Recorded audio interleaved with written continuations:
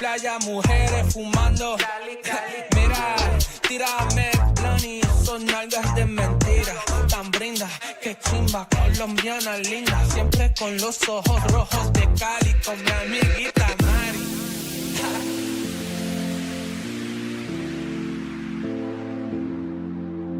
My head's in the clouds, can you bring me back down, boy? I need it. My head's in the clouds, can you bring me back down, boy? I need it. Need it. Need it. Need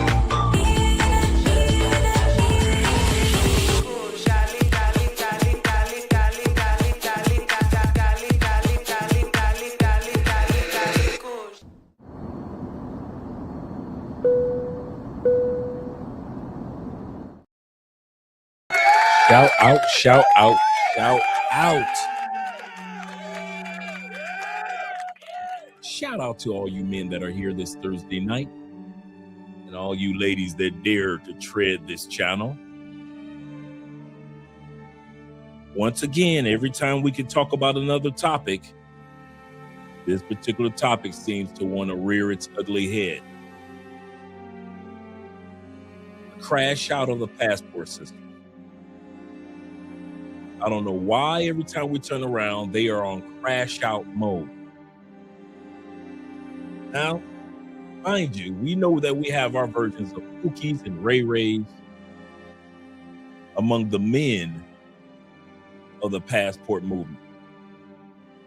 Sometimes we expect that, when it comes to Pookie, Ray Ray, and Paw Paw, we expect them to do some foolish things. But the way that the passport women criticize the men, well, you wouldn't expect them to be doing so many foolish and demonic things. We're going to go through some passport sisters tonight. Some have been locked up because of what they did in deleting their parents in Bali. And then we're going to also look at the sister who got locked up recently for carrying drugs illegally into Bali, Indonesia. We're going to look at sisters across, not just sisters. When I say the passport sisters, this is not about race. We're going to look at white women. We're going to look at black women. We're going to look at women of different races doing some of the stupidest things, well, that even the passport bros haven't even imagined doing. Men who use their passports have been accused of a lot of things. A lot of things. But you're going to see some things tonight that even the passport bros have never done. And I mean never. Shout out to you gentlemen that are here.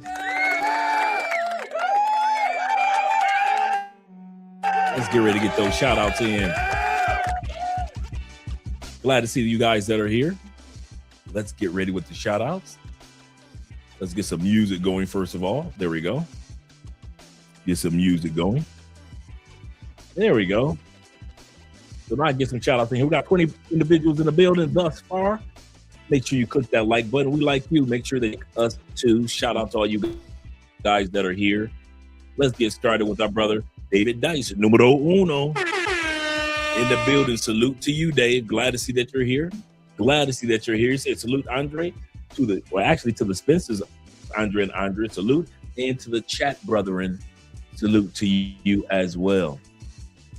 Salute to all you guys that are here. And David says this. Push this and let me close this one.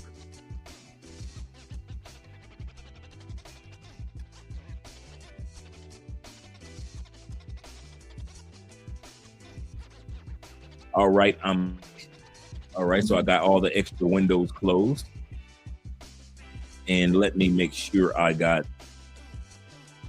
this disconnected as well. So shout out to you guys. Okay, perfect.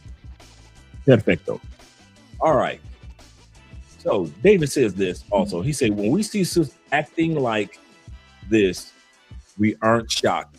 Sadly, but true. We are not shocked or even disappointed anymore. Sisters will be sisters. And some of you guys don't realize that globally, he's right. I'm going to say this again. And I mean this from the bottom of my heart. Out of all the places that Andrea traveled prior to meeting Andrea, some of the places that you guys have traveled, I can easily say this. Bruh, sisters are sisters are sisters. This is not a put down. This is just for all you, and some of you guys that date sisters around the world, you recognize, yeah, a black woman is a black woman is a black woman. You can tell the difference between the American Asian and the Southeast Asian. Yes. The American Latino or Latina, and then the South American Latina or Latino. You can tell the difference between the white girl in the States and the white women in Europe. But I am here to tell you, one of the things that shocks a lot of men, David, and this is not a put down. I'll say this again. This is not a put down to our sisters. But most countries you go to, sisters remind you of sisters, remind you of sisters. There is very little different other than you may be a little bit of a culture that's different from sisters. Y'all think it's different? You lying. That's one thing. That's one lie that I can sit up there. One time I could tell dudes, you lying. Oh man, when I go to these other countries, the sisters, you lying. When I landed in the continent of Africa, the sisters, you lying. You got some submissive and supportive sisters in the States. Submissive sisters in Europe. And you got some sisters in Europe and in the UK that you can't tell nothing to. They act just like stateside women. You got sisters in South America that are some and supportive. And you got sisters in South America that remind you of a sister that you met at the church picnic back home in the States. When I say sisters are sisters, bruh, I'm here to bust your bubble. I'm here to bust your bubble. This is not a put down on sisters. I'm gonna say this again. This is not, I don't care if you were the Ethiopian sister, Mongolian sister, Rwandan sister, a sister from Mozambique, South Africa, Kenya. I don't care where you're going to get a sister in Africa. They are going to show you some traits that reminds you of sisters back home. Thank you, baby. Appreciate that. All right. All right, we got some, check out, we got some nice cauliflower with the broccoli, a piece of nice fried fish steak. See how thick that is for a fish? That fish was humongous when we got it. We had to get it chopped up. So shout out to Andrea. Show her some love. Yes, sir. And it smells amazing. So you got sisters from all walks of life. Do not fool yourself into thinking that the sisters are any different in the grand scheme of things. So you're going to have to vet. You have to vet the good sisters and the ones that remind you of American sisters. No matter where you go in the world. That I think that's the funniest thing, man. When I see brothers thinking they're going to go to another continent or another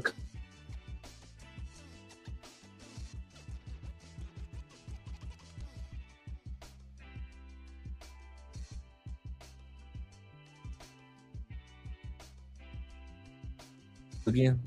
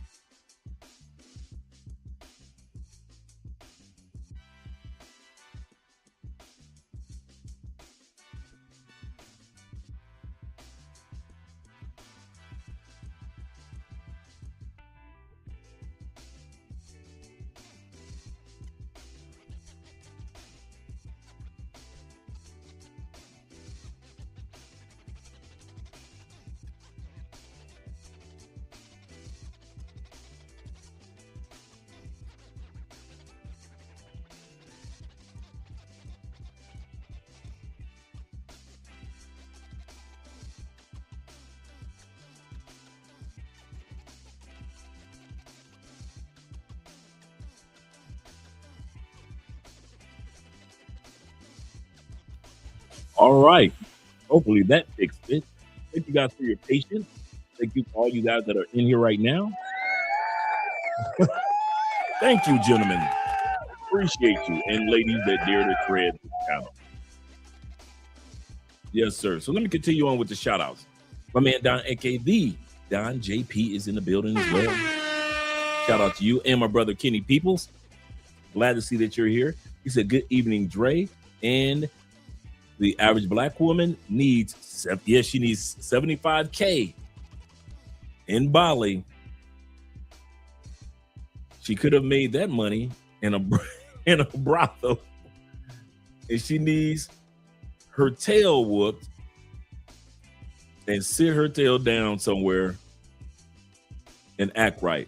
Why would you dare bring drugs to another country on a pleasure trip?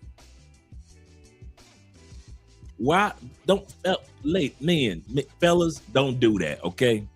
Ladies, do not do that. Just because you know the rules of the United States when it comes to marijuana and other recreational drugs, that does not mean that other countries do not take drugs serious. We all have been knowing about this when it comes to Bali for years. But there are some of us, male and female, that think that we can get around the rules, and we can't. We can't. Shout out to all 25 in the building. My brother Johnny says this. He says, salutations to everyone. Salutations to you too as well, Johnny. Appreciate you being here, brother. Let's scroll down a little further.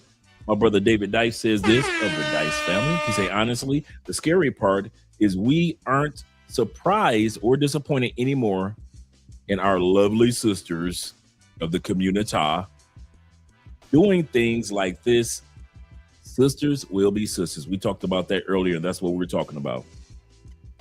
Shout out to Mr. Milner in the building. Ahmad representing. Yes, sir. Glad to see you here. And salute to you as well, sir. Salute to you as well. And shout out to my brother Bobby Coltrane of the Coltrane family. Salute to all you gentlemen out there.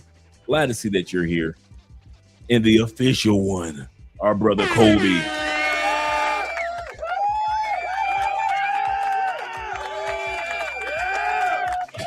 Kobe says, good evening, fellas. He said, I'm not giving a bourgeois, a bourgeoisie, a Bonisha.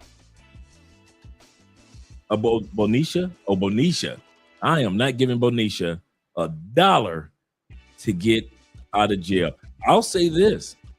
She needs 75,000. She's raised 40,000. That's how many simps and women have put up money for her. If it had been us, they wouldn't have given 1,500. I'll say this again. If it had been one of us men, black or white, doesn't matter, and we were locked up in Bali for bringing drugs into Bali, we wouldn't have raised $1,500 on a GoFundMe. Because the women would have said, the sisters of the community would have said, well, that's good for him. Let him suffer. We can make content off of him. But so far, this sister has raised over $40,000 from simps and other sisters of the 75,000 that she needs. Shout out to Keith Hamilton of the Hamilton family. Say, what up, chat? Tampa is checking in. Shout out to them Tampa boys in the building. 813, Trigger City. Let's get it. Yes, sir. 813. Yes, sir.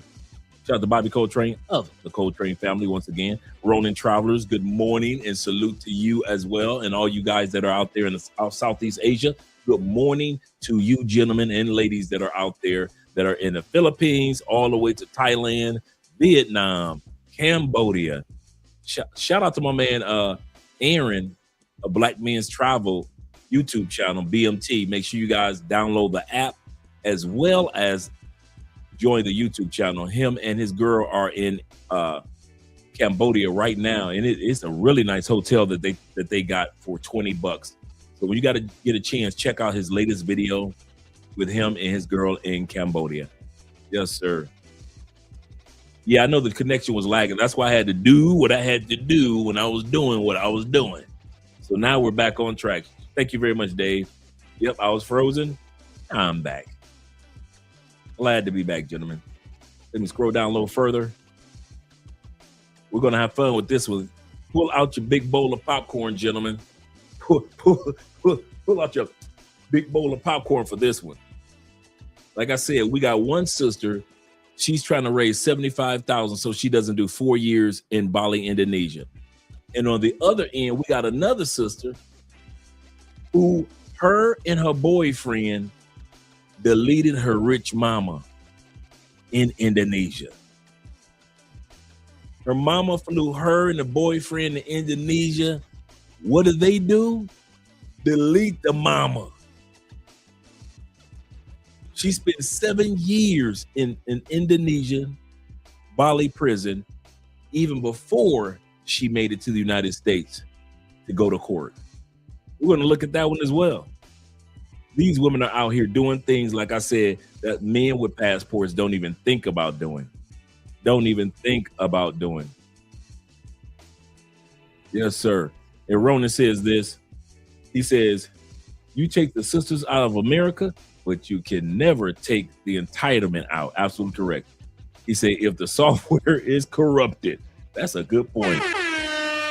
That is a good point. Thank you very much, guys, once again, for reminding me that I was lagging. So we're looking pretty good right now. Looking pretty good, pretty good. I'm following along, watching as well, making sure everything is up to par. We got 36 in the building. We got a lot of content to look at tonight when it comes to the Passport Sisters. A lot of content. Shout out to my brother Zeta. Hola to you, brother. Glad to see that Zeta is in the building. He says this. He said, I need a good show. He said, I got 330 miles to drive tonight. You got a good one, brother, tonight. This is going to be crazy. Crazy, man. Zeta says this. He said, have y'all seen the Meg sexuals men? They are heated. Meg got cheated on. It's funny. They are calling Clay everything. And we did that episode like 2 days ago in regards to that. And I'm going to piggyback off of that this Saturday with Keith. This Saturday's episode is dedicated to why do men try to turn hoes into housewives internationally.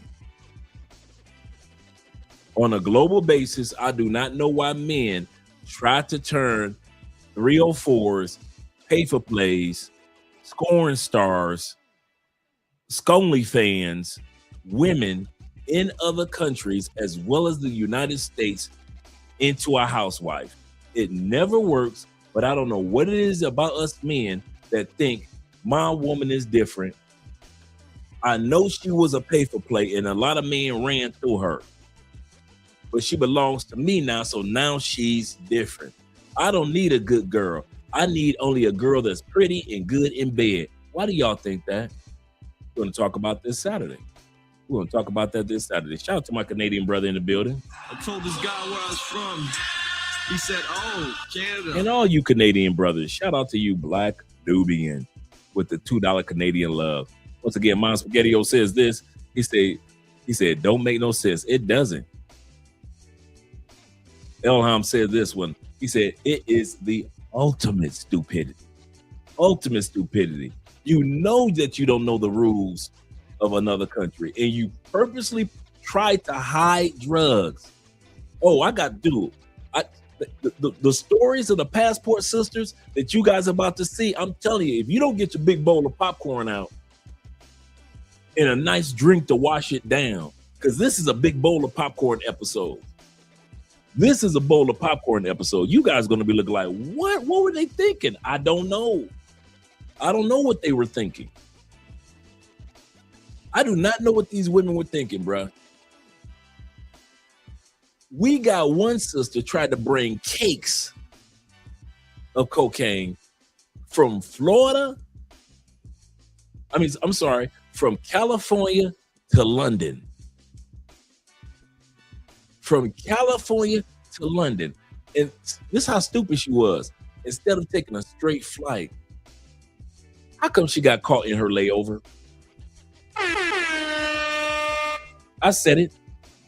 She didn't get caught with a suitcase full of cakes in California. Oh no. She didn't get caught in London. Didn't make it. This fool allowed whoever drugs it was to give her a layover. And when she got laid over, they looked right in her bags because they were switching planes. And they were like, wait a minute, hold up, pause. Anybody notice this suitcase? And they locked that. That's how stupid they are. You get caught on a layover. Ooh, get your cousins, brother. Get your passport sisters, man. Y'all Jamon being in the building, man. Appreciate you being here.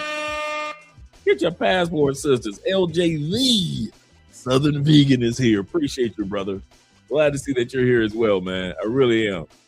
Really am, man. We're going to have some fun tonight, bro. Y'all gonna spend a lot of time shaking y'all heads and eating popcorn. Shaking your heads and eating popcorn.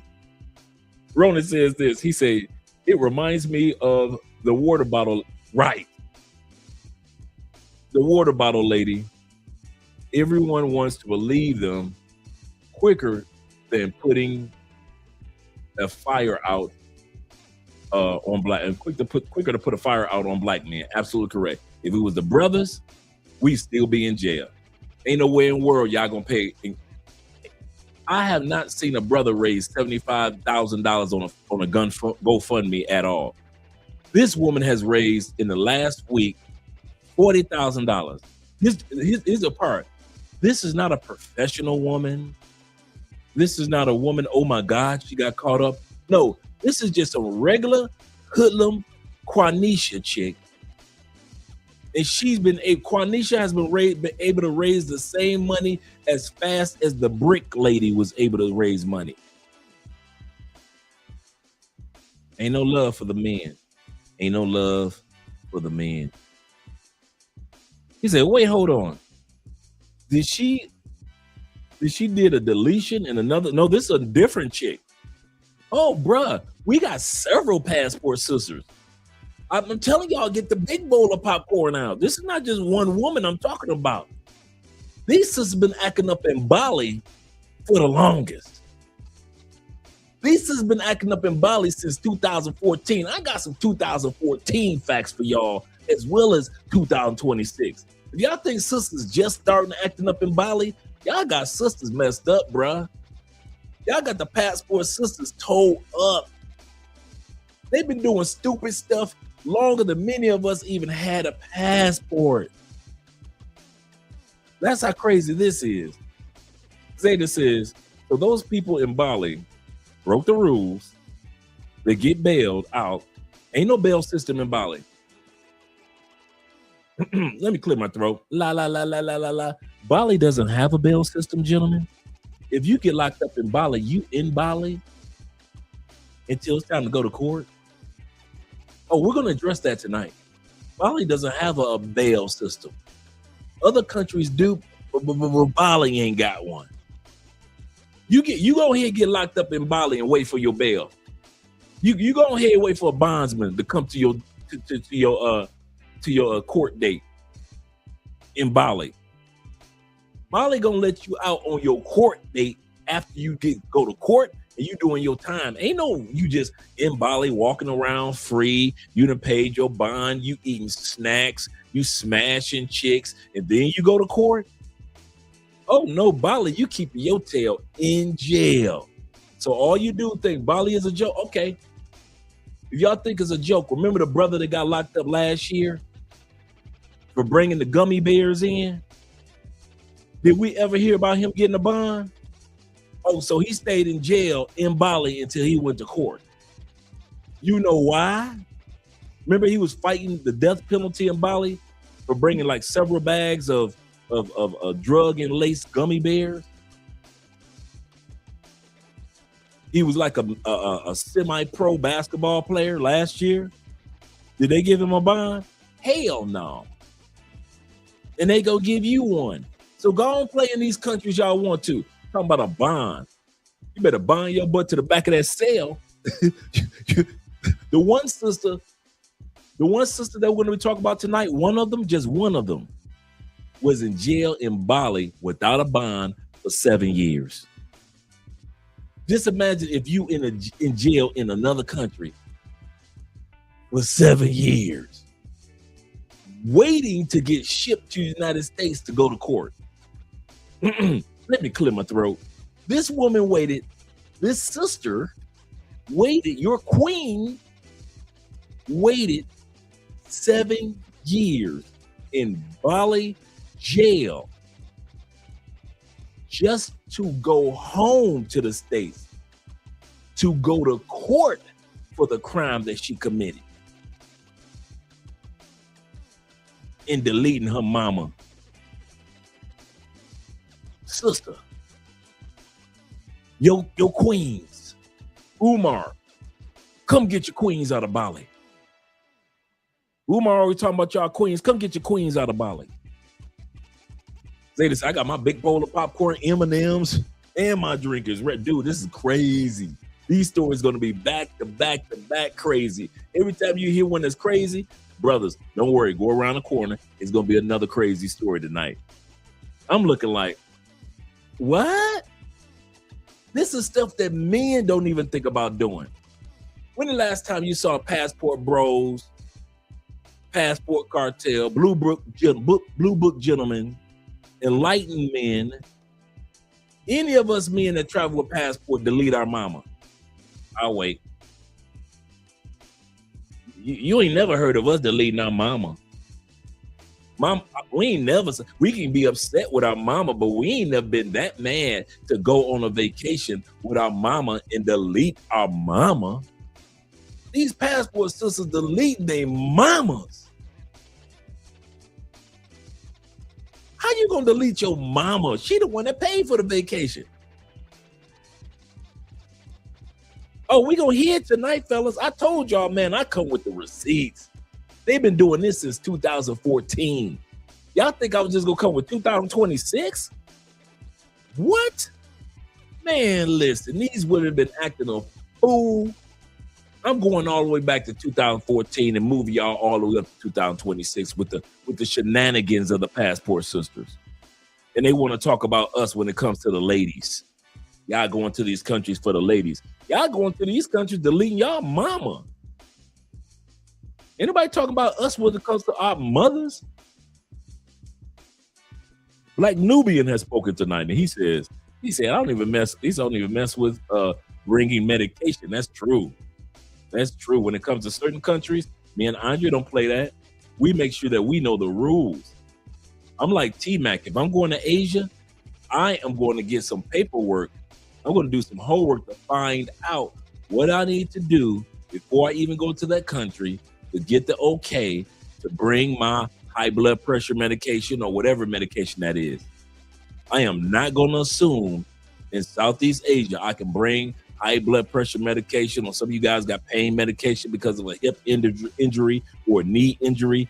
Oh man, I'm not going to assume nothing. I am doing my homework.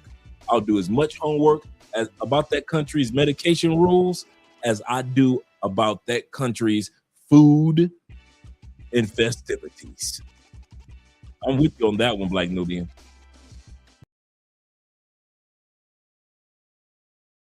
He said this Saturday shows need to be Dr. Dre Chronic 2001 album. Yeah, man, it's crazy.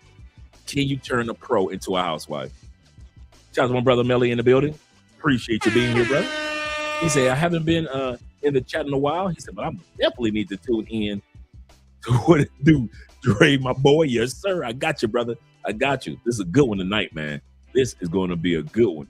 Let me make sure I get everybody because I want to get started with us. Yes, sir. Welcome to the Bearded Gang. I appreciate that, gentlemen. I appreciate that. Yes, sir. Yes, sir. And the official one says this. He said, Dre, he said, I'm going to need a video montage of this montage. Cool. because I got to send it to. Let me write that down because I got one today. I got Cortez. I got David. And I got you, Kobe, to send videos to tonight. So cool. Perfect. And I'm going to be sending out, and I'm going to put you in this too. I'm going to send you the one tonight. So Kobe, you're going to be part of this too. I'm going to send you the Meg Thee Stallion one, the NFL draft one, and the one tonight. So you guys are going to get all three of those. The Meg Thee Stallion one we did the other day. The NFL draft, what type of woman would you draft from around the world? We're going to look at that one, how sisters be hating on the white girls. The one we did that, and the one for tonight. So you guys, so I got Cortez, I got David Dice, and I got you, Kobe. And anybody that's interested in getting a copy of the videos for your YouTube channel, I'm not funny style like that. Once again, I'm not funny style like that. So anybody interested in getting the montage of any of the videos that we do at any point in time on this channel, just shoot me an email. Say, hey, Dre, I saw your show with the, for example, tonight with the Passport Sisters. Could you send me that video montage of clips that you put together? And I'll send it to you for free, nothing. I'm not using it again, maybe in 6 or 7 months. But if I'm not using it again, you guys can use it. I don't care if you're using it for your TikTok, your Instagram, your Kick, whatever. If I put it together,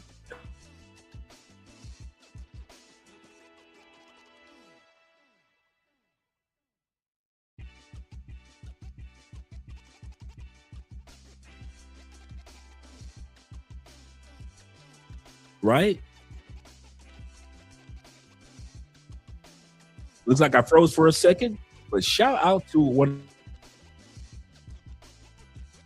of our first sponsors of the night, our brother Obi Land, who's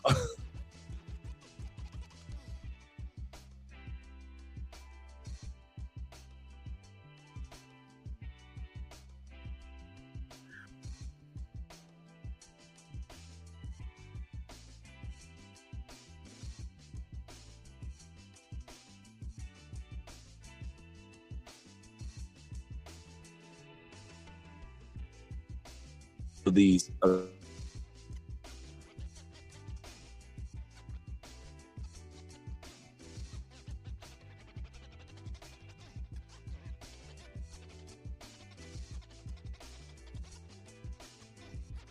make sure that you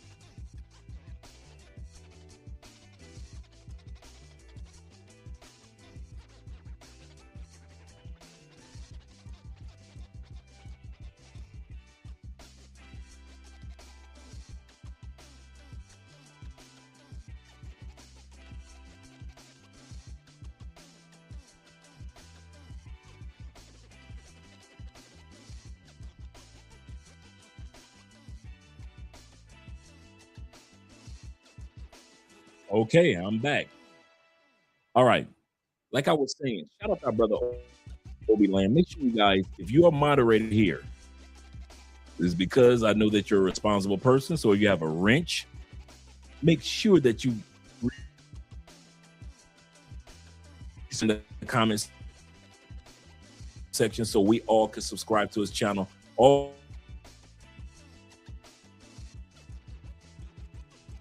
Always great content, always great information that he shares and that we're able to, let me get this, that we're always able to gleam off of when it comes to doing the right thing, when it comes to traveling here in Colombia. A lot of us don't realize this man is not going to go out of business. I'll tell you why. Because we are hard-headed and we don't listen. This man YouTube channel is going to be 10 years strong, 10 years long, and we still are going to be hard-headed because we don't listen. Sound advice. So if you're going to go to a channel that gives and offers sound advice, you guys get a chance to see him capture some of these ladies of the night, you can go to Obiland's channel and you get a chance to see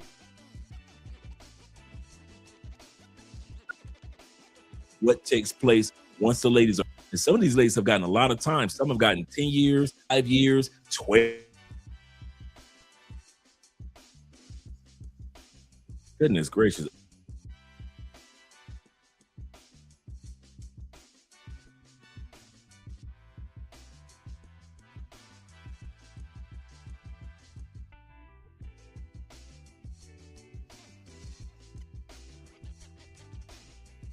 Give me one more second, guys. I'm gonna reboot. Give me a few moments because I don't want to.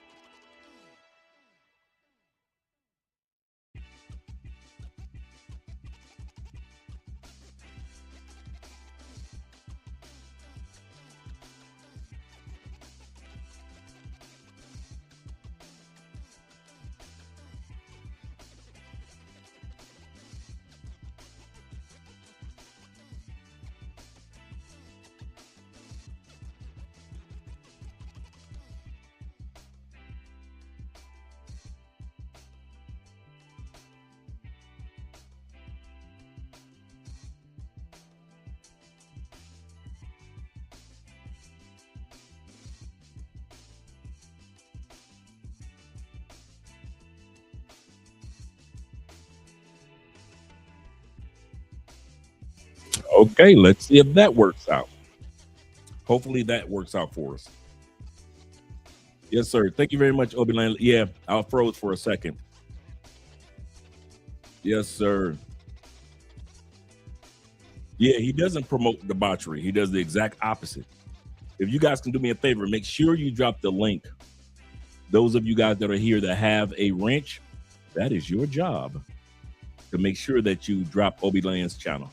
Thank you very much, SpaghettiOs, my SpaghettiOs. Appreciate you, brother. Make sure that you.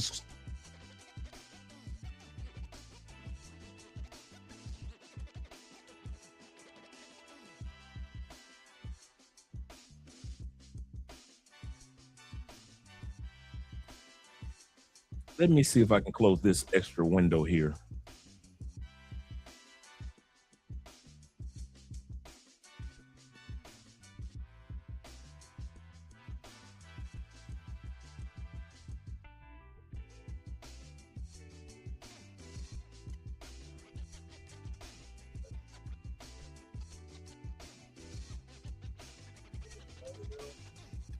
Layout.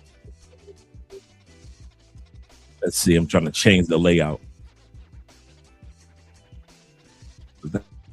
That's good. That's good.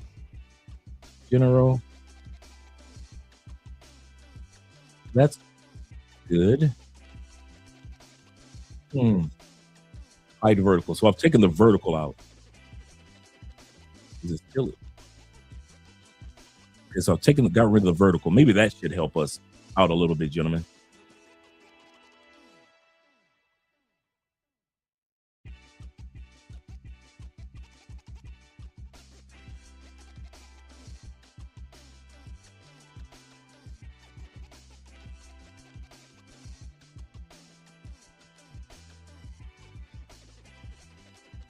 Looks like I'm freezing again.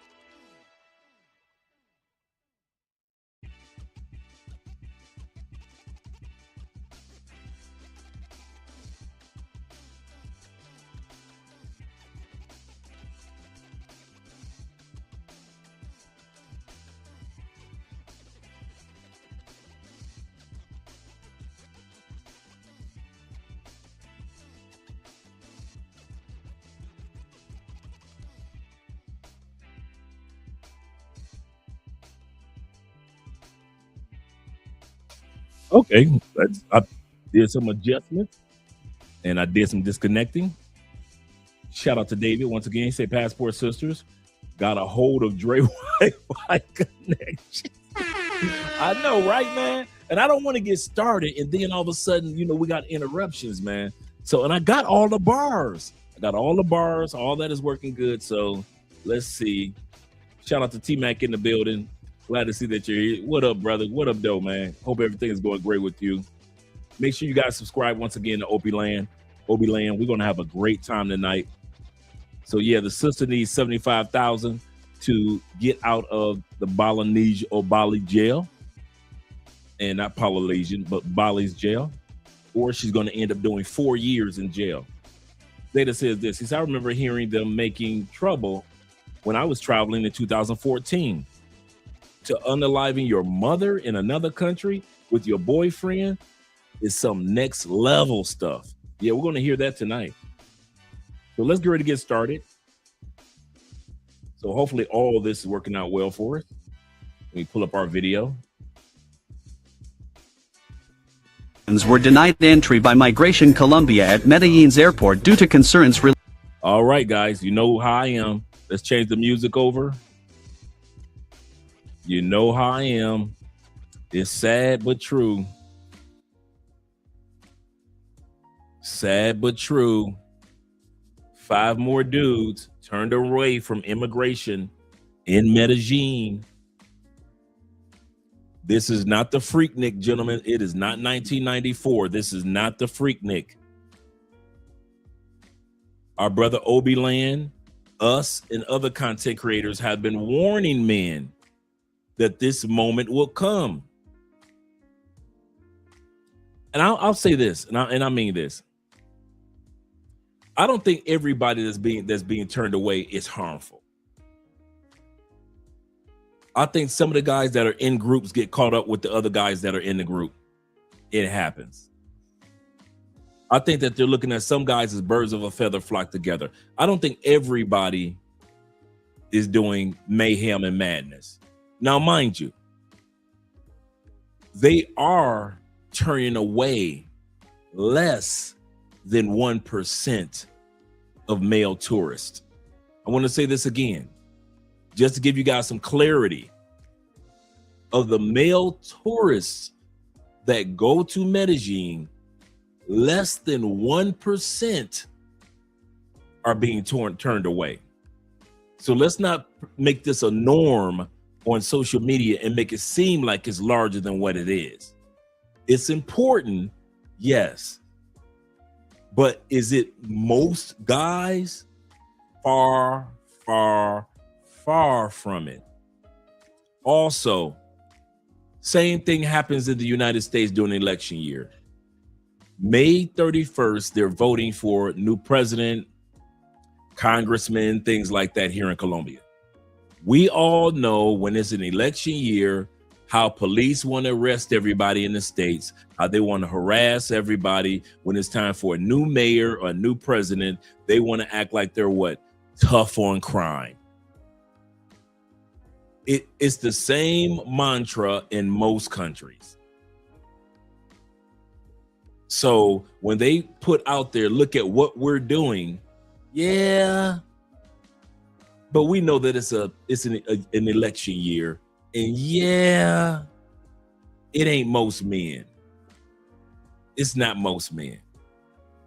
Now, once they start getting into the 300s and 400s, then maybe we can talk. But I just want to give you guys that disclaimer. Be careful, be wise. Don't have stuff in your cell phone that you shouldn't have. If you partying and pay for play, don't have that in your phone. Put that on in your cloud. Put that in your Google Cloud. Put that in your Dropbox cloud. Don't have that in your phone. All your little pay for play videos that you show your coworkers when you get back home. Dude, get that out of your phone. What are you doing? All the little photos that you take with the Colombianas, get that out of your phone. Like I said, even though it's less than 1%, you don't want to be in that 1%. So right now, they are turning guys away. Pookie, Ray, Nook, Shug, and them. Ray, Mookie. All 5 of y'all being turned away. They say so far in 2026, 56 foreign nationals, that's black or white, have been turned away. Here's the part. Here's the part that gets me. When you are standing there in that line, your mind is not thinking, well, they're going to blur my face out anyway, so I ain't got nothing to worry about. Your mind is thinking, I have come to a foreign country and I am in a lineup and I have the newspapers and the police taking photos of me. You ain't thinking that they're going to blur your face out. You thinking that you're going to be all over the national news and everything, man. You talking about the walk of shame. You talking about the walk of shame. You don't want that, man. My brother Jermaine said this. He said, I've been saying this for months. Because of these goofball simps ninjas behavior over the years, absolutely correct, have not made black men, they have now made black, I won't say black men. I'm gonna say this again. The black men the face of deviant and predatory behavior. I won't just say black men in Colombia. I'll say this again. The reason why, because I've seen just as many white boys get turned around too. I've seen them turn them white boys around too. I've seen them put them white boys on camera too. I've seen the white boy from Russia got sent back 2 weeks ago. They still putting out videos of his parties and shenanigans in his Airbnb That's how I found out that he had half the women in his Airbnb in El Poblado were regular working girls, and the other half were transgender. So the Russian dude was throwing parties every day for 2 months in his Airbnb, and he had half regular pay-for-play chicks, and the other half were transgender. I'm looking like, what? No wonder those people want you out of there. And he's been gone for a couple weeks, but they are still putting out footage of his video. So it's not just the brothers. They are kicking them white boys out and using them as an example too. Kicking them out with no problem. But let's get started with let's continue on with the video. I don't want to hold you guys up tonight because we got so much footage to hit. Shout out to my brother I am FF in the building. Appreciate you, brothers. All 54 of you gentlemen here. Make sure you click that like button. We like you. We really do. Make sure that you like us too. Let's bring it back and let it play. 5 U.S. citizens were denied entry by Migration Colombia at Medellin's airport due to concerns related to tourism for sexual exploitation purposes. So far in 2026, a total of 56 foreign nationals have been refused entry in Antioquia for the same reason. Did you hear about this woman from Ohio who took some weed with her on vacation to Bali, and now they won't let her leave unless... Now, does this look like the type of woman she pays them? Does this look like the type of woman that be dumb enough to take some weed to Bali? My answer is yes. Bonquisha, these are the same sisters that Dr. Umar has been telling you are your queen. Hey, y'all gonna leave Cleveland alone. Yes. In the words of Ice Cube on Fridays when he was high. Yes. Yes. Bonquisha from Cleveland. We're gonna put it on Cleveland. We ain't gonna put it on Cincinnati or Dayton. We might be able to pull it off by put it on Toledo, but we're gonna put it on Cleveland tonight. T-Mac says this before we continue on. T-Mac says, people forget Bali is part of Indonesia. Indonesia is Hindu, but the country is Muslim, and they do not play when it comes to drugs. I'm gonna give you a shout. You guys on the super chats, I'm gonna give you guys a shout out in a few moments. So shout out to all you guys that's hitting us up on PayPal and Cash App. I'll give you guys a shout out over on Cash App and PayPal in a second. Move Fast says this. Put it on GI. Don't put it on GI, man. Michael Jackson doing good, man. Let's not, it's easy to throw GI under the bus, but hey, we're gonna put it on Ohio. So let's bring that beat back. Here we go. Now they won't let her leave unless she pays them $75,000. A woman named Ty Keon from Columbus, Ohio, said she saved up for a... Oh, sorry, Cleveland. Cleveland, we owe you an apology. I didn't know this. I guess it was Columbus. Columbus, this is you. Hey, Columbus, you gonna have to take that L, bruh. All you Columbus dudes, Columbus, Cincinnati, Dayton, all them Dayton, Ohio players, Columbus, Cincinnati, I-75, you're gonna have to take that L. Ohio State University, Columbus. That's what Ohio State University is. OHIO, you gonna have to take that L. Columbus, Ohio State University, you gonna have to take that L. And Columbus is nice, man. It's a nice town. I kid you not, it's really nice.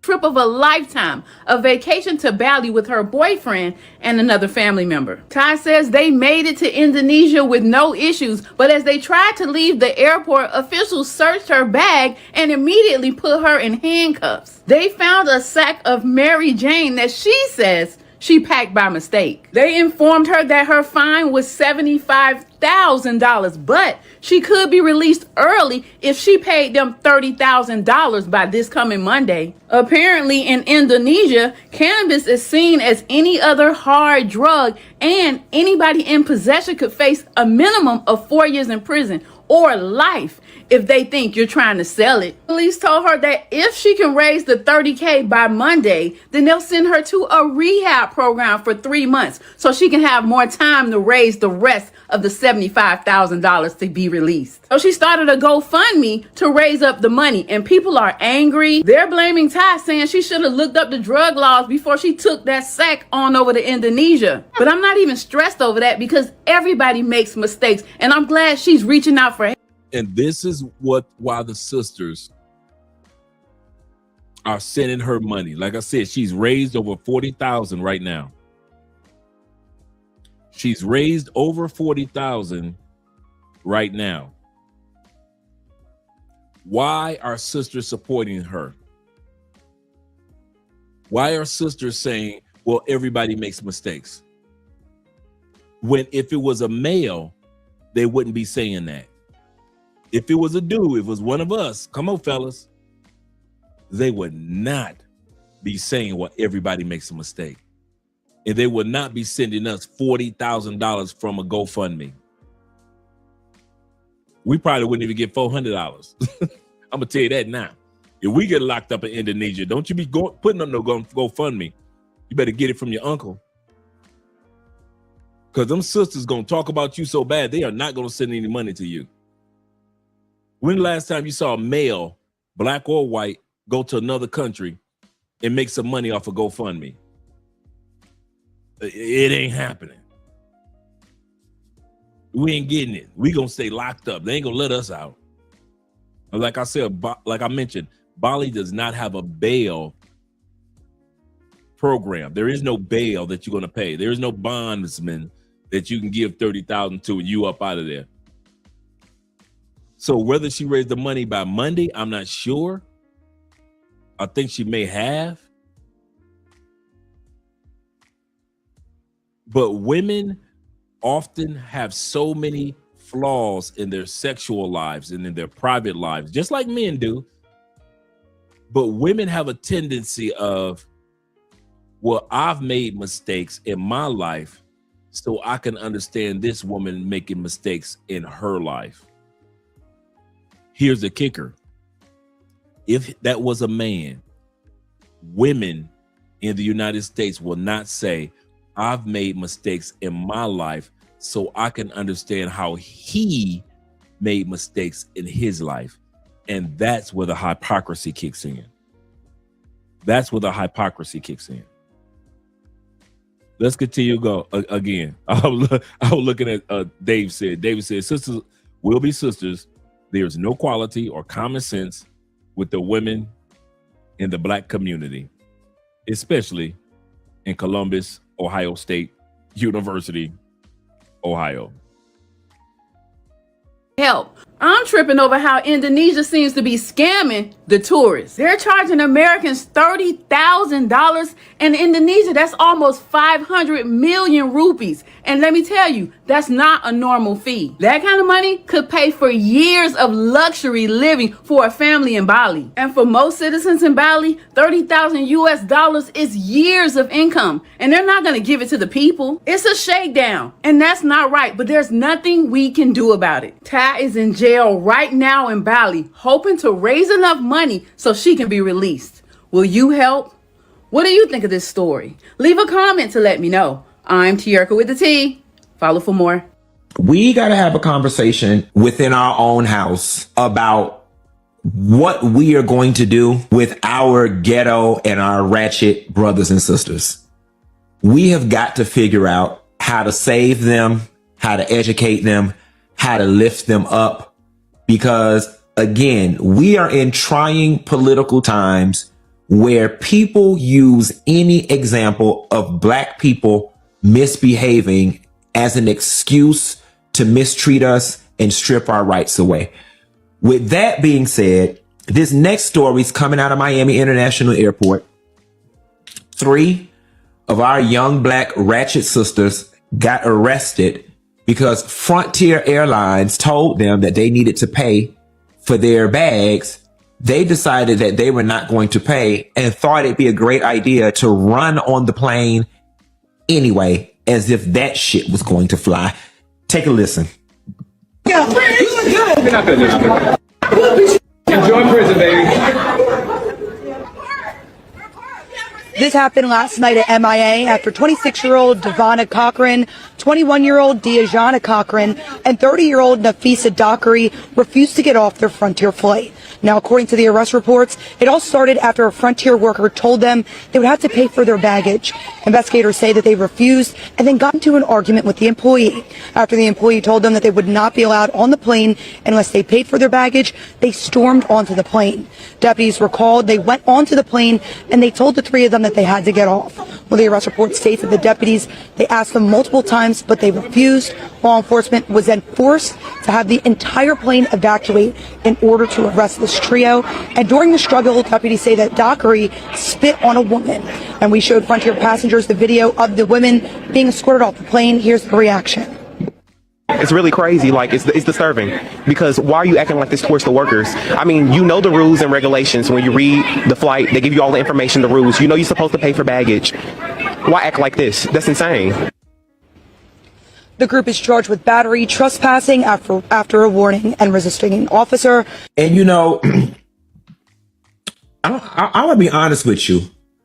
You know, black people, we love.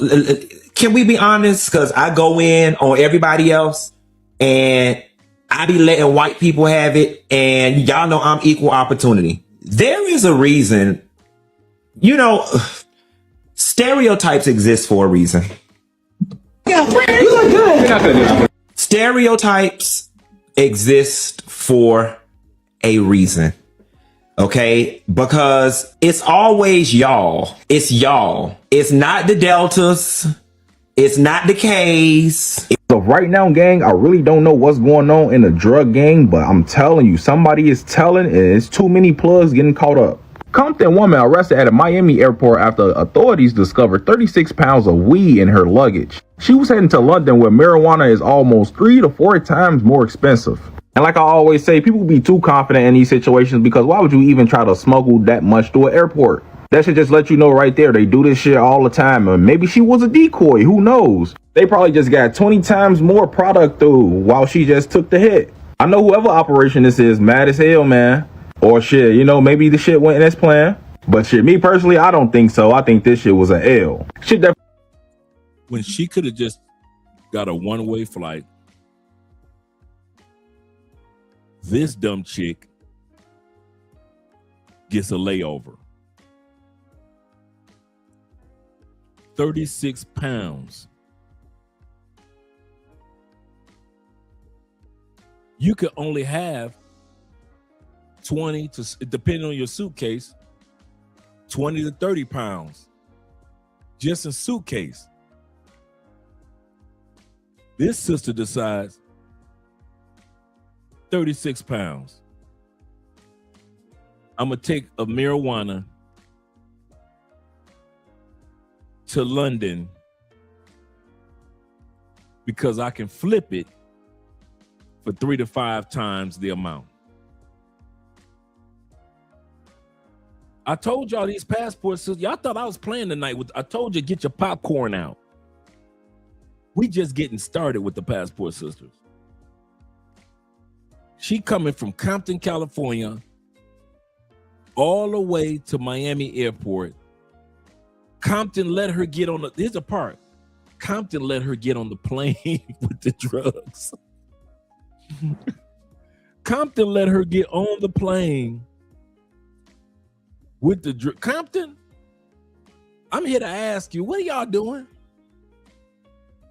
LAX, what are y'all doing? Where's the dogs when you need them? Y'all need LAX. Y'all need to get rid of them damn German Shepherds and get y'all some bloodhounds like everybody else use in the South. Get you some bloodhounds with the long ears that's lazy as can be, but when it's time to sniff something out, you need bloodhounds. Ain't no way in the world you getting past TSA in LAX and you got 36 pounds. That's like a whole adult male's leg of drugs. And you just made it on through. Oh, you going to London? Okay, we checked your bags. 36 poundage. You made it on through.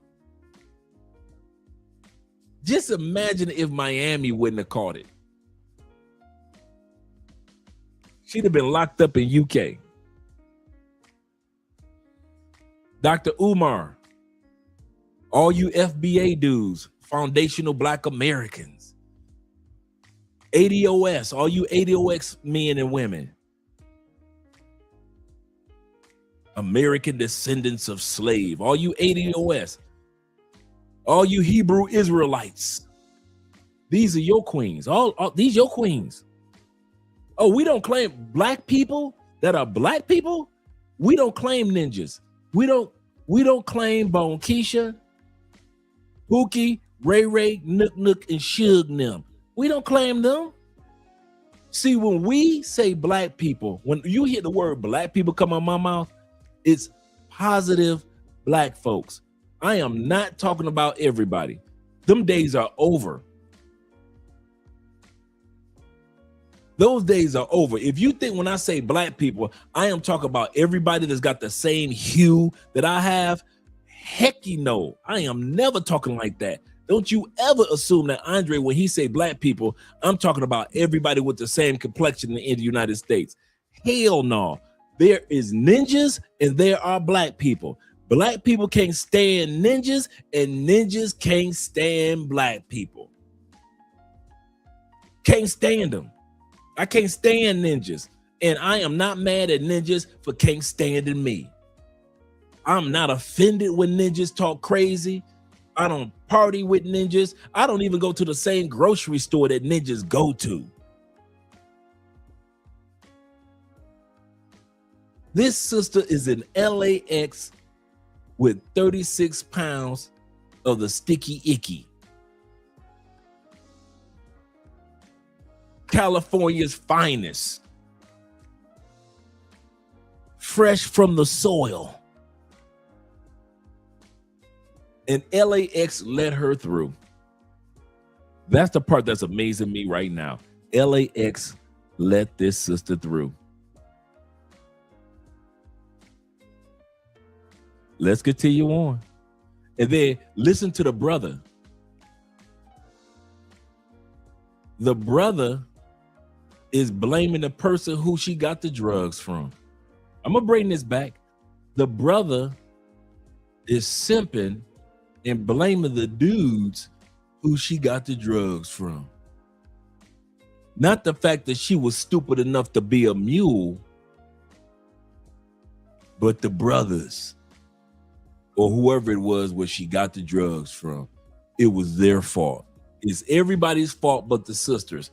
But here's the part that I want you guys to realize tonight.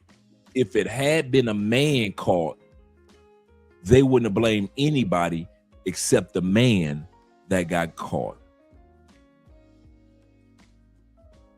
Big Brother in Life said she probably didn't even have a turkey bag. She probably didn't even have in turkey bags compressed in vacuum. I know exactly what you're talking about. Sealed bags like a dummy. Oh, we gonna see it. Oh, this is just one segment of her. I got her in court and everything. Y'all know how I am with receipts. Let's continue on. I'm gonna bring that one back for a little bit.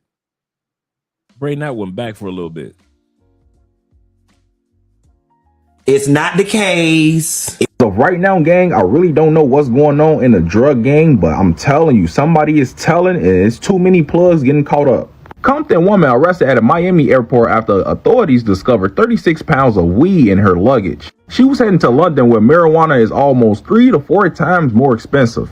And like I always say, people be too confident in these situations, because why would you even try to smuggle that much through an airport? That should just let you know right there, they do this shit all the time. And maybe she was a decoy, who knows? They probably just got 20 times more product through while she just took the hit. I know whoever operation this is mad as hell, man.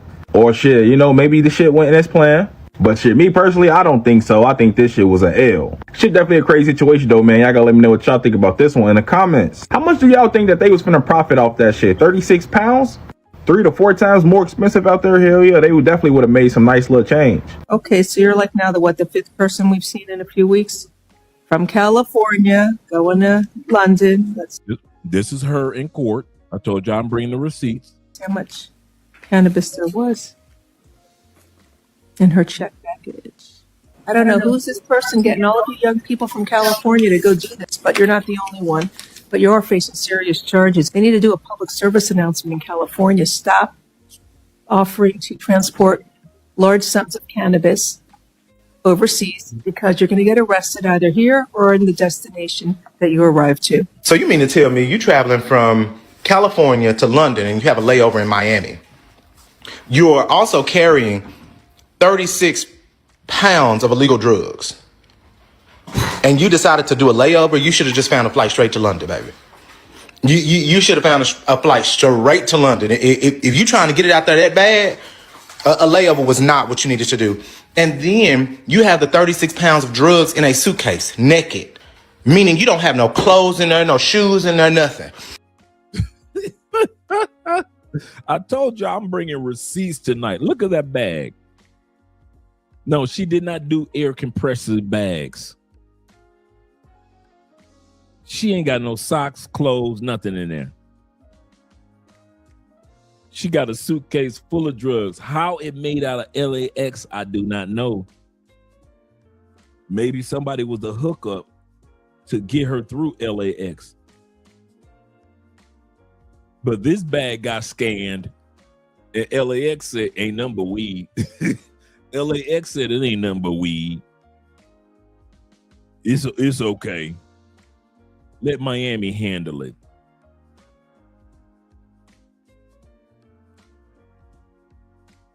Look all that marijuana. Couldn't even close the bag. He said, was she trying to save money on layover? Cheap transporter for real. He said, yet they scream all the time. We the most educated. We the most educated. Official Kobe says this. Hey, I knew you guys would have something to say about it. Official Kobe says this. This very low IQ behavior.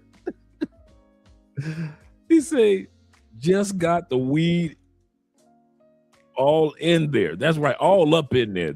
Just no Ziplocs, no nothing. The dog across the street can smell it. The dogs across the street can smell what the Rock was cooking. The dogs across the street was like they could smell what the Rock was cooking. Like, come on. Shout out to my brother Thelonious in the building with the $5 love today. And shout out to my brother Will with the $10 love today over on the PayPal. And my brother Thelonious in the building with the $5 love on Cash App. Yeah, man. I told y'all these passport sisters, man. I don't know what's going on. He said, I knew it. She didn't use turkey bag. He didn't vacuum seal nothing. She put them in regular old Dollar Tree bags. She went to the Dollar City, Dollar Tree, got her some bags, some plastic bags, and that was it. Black Aladdin says this. Oh, he's talking to the other brothers. He say, not necessarily. They have to get past a pass. Like, oh, I'm dipping in the conversation. Let me not dip. My brother says this. He says, shout out to Mario. Mario says this. He said, I dislike that judge. She's the only one that locked up a few student for cracking a joke about I don't know what this is. Y'all talking about something I don't know nothing about. It ain't got nothing to do with me. I do not know. Oh, see, you guys are. She probably did it for a boyfriend. A dusty car. Yep, I agree with that. Just like those. Remember those two sisters in Jamaica that got locked up. Remember the two sisters, and their mama was on TikTok begging, please, my sisters. And they were looking at 20 years, both of them. They got sentenced early March. Instead of getting 20 years, Jamaica gave them 10 months. Because I guess they realized, okay, these young ladies got coerced by their boyfriend. And remember, one of them, while they were out on bail, one of the young ladies got pregnant in Jamaica. So while she's supposed to be focused on not going to jail for 20 years, she getting that good, deep. So she ended up getting pregnant and still had to do 10 months in Jamaican prison. This was just the past year. These passport sisters out here acting a fool. He said send the airheads with 36 pounds, yep, to get 36 kilos through. Yep, that's exactly what they did. Send her with 36 pounds over here, and we're going to get 36. And I'm telling you, in Detroit, they used to do that all the time when I was in the game. You'll see the deputy prosecuting attorney, the sheriff, 3 or 4 police officers, and they have a table with 150 kilos, and they'll be all on the news in Detroit. Breaking news. We just captured 150 kilos trying to come in Detroit on the west side of Detroit. And they will be talking all proud and happy that they've captured these kilos. Everybody in the hood know 316 kilos just made it in the same day on the west side of Detroit. I mean, on the east side. All of us east siders know 316 keys just made it into the east side. And the police trying to brag about catching 110 kilos on the west side. We all know that was the decoy drugs. That was to keep the police on the west side so they can do what they need to do on the east side. Everybody knew that. And so when my brother says this, they use her as a decoy with the 36 pounds so they can get in the 36 keys. I can agree with that 1%. 1%. He said, just look through. There was some trash ass looking weed. I wouldn't know, but you guys would know more about this substance than I would. He said that's some trash weed. She going to jail for some trash weed. The real weed made it through already. The real weed made it through. AMS. He said, keep my receipt on me though. Yes, sir. Let's continue on. Let's hear what the brother has to say. So we heard what the judge had to say. The judge was saying that this is not the first time people have been trying to fly weed to London from California. She said this is not the first time. AMS him. He said, don't act like that you don't know. I don't know what you're talking about. I never smoked before. I kid y'all not, man. There's a lot of stuff that I've done in life, man. I have never smoked weed before. I tried to sell weed one time. True story. I tried to sell weed. One of my best female friends when I was a teenager, right? Her mom was one of the heads of the police department in Detroit. When somebody got captured with some marijuana, if they get captured with 50 pounds, her mama taking 5. Her mama gonna make sure 5 gonna come up missing. They gonna make it to the house. Well, they moved, true story, they moved to the other side of Detroit, right? To a bigger house. Even though they lived in a nice house. So I was looking for, I'm 17, 18, I'm looking for a nice place to stay anyway. So she said, well, my mama renting her spot out. She knows you. Why don't you? Cool. Fully furnished, really nice neighborhood, all white neighbors and all that. First time I ever lived in the suburbs, right? I see all this marijuana in the house. So I tell my friend, I said, girl, you know, y'all got all this marijuana? She said, oh, Andre, you know my mama always busting drug dealers and getting her share. I said, okay. She said, you can sell some of it if you want. Take it, have fun, do what you want with it.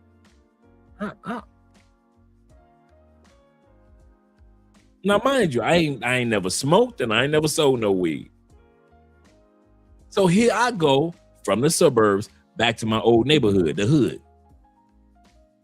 I got, true story, I got a duffel bag for what really was like more of a backpack full of weed.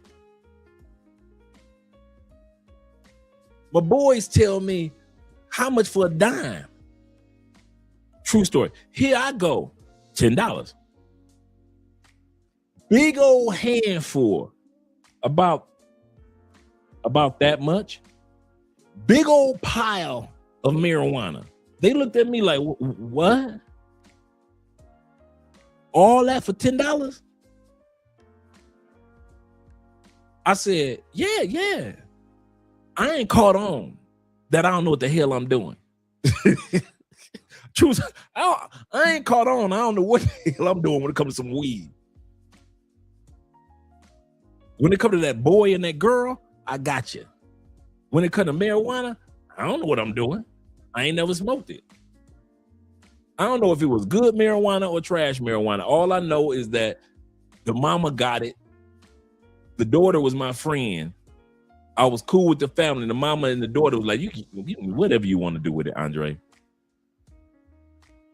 So the word got out. Hey, Dre's selling weed. And he giving you like 3 times as much. Man, dudes start coming to me like for weight. Hey, Dre, how much you want for this many ounces?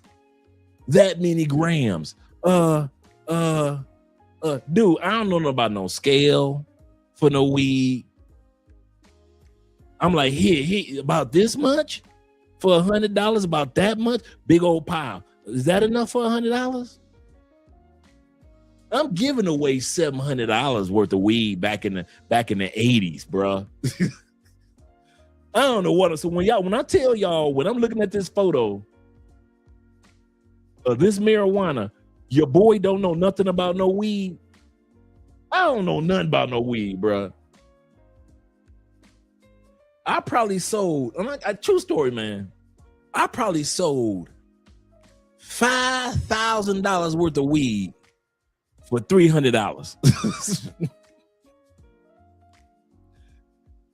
You know, I found out later in life that I was, they didn't get me. I got me. I was the one that was like, I mean, every time somebody asks for a dime, I'm reaching in my bag and I'm just grabbing a whole handful.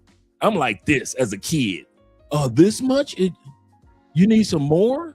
And plus, these are my friends. So I'm all in school with the bag of weed at the lunch table. And you want that much weed? That's much? Oh, you want some more? Here's some more. $10, please. I don't know what the hell I'm doing.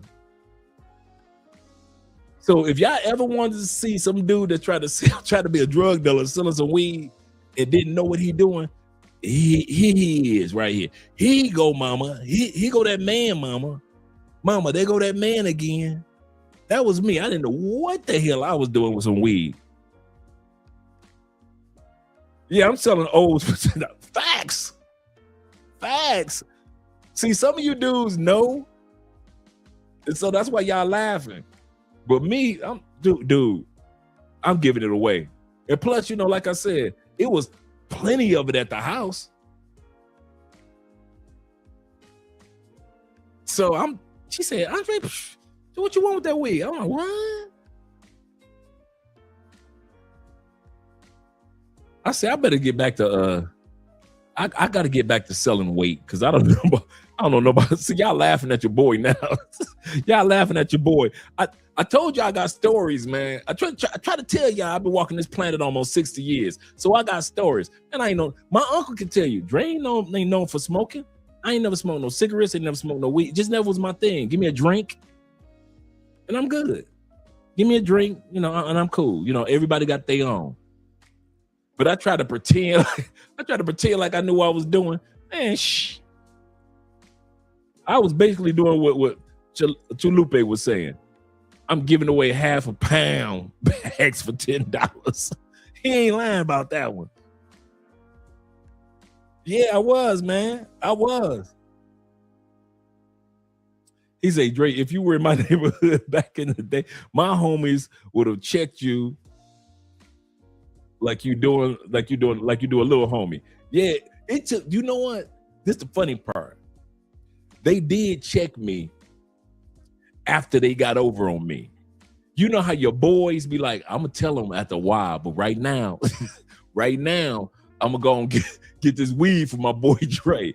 But we're gonna tell him in about a couple weeks. But right now, today, we ain't gonna tell them. So after a few weeks of me getting, just hooking them up, they were like, Dre, we need to talk to you, bro. You don't know what you're doing, bro. You gonna get yourself shot out here. Somebody gonna rob you out here, man. You messing up somebody else's business. I'm like, what y'all talking about? Dre, the dudes that know how to sell weed gonna find out how much weed you giving away. They either gonna snitch to the police on you to get you locked up, or they gonna come to you and rob you because you are giving away too much for the price, and everybody's gonna start coming to you as the weed man and no longer going to them. Bruh, if you're gonna be out here, so they had to kind of like hook me up on the weed gang, because they're like, bro, you about to get shot out here or arrested by the real weed dudes. They don't play that. You messing up the market, man. I ain't know. I ain't gonna even lie to you. I ain't know. Jay Anderson the Great says, Andre, this show is how entitled women are in the States. That is so true. Zeta says this also. He said, I remember hearing them making trouble back in 2014. And unaliving your mom, we're going to get to that story. Unaliving your mom in another country with the boyfriend is some next level stuff. One of the passport sisters deleted her mama in Bali. We're going to get to that story tonight as well. And Ishmael says this. Shout out to my brother Ishmael in the building. He said, when people approach me with weed, I was like, Craig said, I drank even though I don't. Right. I ain't know nothing, man. I ain't know what I was doing, man. So that's another story for you guys. If y'all ever want to. Yeah. Yes, sir. I ain't know exactly what I was doing. Jerry I went back to the Mary Jane, not the Mary Jane. I went back to the powder. Went back to the keys. And like I messed up. I didn't like messing around with heroin too much, man. A crackhead, crackheads was kind of like you can control them, right? A crackhead, you like, I need 15 televisions. They gonna be back with 15 televisions. You need your house painted. Crackhead gonna paint that house. You need your lawn mowed. You need to borrow their car. Dude, how many of y'all in the back that was kids, 15, 16 years old, you in the dope game, and you borrowing people's car? You ain't got no driver's license. Dude, I learned to drive a car. True story. Because I had money to give to a crackhead. I had crack to give to a crackhead in the neighborhood to use their cars. I don't care if they were school teachers. I don't care if they were construction workers. If you on crack, me and my boys used to borrow your car, just like, you know what? Just like The Wire. Remember in The Wire, they used to get the crackhead cars and go out of town or go to the movies and stuff. We did that. That ain't nothing new. We used to do that in Detroit. Crack could get you some coochie, because the girls that used to be cheerleaders start doing crack and they were still, come on now. You had the girls in Detroit that right when they were like seniors and juniors, they would lace their weed with crack, right? Lacing. So them dudes used to get the females strung out on crack by lacing the weed, because they started smoking weed when they was like in the 9th grade. So they used to weed, but they don't know that now that crack thing is out there. They thinking crack is the pipe. So them high school cheerleader girls and them hot chicks, them fine chicks in high school that smoke weed, they sitting up there smoking the weed, but they don't know what's crack in there. So now they strung out on, because we used to say in Detroit, if you lace, you base. If you base, you lace. Meaning that lacing your weed with crack is just as much as putting a pipe to your mouth with crack. If you lace, you base. If you base, you lace. You ain't no different than a base head. But here's how we used to do it. Them same chicks that told you you could not get the coochie. I am not giving you no head, Andre. You are not captain of the football team. Cool. By the time her fine ass become a senior, she's lacing, and guess who got the crack? Now the same cheerleader that told you when you was a sophomore, you will never get this coochie. For that lace, now she giving you fire head. Now she doing miraculous things with that mouth. Now she want to let you and 3 of your boys hit it. Now she cool with the train being ran on her. Now she coming to your house yelling choo choo, what you got, Dre? Cause you catch them, and you got to catch them right at the right time. Now come on now, Detroit, stand up. You better back the fuck up out my face, goddammit. I'm from Detroit, Michigan. Don't play with me. I'm from Detroit. We used to sit around after the Detroit Piston game. What y'all doing? Nothing, man. Y'all want to run a train real quick? We ain't got nothing to do. It's Sunday afternoon. Saturday afternoon. How many we got here? 6, 7. It's 7 of us. You know, LaToya down the street, she let you run. Man, we 16. You know, LaToya down the street, she gonna let you run a train. What? So I head down LaToya house. LaToya, how much for a train? I don't do. LaToya, it's me. How much for me and my boys? Now you gotta catch LaToya right before she come a super crackhead, and she lost her looks, and she smell like crack. You ain't messing with her then. You ain't messing with LaToya when she look like a street crackhead. We ain't talk about that.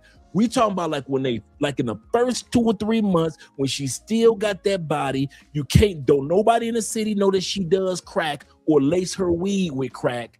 You can't tell. She's still going to school. She's still getting good grades. She's still on the cheerleader team, but she laced out. And you know it. See, you got to catch the LaToya at the right time. I ain't talking about she's super crackhead, smelling like a crackhead, ain't took a shower, don't eat. I ain't talking about that. I'm talking about she's still looking like that sexy cheerleader when she was a junior. Now she a senior, and now she laced out.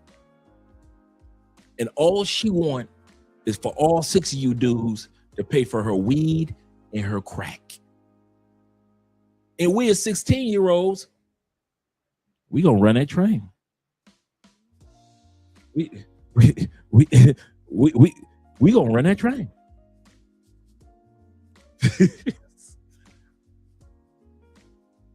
Yes, it did. Yes, it did.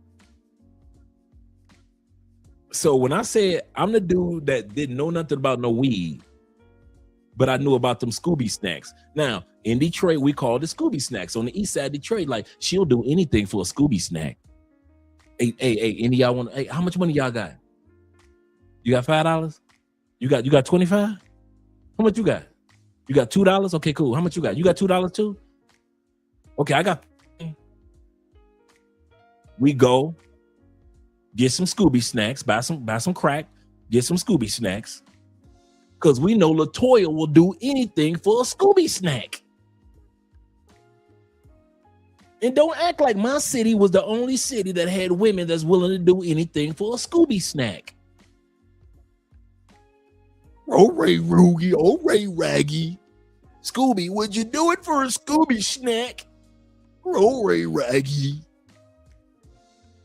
We know Scooby will do anything for a Scooby snack, right? That's how them females was. So you got to catch at the right time. You can't catch her when she's like super strung out. You got to catch her like when she first started and she trying to hide it from everybody except for the dudes that was supplying her habit. And so we was running trains on them chicks, man. You say in the Yay area, shout out to the Yay San Francisco area. We call them Chewies, right? I don't know why y'all trying to act like we so, oh, Detroit's so bad. David says, he said, Dre, your public appointed lawyer. I know, right? Don't say too much, YouTube. Stay tripping.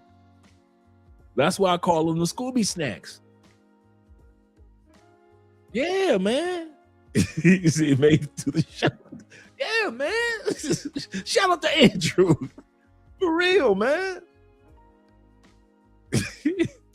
He said, yo, Scooby voice is accurate. For real. Scooby, would you come over here and check out the dark room? No, Raggy, no. Would you do it for a Scooby snack?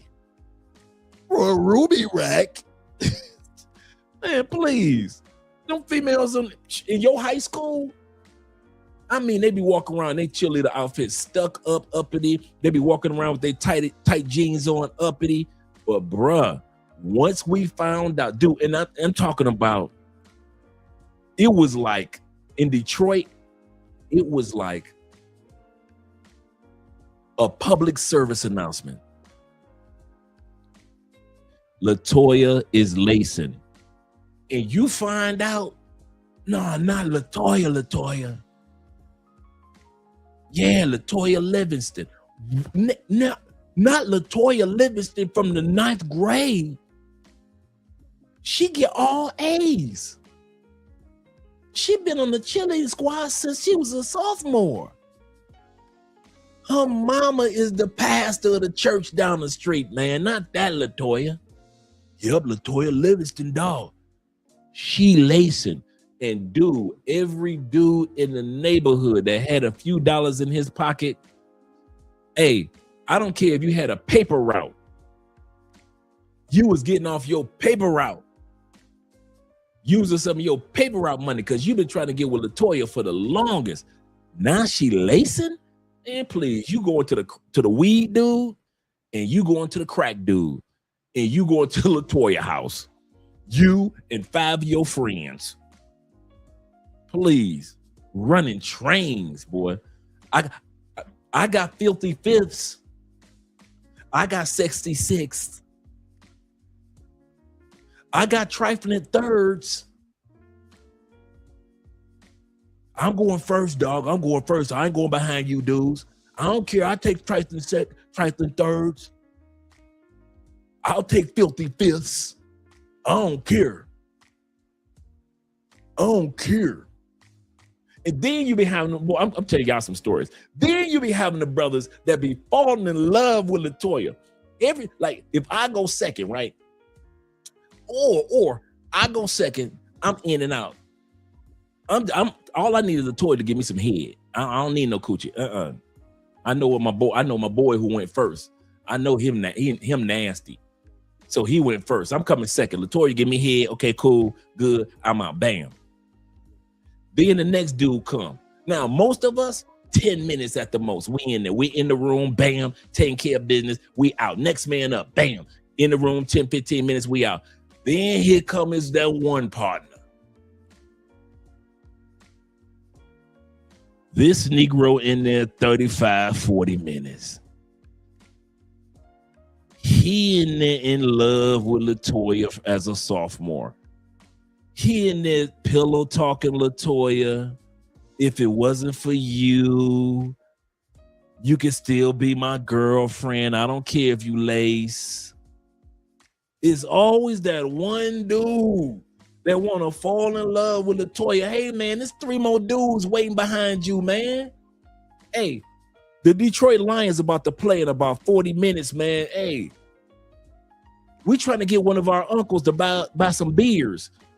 Dude, it's a Wild Irish Rose with a Kool-Aid pack, right? Because you know you get or the Boone's Farm 50-50, Mad Dog 2020, and you put the Kool-Aid pack in there and shake. Come on now, all you wine heads from back in the day. Mad Dog 2020, the Boone's Farm, Brass Monkey, anyone? Come on, you Brass Monkey dudes, Wild Irish Rose dude, used to come in a bottle. All you Cisco dudes, come on, all you dudes that used to drink Cisco. Don't act like I'm the only one. Do not act like I was the only teenager killing that Cisco bottle. Don't act like I was the only one that was going home smelling like Wild Irish Rose.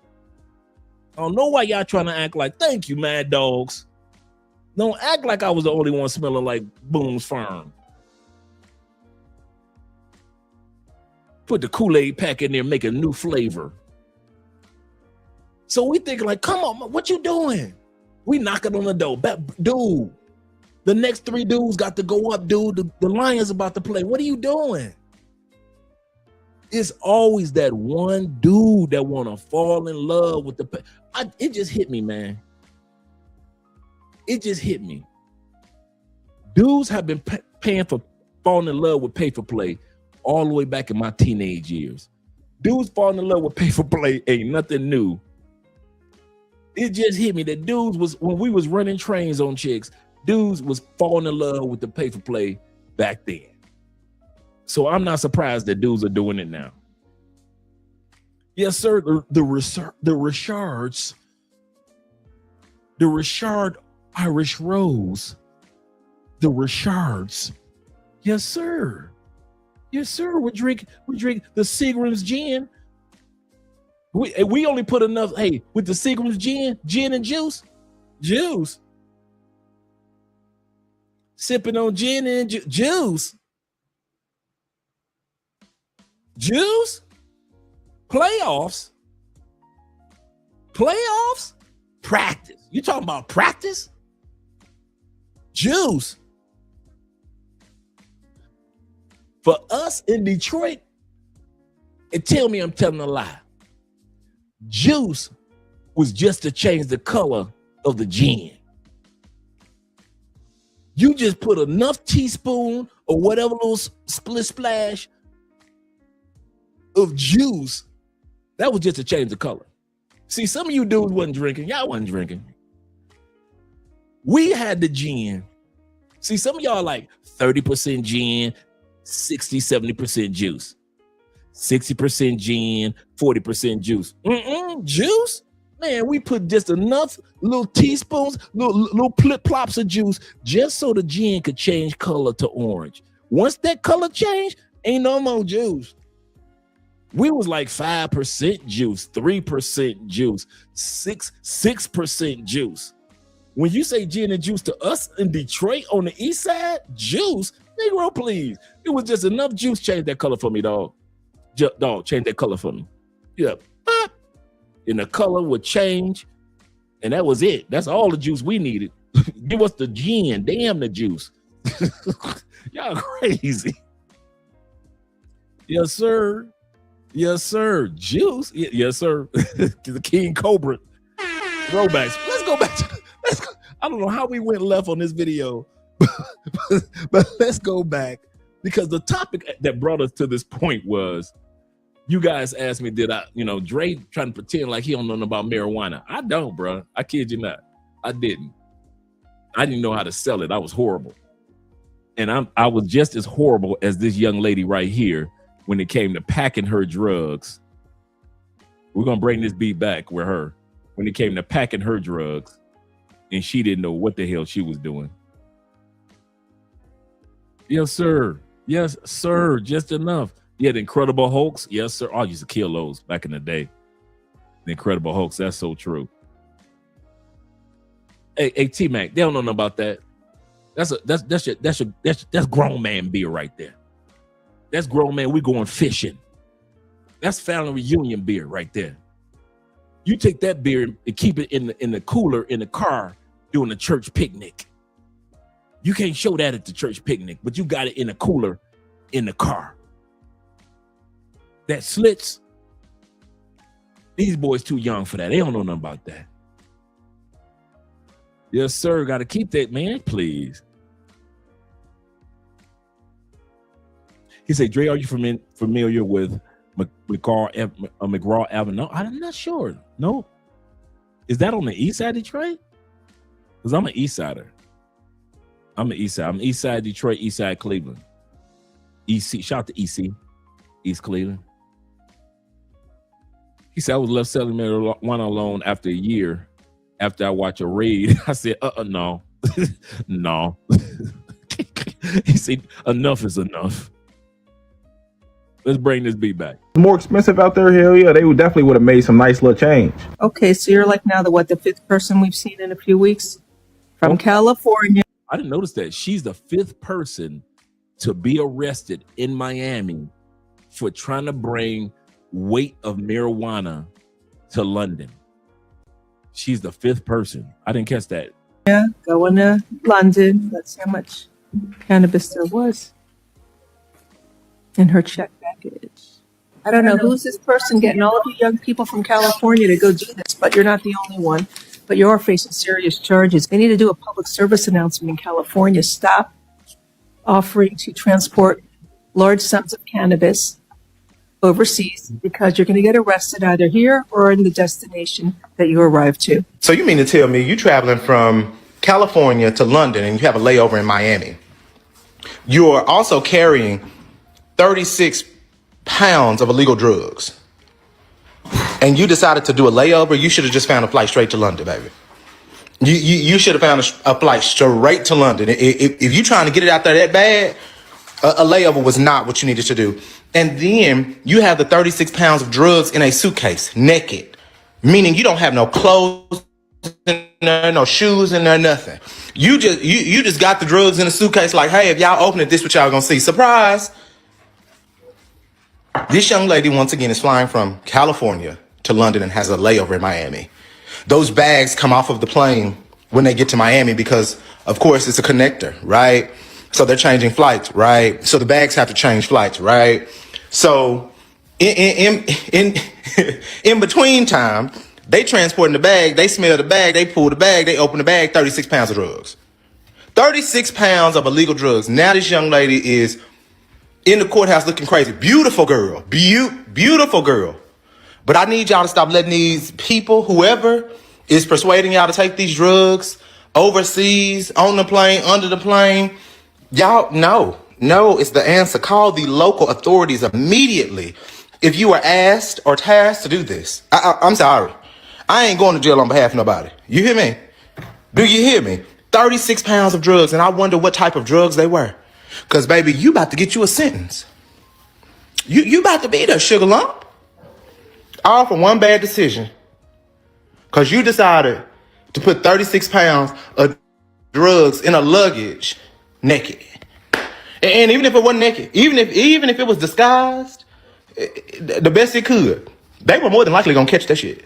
Y'all be careful out here. Were arrested for alleged prostitution in, of all places, Pattaya, Thailand. As a man that lived in Pattaya, Thailand, let me tell you guys this. Let me paint the picture. Pattaya, Thailand is the place where everybody could win or lose.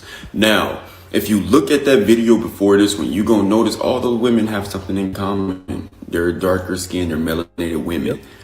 This does not mean that buying coffee in Thailand is coming to an end. They just don't want fine black women coming over thinking you about to make money selling coffee. If a Thai woman is on the block selling coffee, that's okay. The moment you turn into a Jamaican, a Russian, a Filipina, or anything else, you're going down. I'm surprised they didn't take care of this earlier, but you know, there's always a time and a place for everything. So yeah, you won't see the fine and bad chocolate women in Thailand doing that anymore. Did y'all see the story of this woman from Ohio who is facing 4 years in prison in Bali because she brought marijuana to the country? Getting arrested for sneaking drugs into another country at 50 mother. I'm going to say this now. Some of us are too old for the shenanigans. Some of us are too old to act like we aren't too old. I get it. I mean it. I get it. We want to feel like we're young again. You make me feel so young. You make me feel like songs need to be sung. I get it. I don't want to grow up. I get it. I'm a Toys R Us kid. There's a million toys at Toys R Us that I could play with, from bikes to trains to... I got you. But sometimes when it comes to certain things, you got to grow up. I am not going to jail in my 50s. 20s was bad enough. I went in at 23, got out at 33. That was bad enough. Going to jail in your 50s?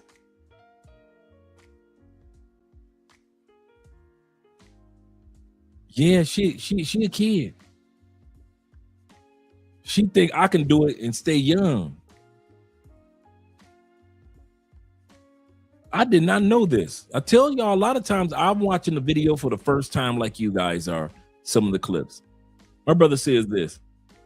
He say, what bro is talking about ain't no fine sisters in Pattaya offering services. I caught that line too. I caught that line too, as if it was just fine sisters in Pattaya that they arrested. I caught that too. There are some middle of the road sisters, but not fine. Thank you, brother, for the clarity. Devin. 4 years. And the only way she can get out of doing the 4 years is a $75,000 fine that she has to pay. And they're telling her that she can pay $30,000 of it and then take a 3-month drug class, and then she can be about her way. This woman doesn't have $30,000. So now she has made a GoFundMe asking people to donate so that she can pay this fine and get out of Bali. And she has a deadline. I don't know about y'all, but I don't know why this is our problem. Why do people who don't even know you, strangers on the internet, need to feel bad for you because you decided to bring drugs into a different country? Right. Marijuana is not even legal in all 50 states. It's not even fully legal in the United States of America. So if it's not even legal in the country that you're from, why would you not think, let me check out the laws in these other countries? And she admits, I didn't do my research. I did have it. You tried to sneak it in. You definitely tried to hide it in your bag the way people do it, in the United States when they cross state lines. Girl, please be serious. And mind you, she's 50 years old. She was going there for her 50th birthday. A grown woman, right? And this is also another reason why I believe people can be addicted to weed. Not necessarily the herb itself, the plant, but just the routine, of just smoking. Because I've known people who literally, before they eat, they have to smoke. After they eat, they have to smoke. Before they drink, they have to smoke. Before they take a shower, they want to smoke. Before they run to the store, they got to smoke. It's like they're addicted to the routine, the high. I don't know. But this is crazy. Good luck to her. Did y'all hear about this lady? Right there. Her. Now I can say she does not look 50. And sometimes when we don't look our age, sometimes we act the age that we think we are. Zeta says this. He says, goofy as hell, she obviously knew it was wrong. If she tried to sneak it in, no accountability. Yep, no homework. For real, it's just a booger wolf in Thailand. Shout out to Black Aladdin in the building. That's so true.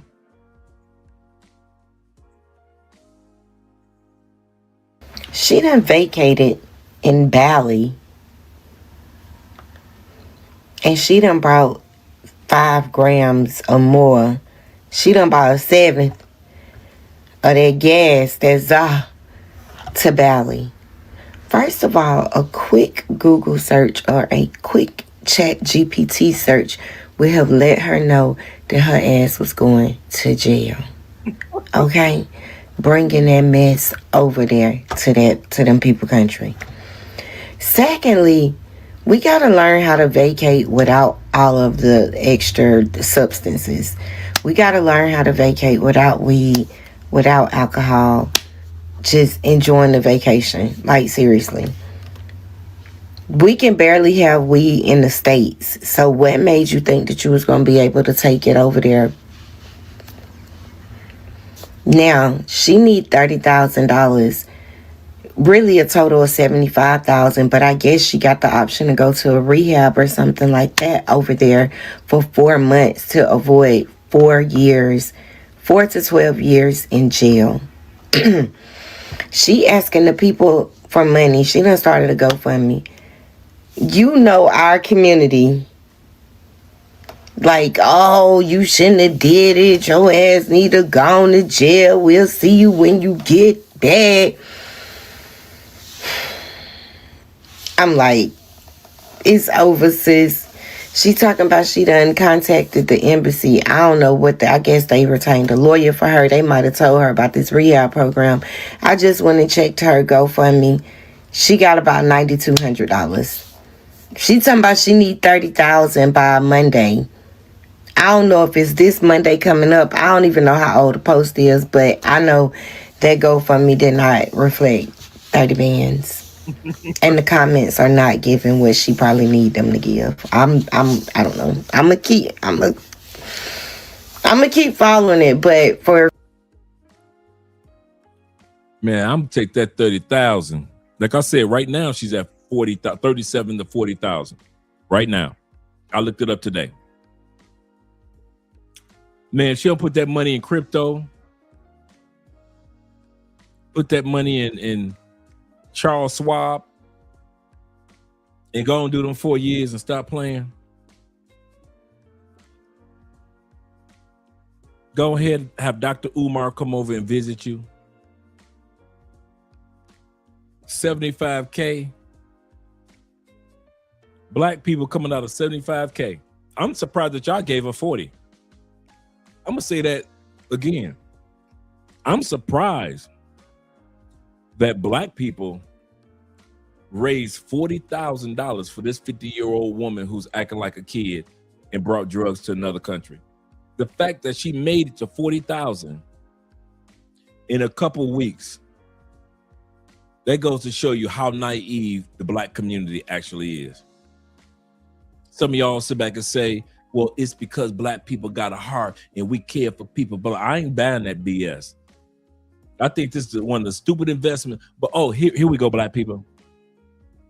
But ask y'all black people to invest in somebody's business on GoFundMe. Y'all ain't investing. When they say, when a young man said, I'm starting to build a business in the black community, I need to raise $25K startup seed money. A young black man says, I got to GoFundMe going because I'm in college and I'm going to lose my classes. And by next Tuesday, I need $1,500. Black community ain't doing none of that. You can't get $500 from the black community as a college student next week. But let you do some Pukisha type of behavior in another country, and in less than 2 weeks, you can raise $40,000. That's how simple-minded our black community is. That's how backwards we are. That's how backwards we are. I ain't gonna help him start no business. He'll get that seed money on this. I ain't helping him raise no money for no scholarship. Where is his parents? But let a woman get caught up on some weed in another country. Everybody named mama helping for this sister to raise the money. Man, black community, funny as hell. Umar, Jay Morrison got money from the community. Absolutely correct. Ain't never built one school building. Ain't never did nothing for the black community. She gonna spend that money on wigs and trips to Jamaica and Miami. And I ain't mad at her. My brother said, I'm doing that for. Forget that. I'll do that for in my head. I'm out. He said, my brother went to Sri Lanka and saw a sign saying drugs equals death penalty. There are signs all over the airport in Indonesia, and people will still ignore those signs. Let's continue on. For the future, we have to learn how to vacate without all the extra substances. Leave it at the house so you have something to look forward to when you get back. That's a good way of putting it, Zeta. He said, simps and unaccountable ladies gave her $40,000. Shaking my head. That's so true. Black Aladdin says this. He said, it's sad. On the flip side, I wonder what her GPA is like. Right. He said, because as a black man that's receiving multiple scholarships, GPA of at least 3.5 equals free tuition. You know, some simps raising that money thinking that they could get a date afterwards. That's definitely true. Let's talk about Bali's bail system. There is a woman from Ohio who is a mother of 6 who went for her mother's birthday party in Bali, but apparently somehow got through TSA with 5 grams of marijuana. And then when she was in the airport of Bali, allegedly they find it and then they detain her. And there's this GoFundMe trying to raise $75,000 that she claims that she needs $30,000 by like today or yesterday or whatever to keep her out of prison for 4 years because marijuana in Bali is considered a level 1 narcotic, like big like heroin. And then she needs another $35,000 of that $75,000 so she can do the rehab option. Let me explain to you how this works. And a lot of people are calling it a scam, and the reason why is because one of the hallmarks of social engineering is urgency. Bali does not have a bail system. I did see a video that her sister says that this is real, that she's going through this. And I just want to give them the information too, because if anybody ever approached them and said that, hey, you know, we could do this with this much, y'all might be getting scammed on top of it. So this is how this whole system works. The process is not a quick process. You cannot buy your way out of prison. It is actually a long judicial process where you're detained. Literally, you don't get your cell phone either. Like, it's held as evidence.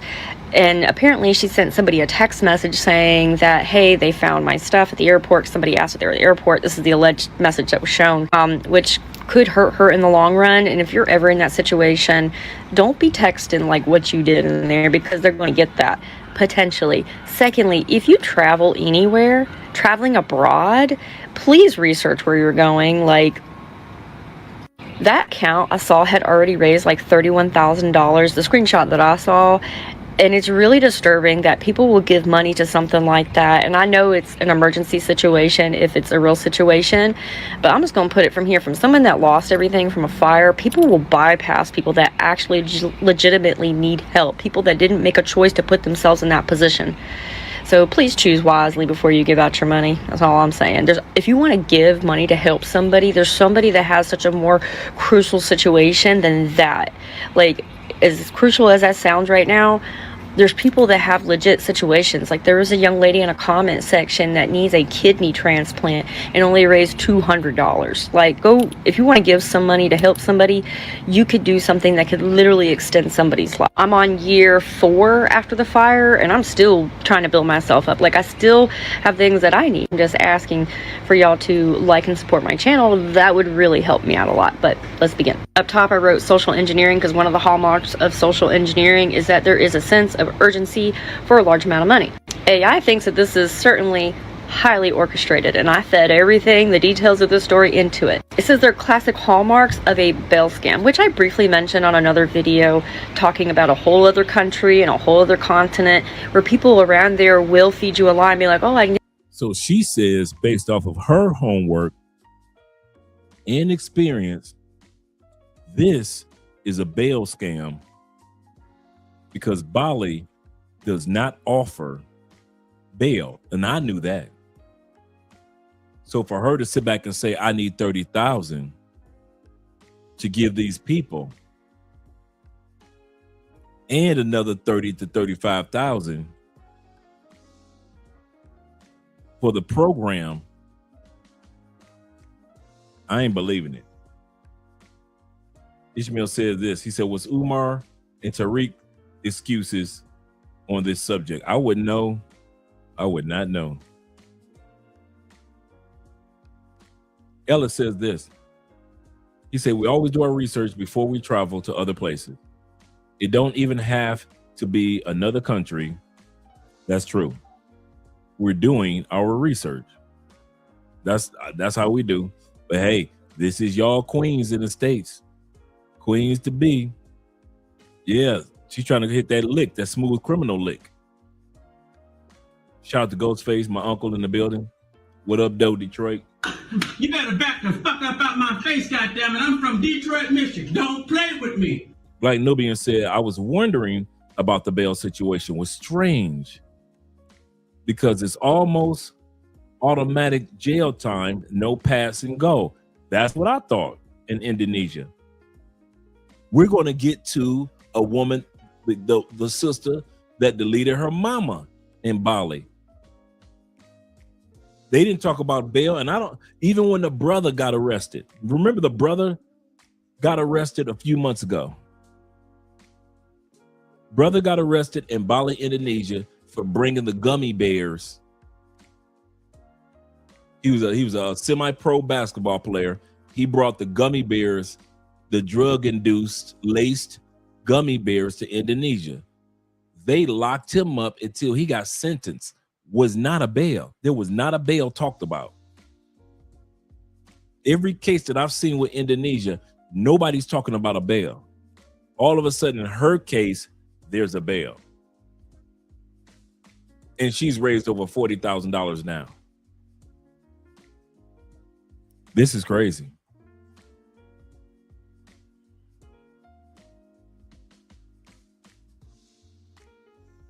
Get you this, I can get you this, I can get you this, and they're scamming you. So this happened roughly within a few days. I put 3 days into the thing, but really the idea was that she had to pay $30,000 to this attorney, and that would help her get out of prison time, and that she would use the other $35,000 to go to a rehab, which they do have rehab facilities, and you might be sentenced for it. But according to the research, it's not how this works. High-pressure tactics with extreme financial demands and tight arbitrary deadlines are the defining features of extortion and wire fraud. Legitimate legal representation in Indonesia does not require $30,000 up front. Emergency payment to keep someone out of prison for an immediate 4-year sentence. There was also a claim that she was allowed to use her cell phone at least once a day while in custody. And it says that this is the biggest red flag. Their belongings, especially their cell phone, are immediately confiscated as evidence. Indonesian police do not allow inmates holding cells or prisons to keep their smartphones to browse social media or text friends for money. Indonesia has a zero-tolerance drug policy, and marijuana is classified as a narcotic class 1. Before she goes any further, sisters will have something to say about this, but I don't care. You notice the only one that's talking as if they did their homework is the white girl.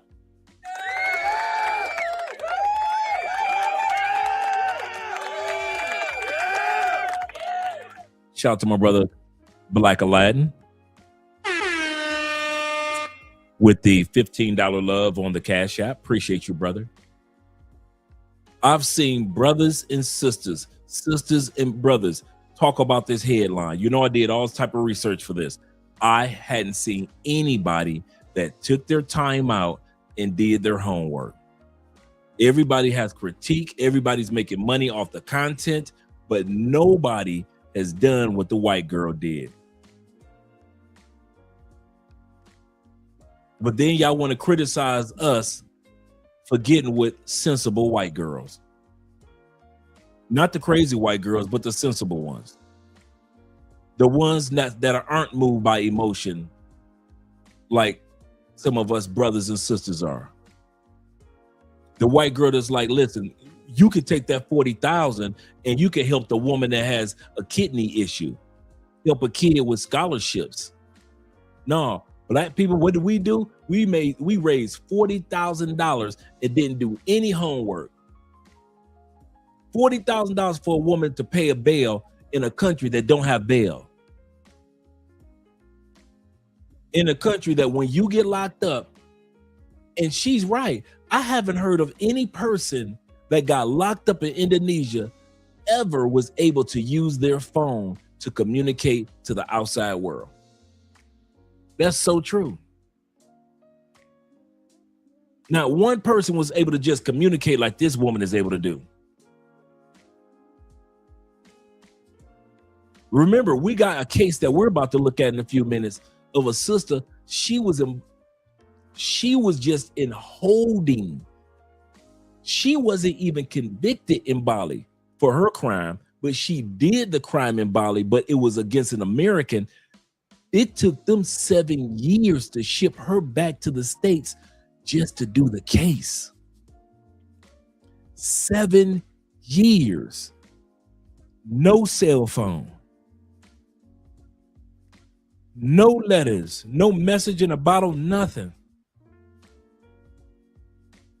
But this sister here, all of a sudden, she's got access to cell phones. She can look at social media. She's sending messages out. This white woman is the only one that had enough sense to not be emotional, irrational, and to do her homework. We're going to play her part again. We're going to play her part again because all you Umars out there that got something to say, well, hey, I'm sorry, the snow bunny, she gets the W. In black community, if this is true, if this woman is hustling you, you got to take a L. I'm going to say this again. Black folks, if what is true, if this is a bail scam, and which is very common, if this is a bail scam on the level of the brick lady, black people, you better take this L and hold it. Because there is no way this woman should have been able to raise in the last few weeks $40,000, and nobody in the black community went online and did homework to find out if this is true, if this is possible. If I send this money, would she be able to do that? And the white woman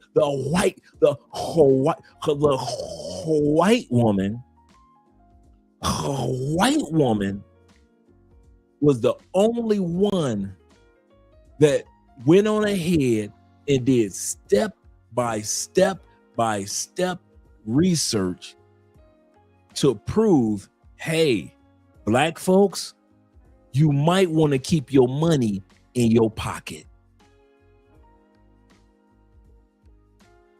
Black people love them a good old-fashioned brick lady, don't we? I'm gonna say this again. We love us a brick lady.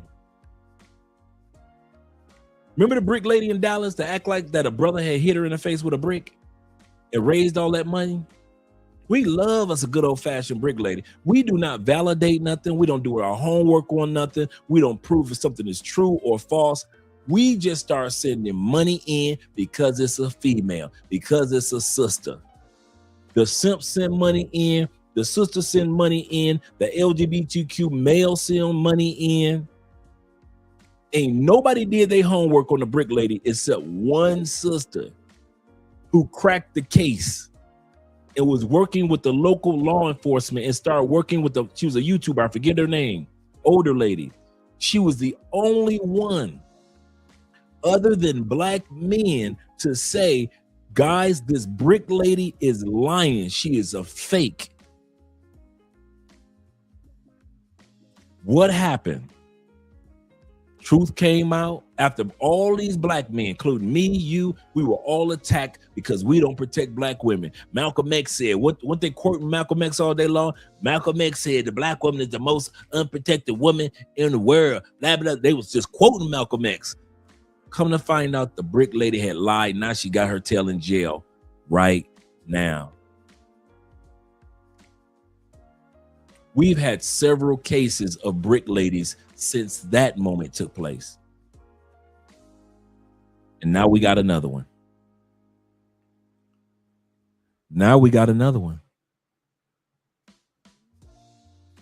Black people love being connived. We ain't got that much money, black folk. I don't know why we act like we got enough money to get scammed. Y'all always want to complain about the black dollar don't stay in the black community because y'all sometimes we allow our money to just leave us voluntarily. It took the white woman to do homework on an issue about a black woman, and you black folks fell for it, just like you fell for the brick lady. Shout out to 0 milligram, my neighbor in the building. Glad to see you here, brother. Let me get to these super chats. Shout out to you guys on Cash App and PayPal as well. Appreciate you, gentlemen. Like my brother Pharaoh Ishmael says this. She was never in Indonesia. Average black woman scamming all out. Save yourself, black men. SYSBM life for life. He says this. He say never save B-dubs when they cry online. Absolutely correct. SYSBM only. And my brother Mario says this. Shout out to you, Mario, for $10 love. He says this. It's like you said. I get nervous when I travel with my legal prescriptions. Even when I have the documents and the permission. He said, I can't imagine taking illegal drugs on my trips. Crazy anyway. Just wanted to donate. Appreciate you, brother. And you think just like me and Andrea do. With my high blood pressure medication, we read the rules of whatever country we're going to. I am not going to pop up in some country and act like I didn't know. I didn't know.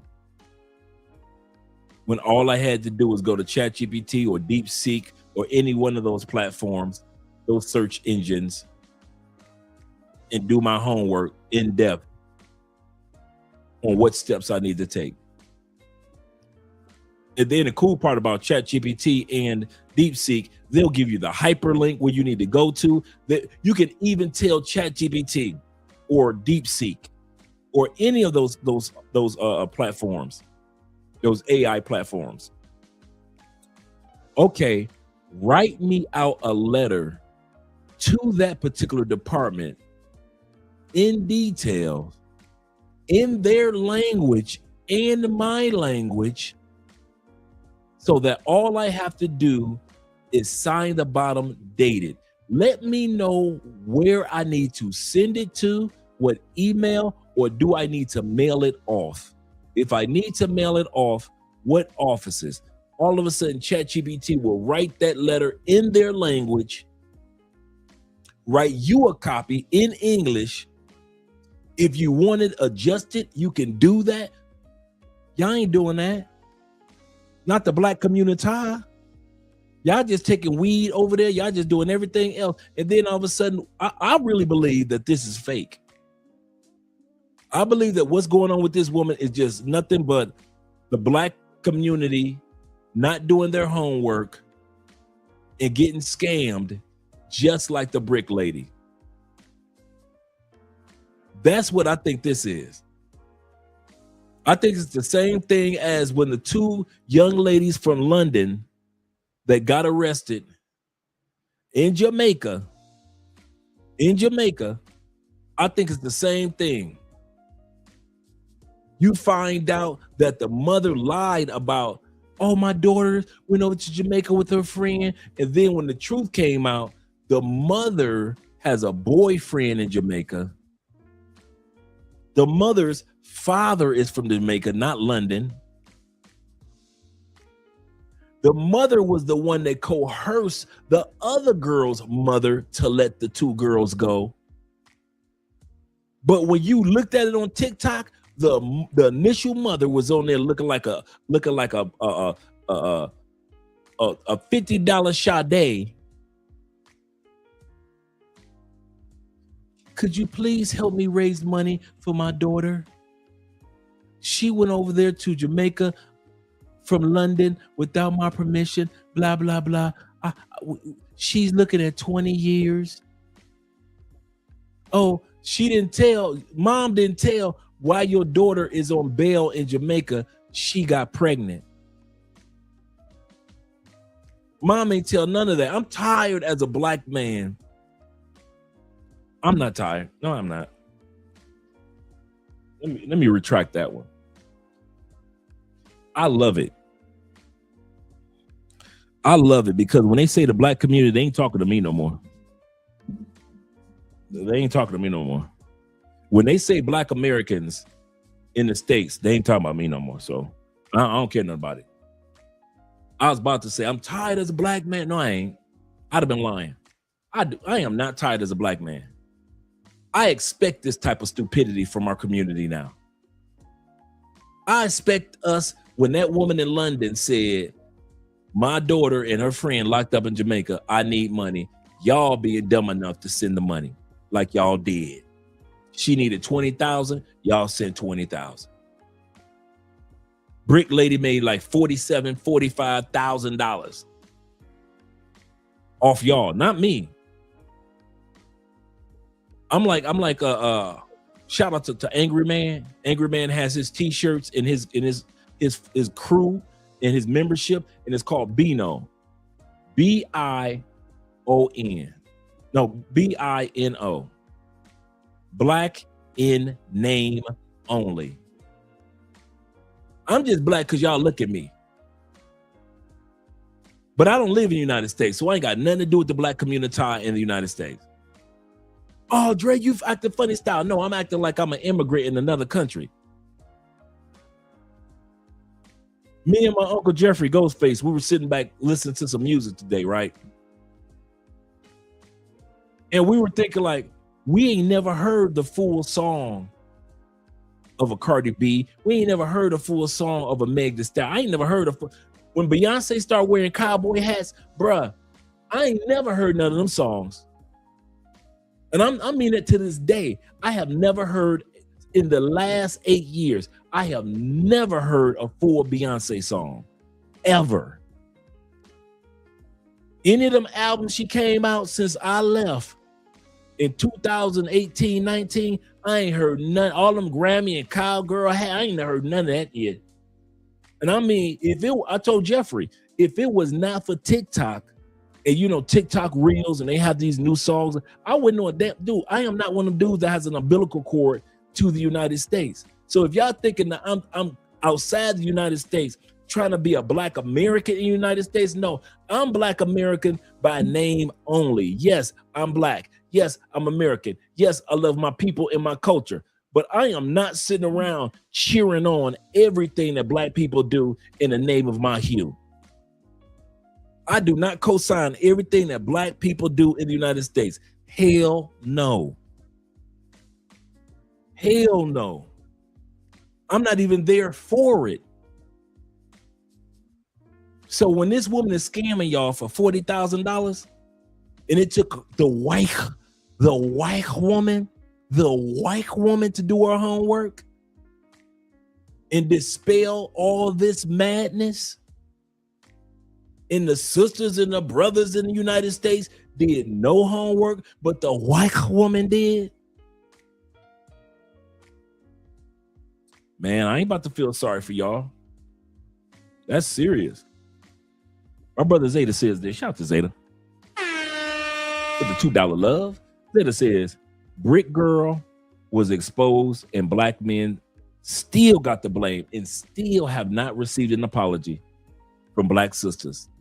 Black sisters did not apologize at all when it was proven that this woman was a scam. Shout out to Roy Bed in the building. Roy says this. He say a lot of black sisters say I do what I want to do. And that doesn't work.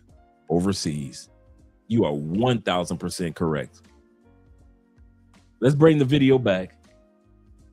And we're going to bring back what the white woman had to say. Because everything she said was, listen, black people look out because this might be a scam. Black people look out because this might be a scam. Let's go back to about right here. GoFundMe trying to raise $75,000 that she claims that she needs $30,000 by like today or yesterday or whatever to keep her out of prison for 4 years because marijuana in Bali is considered a... This woman is the mother of 6. Can you imagine how many baby daddies involved? The mother of 6 is locked up. Her kids are back home. She's 50 years old. These are your queens. And y'all expect me to claim that I'm a part of that black community? No, I'm not. Level 1 narcotic, like big, like heroin, and then she needs another $35,000 of that $75,000 so she can do the rehab option. Let me explain to you how this works. And a lot of people are calling it a scam, and the reason why is because one of the hallmarks of social engineering is urgency. Bali does not have a bail system. I did see a video that her sister says that this is real, that she's going through this, and I just want to give them the information too, because if anybody ever approached them and said that, hey, you know, we could do this with this much, y'all might be getting scammed on top of it. So this is how this whole system works. The process is not a quick process. You cannot buy your way out of prison. It is actually a long judicial process where you're detained. Literally, you don't get your cell phone either. Remember, she just said it's a long judicial process. Remember, I just said of the sister that we're going to see in a little while, that she was just in holding. She was just in holding. This sister that you're going to see coming up in a little while for 7 years in Indonesia. Like, it's held as evidence. And apparently she sent somebody a text message saying that, hey, they found my stuff at the airport. Somebody asked if they were at the airport. This is the alleged message that was shown, which could hurt her in the long run. And if you're ever in that situation, don't be texting like what you did in there, because they're going to get that potentially. Secondly, if you travel anywhere, traveling abroad, please research where you're going. Like, that account I saw had already raised like $31,000, the screenshot that I saw. And it's really disturbing that people will give money to something like that. And I know it's an emergency situation if it's a real situation, but I'm just going to put it from here. From someone that lost everything from a fire, people will bypass people that actually legitimately need help, people that didn't make a choice to put themselves in that position. So please choose wisely before you give out your money. That's all I'm saying. If you want to give money to help somebody, there's somebody that has such a more crucial situation than that. Like, as crucial as that sounds right now, there's people that have legit situations. Like, there was a young lady in a comment section that needs a kidney transplant and only raised $200. Like, go, if you want to give some money to help somebody, you could do something that could literally extend somebody's life. I'm on year 4 after the fire, and I'm still trying to build myself up. Like, I still have things that I need. I'm just asking for y'all to like and support my channel. That would really help me out a lot. But let's begin. Up top, I wrote social engineering because one of the hallmarks of social engineering is that there is a sense of urgency for a large amount of money. AI thinks that this is certainly highly orchestrated, and I fed everything, the details of the story, into it. It says they're classic hallmarks of a bail scam, which I briefly mentioned on another video talking about a whole other country and a whole other continent where people around there. Let's see what this is. When she put it in AI came back with this. This sounds incredibly stressful, but please take a deep breath. This is almost certainly a highly orchestrated scam. While scammers are using real Indonesian laws to make their story terrifyingly believable, the specific financial demands and the timeline and the circumstances that you are describing are, I can't read the rest behind her head. Will feed you a lie and be like, oh, I can get you this, I can get you this, I can get you this. And they're scamming you. So this happened roughly within a few days. I put through. It says, this what she put in. The claim: she must pay a lawyer $30,000 in 3 days or face prison time or prison. Reality: high pressure tactics with extreme financial demands and tight arbitrary deadlines like 3 days are the definition features of extortion and wire fraud. And remember, that's what Brick Lady went to jail for. Wire fraud. That's one of the things she went to jail for, because she raised that money and people wired it to her by way of GoFundMe. That is a wire fraud case.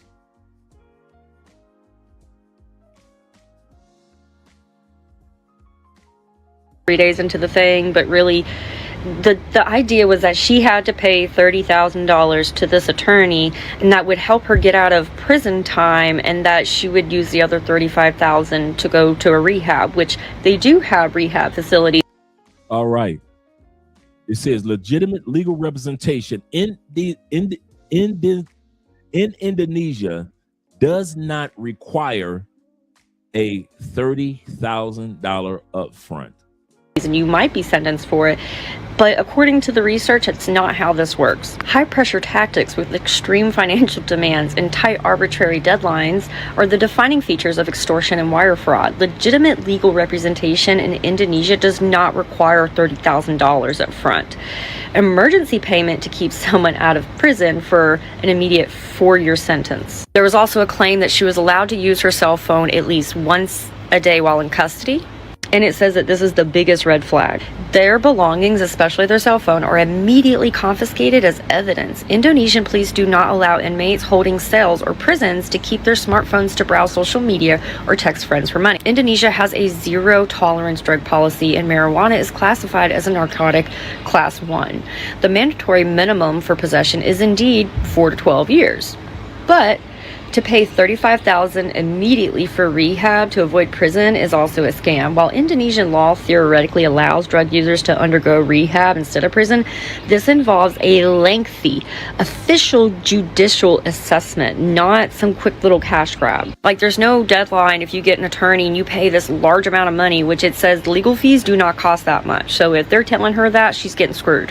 And it still wouldn't get her out of the process. Like, you cannot pay an attorney and then get out of all this and then agree to go to rehab. That's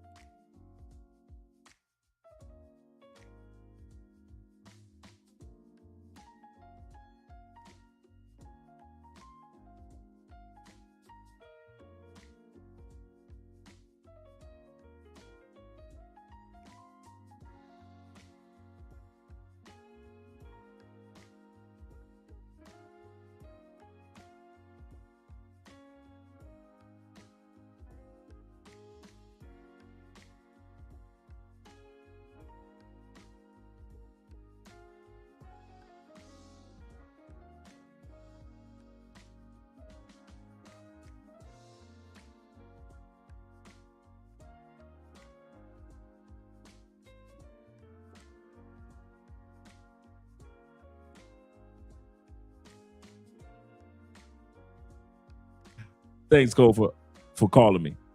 I put myself on mute earlier, and I didn't realize I put myself on mute. Good looking out. All right, brother. Okay, let's go back. I'm talking. Thanks for calling, Kofa. Let's go back. Okay, so what I was saying is, just to piggyback off of what the lady was saying, is I put in ChatGPT like she did. Does Indonesia allow that a person who has been arrested. I didn't say convicted. I didn't say imprisoned. I just said arrested. Allow them to have access to their cell phone. Because this woman is saying that she's able to use her cell phone at least once a day, right? Okay. The answer that I got from ChatGPT is the short answer, no. Indonesia does not allow inmates to retain or detainees to have a personal cell phone. Here are the reasons. Personal cell phones are strictly prohibited in Indonesia. Indonesia prison rules clearly ban inmates from owning, carrying, and using mobile cell phones and any electronic communication devices. If someone is caught, they will face serious disciplinary actions, including isolation, going to a hole, or losing certain privileges. Number 2 reason, but communication is still allowed in a controlled way. Prisoners still can call the outside world in a monitored phone system inside of the prison.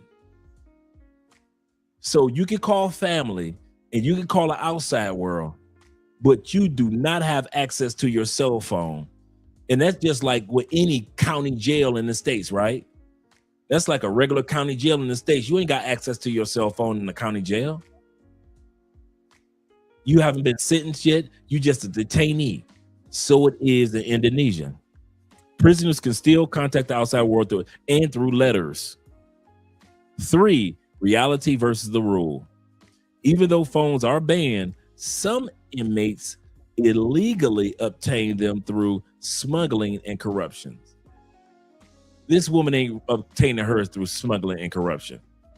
When it happens, it's considered contraband and not a legal right. So she does not have the right to even have access to a cell phone. She is lying to the Black community. I'm probably going to change the thumbnail and the title of this video to Black community will believe any lie. Black community, and I might put her face right next to the brick lady face with a new thumbnail. Because this woman is living proof that if you just say it with enough emotion, as the mother of 6 in a foreign country, and she's 50 years old, Black people will be emotionally moved and give you $40,000. This woman has made $40,000. The brick lady made $45,000 to $47,000. Just because the Black people don't do their homework. It only took me 5 seconds, didn't it, guys? 5 seconds to do my homework. But Black people will send that money, and now it take the white woman was the one to expose how naive Black folks are. Zeta says this. Shout out to Zeta. He say, Drea, I'll be brutally honest. This is why I left the Black community and why I reside in the Latin community. He say, Black folks keep doing stupid things like this instead then complain why the community is in shambles. It's a revolving door. Believe you me, before the next few months, we're going to have another brick lady. We're going to have somebody else scamming the Black community. We will have another brick lady. Do not think that we're going to have another woman scamming. The woman, the Black lady in London, she scammed us for $20,000, talking about her daughter and her daughter's best friend locked up in Jamaica, looking at 20 years. Those girls got 10 months. Jessica, we did a video on them a couple months ago. The 2 young ladies in their 20s that were taking tennis shoes back to UK and come to find out those tennis shoes coming from Jamaica were full of marijuana and other drugs. And they had them in jail, and the mama didn't tell us that the daughter was already out on bail, and the mama didn't tell us that the daughter was pregnant. The mama didn't tell us that the mama got a boyfriend that lived there in Jamaica. Mama didn't tell us. She made it seem like that her boyfriend got them pay for bail.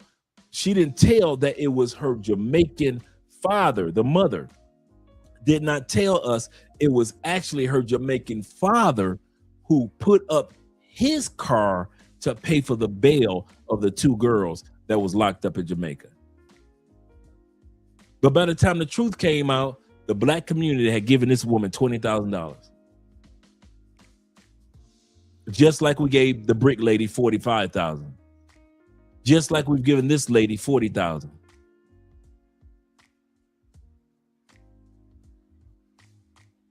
He is not lying. It's revolving. It happens over and over and over again. Thanks, Black Aladdin. I know, bro. Good looking out, fellas. Good looking out. I appreciate you guys. Yeah, 40K is crazy. Yep, the daughter was pregnant. Absolutely correct. Mom didn't put that in her little TikTok video. Mom didn't put that in the TikTok video.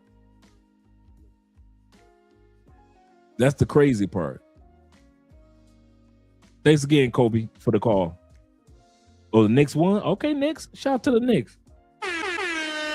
That was a blowout. Let's go back to the video.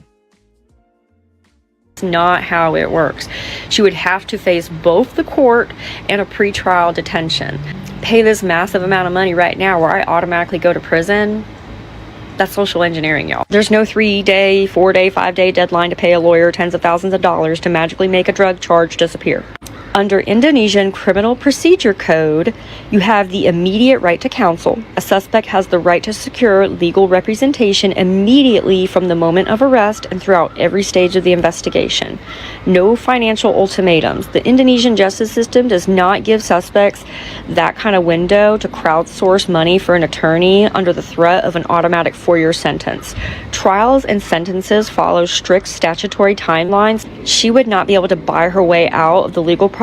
She would have to go to court. Here's the actual timeline of an Indonesian drug arrest. The police can hold a suspect for an initial 24 hours. After that, they can issue a detention order to hold the person in a cell for 20 days while they investigate.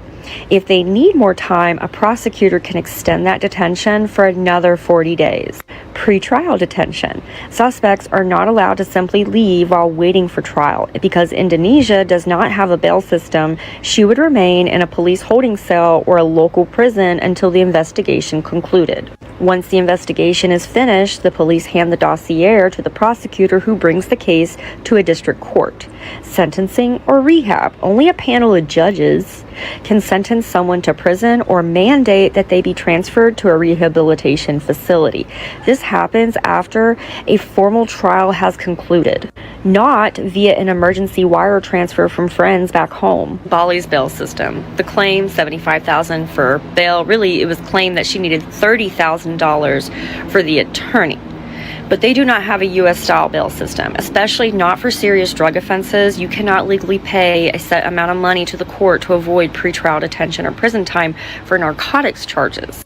And it's possible that scammers have targeted her and they assume that they would know or don't know the legal foreign system, so they could literally get money from them. I do wish them well, and I understand that she's probably learned a lesson, but this is to anybody here right now. PSA, it's not legal in all 50 states. How the hell did you even get through TSA? Because it's that time of the year where everyone's traveling abroad. Even if you're not going to that country, whatever country you could possibly be traveling through, you need to research their laws. Especially if you're in a position where you make an active choice to be there and then make another choice to bring something with you.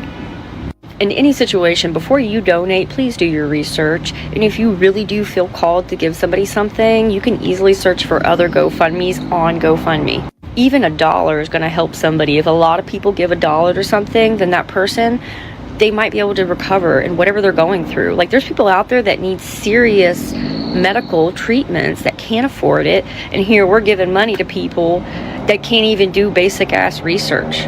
But that's just my opinion. You're entitled to your opinion, and you can do whatever you want with your money. They have an urgent situation. Loved one, bail, these are all classic conditions of a social engineered scam. And just because you heard your loved one on a phone, or you received a message from them, or even a call, it very well still could be a scam. Yo, what's up? Someone Travel Junkie coming at you live and direct with today's travel tip. And today's travel tip is ripped straight from the headlines like Law and Order. You know what I'm saying? Anyway, I'm sure you guys have seen the headlines with the girl that is currently in Bali, Indonesia. And she's being detained because of something she had in her bag. And she actually started a GoFundMe account. She's trying to raise $30,000, like 30 bands. She's trying to get 30 bands. And she said she can get it by Monday.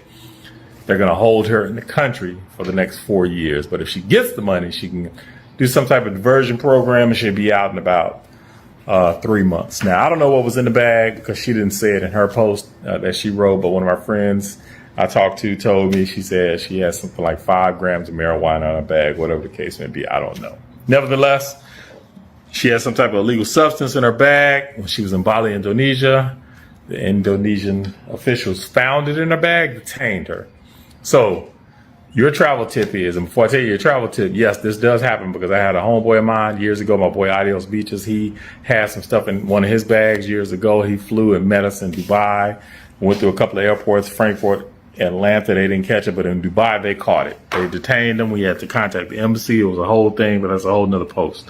Today's travel tip is check your bags, check your luggage as you're packing and before you go to the airport if you're going somewhere on an international flight. Simple tip. It'll save you money. It'll save you time. Might even save you some jail time. Okay. All this sounds good on paper, right? Make sure you check your bag before you leave. Y'all must think I'm Tom Tucker, that dumb mother, right? See, what he said sounds good on paper. It sounds real good on paper.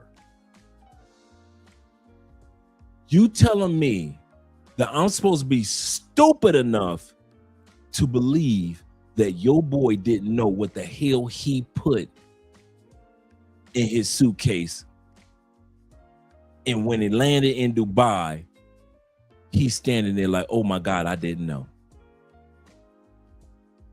You think I'm dumb enough to believe that those 2 young ladies in Jamaica didn't know that they were smuggling something back to UK? You think I'm stupid enough to believe that if this was a true case in Dubai, that this woman did not know that she put that marijuana in her bag? Y'all think we supposed to be dumb enough to believe that that WNBA player a couple years ago did not know that she had weed paraphernalia in her bag when she went to Russia and got locked up in Russia for all that time? We supposed to just think that all y'all black people are dumb, so moronic, so idiotic, that it's just a so happenstance. But let it be a white, let one of them crackers, one of them rednecks, one of them hillbillies, as we would say in our community, let the same thing happen to them. Ain't no surprises, is it? Let one of them hillbillies get caught in Indonesia. Well, he shouldn't have had the weed on him. Let one of them crackers get caught in Russia. Well, he should have did his homework. I'm tired of black people either being stupid or pretending like we stupid. Because if it had been a Latin person or a white person or an Asian person, all them excuses that we use as black people to justify why black people do stupid stuff wouldn't have taken place if it was a white dude, if it was a white woman, if it was an Asian woman. I'm so tired of black people acting like we just don't know nothing. I didn't know that was in my bag. You need to double check your bag. Mother, you know you putting weed in that bag. You know you putting cocaine. The young lady we just watched that went to court with the 36 pounds of marijuana. lady, ma'am,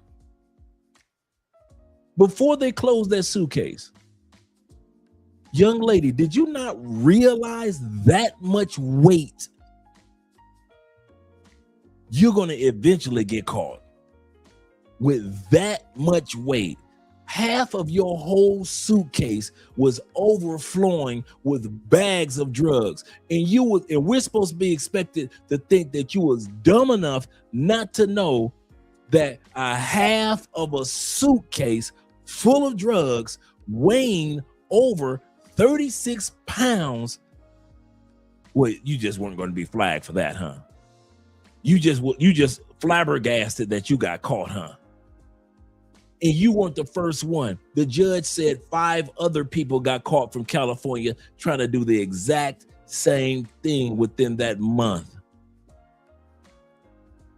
So I'm asking you, black people, 2 questions. Are y'all playing stupid, or are y'all really stupid? That's all I'm asking. Are we playing stupid with these ninjas that's in our community? Because I know it ain't most black people, but we got ninjas in our community. So I'm gonna put it on black folk. Are we playing stupid, or are we really, truly this stupid? Because if we're this stupid, then okay, at least I know who I'm working with. Black people support ninjas. You just complain about ninjas on social media, but you really still support ninjas in real life. So ninjas can do stupid stuff and still be considered black because of their hue. Okay, cool. I got it. So when I sit back and I say, as a black man from the United States, black people are stupid, that's because we allow the ninjas to do stupid stuff. Got it. Not because we're all stupid, but because we're all stupid enough to let these ninjas try to convince us of otherwise. Or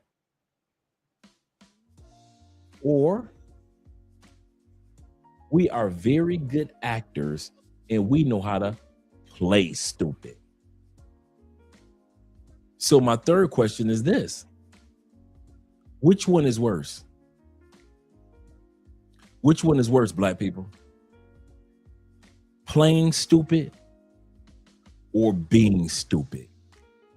Because either one of them is stupid. There is no way in the world every other race, that when they get caught with drugs or doing something stupid, we put the feet to the fire and said that white boy was dumb. That white woman was dumb for doing that. That he knew, that Asian dude knew what was in his suitcase. That dude from Nigeria knew what was in his shoes. He knew this. Hey, that's his fault he got caught in that other country with those drugs. He knew what he was doing. But then when it comes to black folks, straight from the States, red, white, and blue, we are either stupid or we are playing stupid. And I ask y'all, which one is worse? Us playing stupid and acting like these ninjas who embarrass us are a part of us, or actually being stupid enough to allow these ninjas that are doing stupid things throughout the community in the United States and out of the United States to still claim that they are one of us simply because of hue, not because of positive black behavior, not because they're doing positive things in our communities, not because they're doing positive things like building family, black love, black economics. They don't have to do anything positive, black people. All they got to do is be born black, and they can get away with doing all the stupidest stuff in the world, and black people will still claim them as their own. So who's the dummy? Who's stupid? So are we pretending to be stupid because we allow these people because of hue? Or are we really stupid because we're stupid enough to allow people to claim blackness just because of hue and not because of character and our culture. Because our culture has never been known for being stupid until now. Throughout Black history, we have never been known as the stupid race. Now, everybody globally looks at us like we're stupid because we got an excuse not only for us, but even for the ninjas that we don't even like, that will break into our houses, that will impregnate our daughters, that will sit back and smack their school teachers and smack their grandmamas, and we will still claim those are our people just because of skin. They don't have to have any character. They don't even have to have culture. All they have to do is have the same skin color, and them Negroes will be able to get away with stuff that you and I have fought our whole lives, including our ancestors have fought to keep that type of character or that behavior out of our communities. But because they're Black, they can get away with it, and we can still support them. I'm tired. I'm tired of everybody claiming to be Black just because of skin. Just because of skin. You can tear up and belittle and embarrass our culture and say, hey, I am just as much as a Black person as that person that takes care of their family, that person that's spiritual, that goes to the church, the mosque, or the temple. I am just as much of a Black person as that person is trying to do something with their lives. I'm just as much of a Black person as this. Dude, it's us Black people that says, no, them Negroes are over there. Them ninjas are over there, tearing up the stores, tearing up the communities, always in shootouts, can't take them nowhere, dressing like trash. The men got their pants hanging down. Half the Black men now in those communities are LGBTQ, and the women are getting pregnant by them. How you gonna have gay men and yet you getting pregnant by them? Half the time you turn around, it's our communities with more diseases, more drugs, and y'all will sit up there and curse me out and other positive brothers and sisters, cuss us out to defend this behavior over here, and look at us like we the ninjas, and we ain't stole nothing, robbed nothing, hustled nothing. Most of us Black men, 52% ain't got no kids. 30% of Black men are still virgins up until the age of 30. Black men are the best parents statistically. It's already been proven. There's so many articles out there, and y'all will still go out there and blame the good brothers and the good sisters based off the behavior of the Meg Thee Stallions, the Cardi B's, the Sierras, all these good sisters out here. And they get blamed for the stupidity that 304 women get. Y'all will justify a Meg Thee Stallion. Hell yeah, she got cheated on. She should have been cheated on.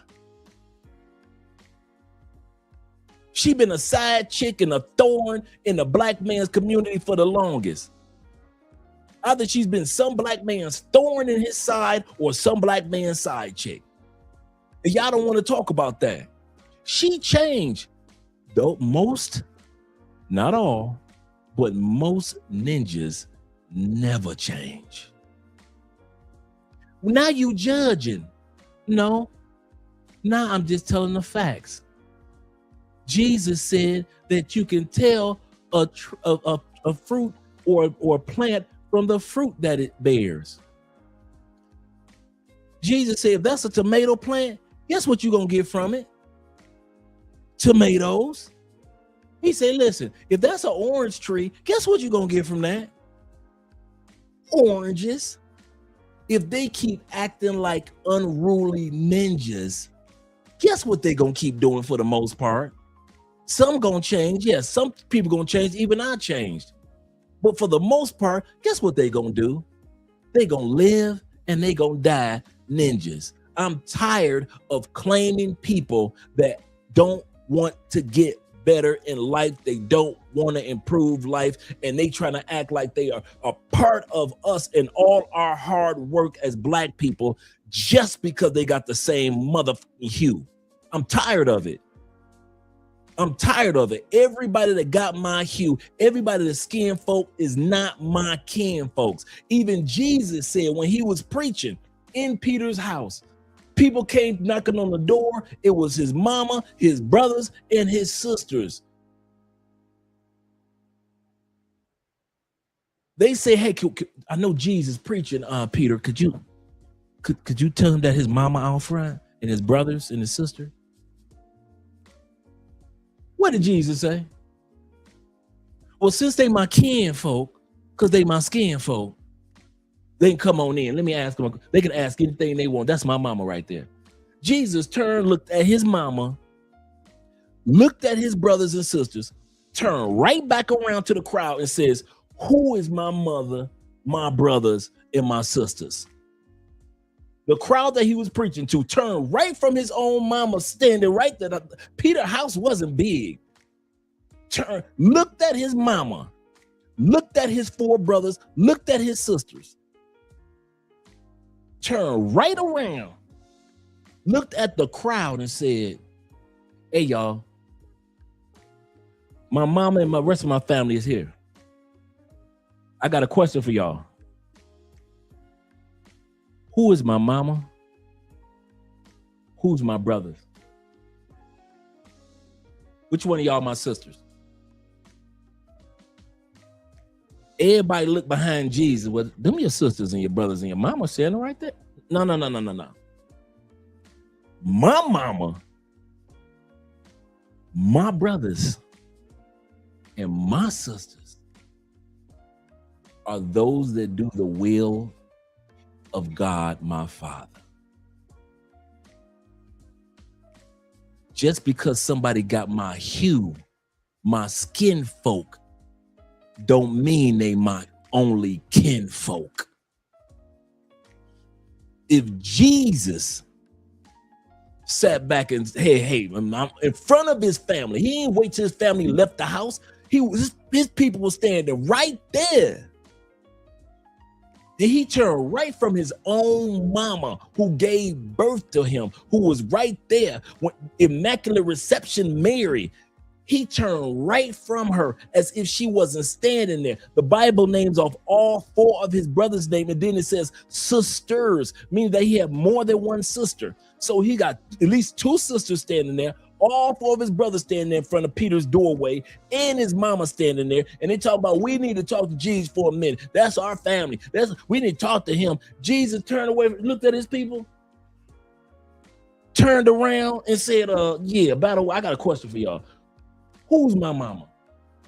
Who's my brother? And who's my sisters? In the crowd looking at his mama and his brothers and sisters, and they're like, right, that's your mama now. What you talking? Jesus, what are you talking about? I don't care about the skin folk. I ain't talking about my mama right here. That's my mama. Yeah, those are 4 dudes right there. Those are my brothers. Right there, they're my 2 sisters. But I ain't talking about them folks. Who's from culture and how they, in their character, who's by culture and character, my brother, my mother, and my sisters. By your culture and your character, who is my mother, my brother, my sister? Jesus said, I don't care who y'all see standing behind me. Anybody of any hue that's doing the will of God, my Father, them my kin folk, not just my skin folk. I'm tired of black people. I'm tired, and I'm not the only black brother among the sisters also. I know a lot of sisters are so tired of black women. They're tired of, it's sisters that's tired of them lashes. They're tired of them sisters with them tired weaves on. They're tired of them BBL sisters. They're tired of them sisters that put on layers and layers and layers of makeup. It's sisters out there that are tired. Do you 304s now realize there are, while you 304s trying to cheer for Sierra, cheer for Meg Thee Stallion, cheer for Cardi B, It's good quality sisters that's like, no, them women are not my heroes. Do not put me in that category. I am not a Cardi B. I'm not a Meg Thee Stallion. I am not like them other women. I'm not like a Sierra. I'm not throwing my body around and hope another man come rescue me with his money. There are sisters that are tired of sisters. They're tired of this female over here. I've heard sisters say this. I'll show you how tired sisters are. And I've been hearing this for a long time. There are sisters that stand in line at the grocery store. Stand in line at the grocery store. Hard-working sisters, going to school sisters. They might got 4 or 5 items. And I've heard this one from several sisters. Good women. 4 or 5 items. They're in school right now. They just started their career. 5, 6 items, $100 gone. And they would say, I've heard sisters say this so many times, and some of you guys in the comments know what I'm talking about. Them sisters will stand in that line with 4 or 5 items, knowing that they're about to spend $100. And then it's this fat, out of shape, 6 kids having, 3 carts of food and snacks having, EBT card sister standing in line in front of them, getting all the food she want, all the snacks she want, 6 kids deep. The dude that's with her ain't none of the baby daddies. She is obese and she can buy with an EBT card 3 carts of groceries. But the sister who was working hard until her blessings come, she only can get 4 items with the $100. I have heard so many sisters say, I'm tired of standing in line and behind them EBT chicks that they ain't got to do nothing but to spread their legs open and have more kids. But y'all want to call her sister and call me sister. And there are black women that's tired of y'all saying, well, that EBT is sister and I'm sister too. There are black women that's like, no, we ain't. I'm not her. She ain't me. It may take me a couple more years to get myself on track. Once I graduate school, once I get this promotion, once I get this new job, and I can go to the grocery store and I can fill up 3 carts because I'm doing it on my own. I ain't got no government doing it for me. So it may take me a couple more years to get my money right like that. But this woman, all she got to do is spread her legs and have 3 more kids, and the government will give her more money, will keep her on Section 8. If she lose her home, they will pay for a homeless shelter for her and her kids, furnished with Wi-Fi and utilities. If I get kicked out as a woman, says some black women, I'm on the streets or I got to move in with my parent. But the EBT chick, she gets a whole shelter house. There are sisters that are saying, we ain't the same. We are not the same. And I'm telling you, brothers, I ain't the same as them ninjas. Whether I got it or whether I don't got it, you will always see me by way of culture, and my character is different from them. I'm tired of black people playing stupid. I am so tired. He didn't know the drugs was in his, he didn't know the drugs was in his pouch. She didn't know that the paraphernalia was in her duffel bag. She didn't know that the weight of 30 pounds of marijuana was going to show up on TSA. She just didn't know it was going to show. I didn't know. So once again, black folks, are you stupid or are you playing stupid? And number 3 question is, if you're playing stupid, or even if we are stupid as a culture, which one is worse? Which one is worse, black folks? playing stupid or being stupid. Because either way, it ain't helped us in the last 50 years, whether we've been playing stupid or whether we have been being stupid. And the sad part is, I'm going to end with this. We have never in our history been this dumb. Black people, even during slavery, we were never known as a stupid people. Even as slaves, we were known for our wisdom, our ingenuity, our creativity, and so forth. Post-slavery, the exact same thing. Over the last 30 years, we have gotten dumber and dumber and dumber as a unit when it comes to our behavior when the world sees us. We don't have any morals like we used to have, standards, boundaries. Our kids are unruly. Well, the white kids, I'm not talking about the white kids. That's your problem right there, black people. You always want to talk about somebody else's race. That's one of our number one problems. If you talk about the black woman, she want to talk about the black man. If you talk about the black man, he want to talk about the black woman. If you talk about the black race, you want to talk about the white race. Stick to the topic at hand. We used to be able to talk about a topic and stick to that topic. Now we always want to not take accountability and push the can down the road. So if some of us are black and we love being black, expect us to say, I am black. I am not one of them niggas over there. Stop expecting me to be a nigga. Stop expecting me to encourage niggerdom, nigga behavior. I will help niggas, but I am not a nigga. Well, to the white man, I don't give a fuck what white man got to say. I'm talking about in my community. You think I sit around caring about what white dudes got to say about me? Man, fuck white dudes. I care about what my community has to say about me. And in my community, I am a black man, black American man. I am not a nigga. And a lot of my sisters feel the same way. They are black, positive, strong, good sisters. They are not them niggas over there. Their kids don't act like that. Their grandkids don't behave like that. So stop trying to put all of us in the same category because we got the same color. Everybody that's my kinfolk, my skin folk is not, and I'm going to keep on harping on this, is not my motherfucking kinfolk. I don't give a fuck because you black and I'm black that we supposed to be cool.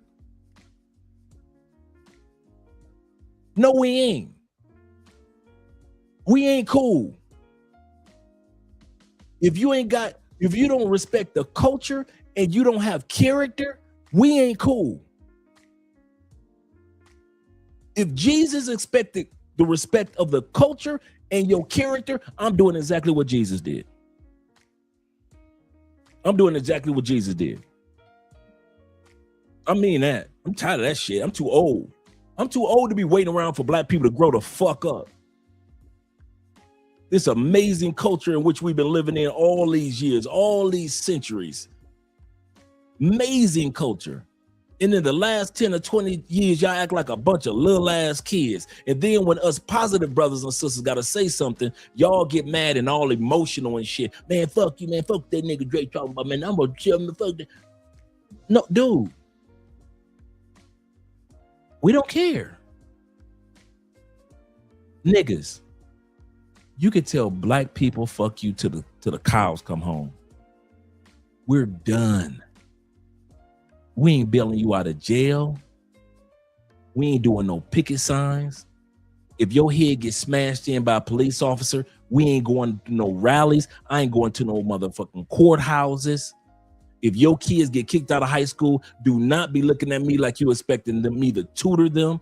I will tutor all the good kids. All the kids that want to be something, no matter what community they come from. They can come from the suburbs, they can come from the rural area, they can come from the hood. If they want to do something with their lives, I got those kids back. But your unruly ass, ungrateful ass, emotional ass kids that you raising, you and them raggedy ass kids, y'all could get the stay out my face. Your kids, they gonna rob me and my kids. And no, my daughter is gonna be raised to know as soon as she see one of you niggas coming, she gonna walk the opposite way. My daughter gonna be raised to know, no, my daddy said, I don't give my number to niggas.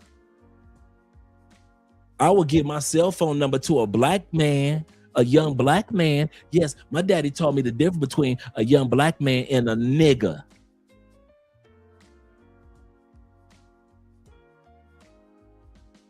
Done with y'all, man. And I'm not the only one. I'm just the only one with a microphone.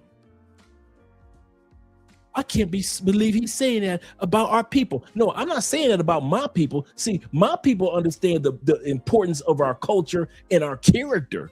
See, my people know that. You niggas don't care. How you gonna tell me I don't care? But them same niggas going up into high schools shooting up your kids. Your kids can't go to a movie theater, but you want to talk about how I talk. Your kids can't even go to college without being disrespected by niggas, but you want to talk about how I talk. Your wife can't even, and your grandmama can no longer walk safely down certain streets anymore. And y'all think I'm coming against the black community? Y'all was the ones that sat up there and let Umar fuck the dog shit out of 2 black sisters, get them pregnant, and you still send him millions of dollars to build an invisible school. But I'm the nigga. I'm the nigga. All he had to say to y'all was snow bunnies never, black queens forever. That's all he had to say. And y'all never held him accountable for the money. Tariq Nasheed can sit up there and create a whole motherfucking movement called the FBA full of niggas. Foundational Black Americans. Ever since that organization started, ever since ADOS of American Descendants of Black started, has that ever helped the community? I'll wait. Can I Google what the fuck FBA has ever done for the black community? Will I get 10 things that it's ever done if I go to ChatGPT? Or I won't? Then what the fuck is existing for? ADOS. If I Google 10 things, positive things that y'all done for the black community, can I find it in here? Or I can't? Then what the fuck y'all existing for? Hebrew Israelites, y'all ass and y'all come to the front of the line, all you purple wearing motherfuckers. Can I Google 10 positive things that you motherfucking Hebrew Israelites keep on talking about? We're the original Israelites. And let's say everything you saying DNA wise is true. And what the hell does that have to do with the helping of the community? I see y'all on every corner on soapboxes. Y'all got white people kissing y'all feet. What the hell is that ever done for the black community? Ever? Okay, now you prove by DNA you are the original Israelites. Cool. Now what? Now what? You original. You ran your ass up here to Cartagena, Colombia, marching. Yeah, black.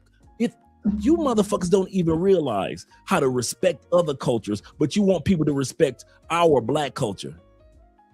You all in America on every corner, on every soapbox, talking about black love, Jesus love, we the original Israelites. Cool, got you. But then when it was time to bring your ass to Colombia and respect the quietness of their culture, like you want somebody to respect our culture, y'all got y'all black asses walking up and down in Cartagena, yelling at the top of your motherfucking lungs in English, some bullshit that Colombians don't even understand. And you thought you was doing something for the black community. All you did was the Hebrew Israelites, hear me out. All you did was the same shit that a Pookie would have done at a club by throwing money in the air. Both ends, y'all wasn't shit but a fucking embarrassment in Cartagena. That's all you were. Every one of you motherfuckers. You marching your loud ass through Cartagena, Colombia, as if they were supposed to know what the fuck you were saying. As if even if they knew English, they understood why you were saying it. You are no better than a fucking Pookie that would have went to Cartagena and went in the middle of downtown central area and threw money in the air.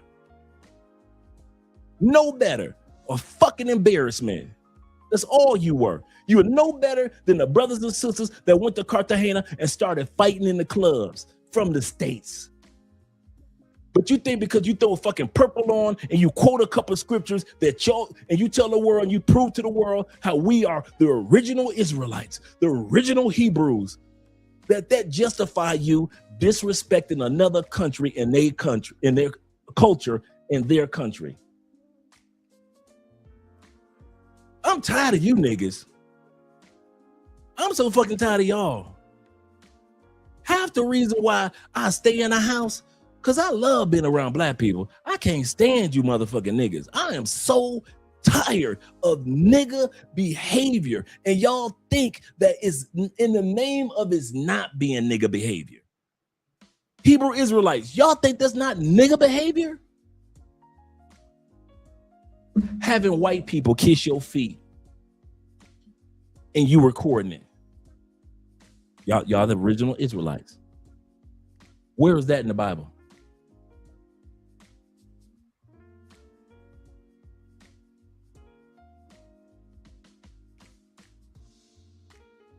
Where in the fuck in the Bible did God ever tell somebody to have another culture of people kiss their feet in the name of forgiveness? Where? You had one woman that poured expensive perfume and cologne on Jesus' feet. You had Jesus, the Messiah, washing his disciples' feet.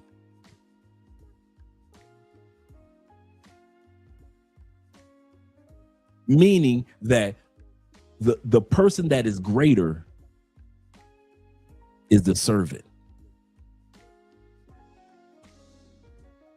But you got videos all over TikTok of white people crying and kissing your. Well, okay, how much money do black people make off of that for the black community? Oh, not a damn thing? Nothing? We ain't made nothing off of that, huh? We ain't made a goddamn thing off of all them videos that y'all posted, and y'all tomorrow morning, y'all gonna have some more white people kissing y'all feet. How much protection and political power did black people get after white people start kissing on Hebrew Israelite feet? Nothing? Not a goddamn thing. So between the FBA, ADOS, niggas, Hebrew Israelites, and all the rest of you fucking clowns that be embarrassing us from country to country, y'all ain't done shit for the black community. Y'all just a bunch of loud ass voices, just loud as my voice on this microphone. Fucking embarrassment. Fucking embarrassment. Ain't done shit but talk. Ain't done shit. And if you ever want to ask my resume, bruh, I got one. All the way until the day I left.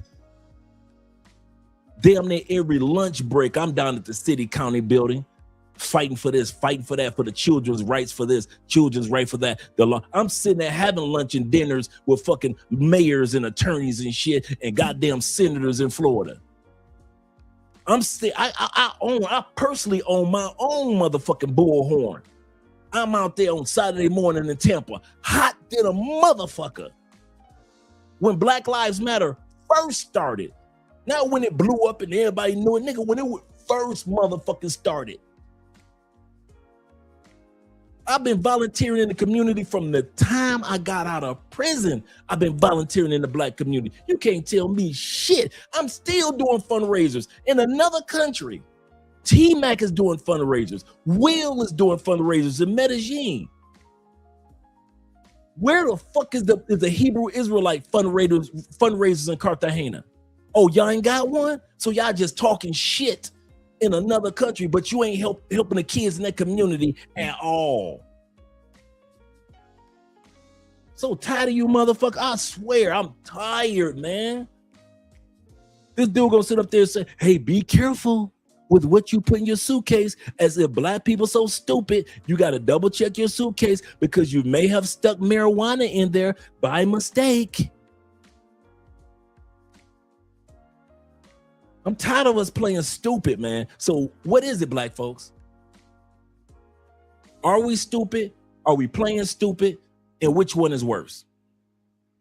Which one is worse, black people? Playing stupid or being stupid? Fucking idiots, man. Fucking idiots. And then everything I say, y'all be like, he must love the white people. He must hate himself. He must not love himself. He must not love his mama. Man, fuck y'all. Every one of y'all. I live in another country. I don't give a fuck about what's going on. Your fucking country is falling apart. You don't even realize how bad it is in the United States. Yeah.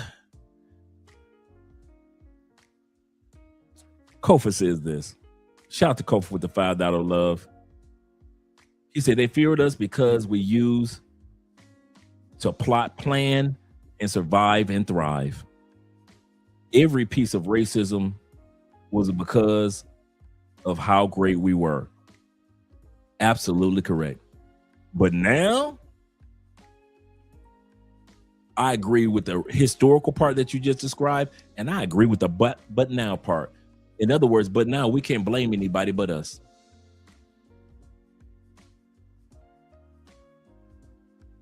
My brother Ishmael says this. What you say is the second reason I'm a passport, bro.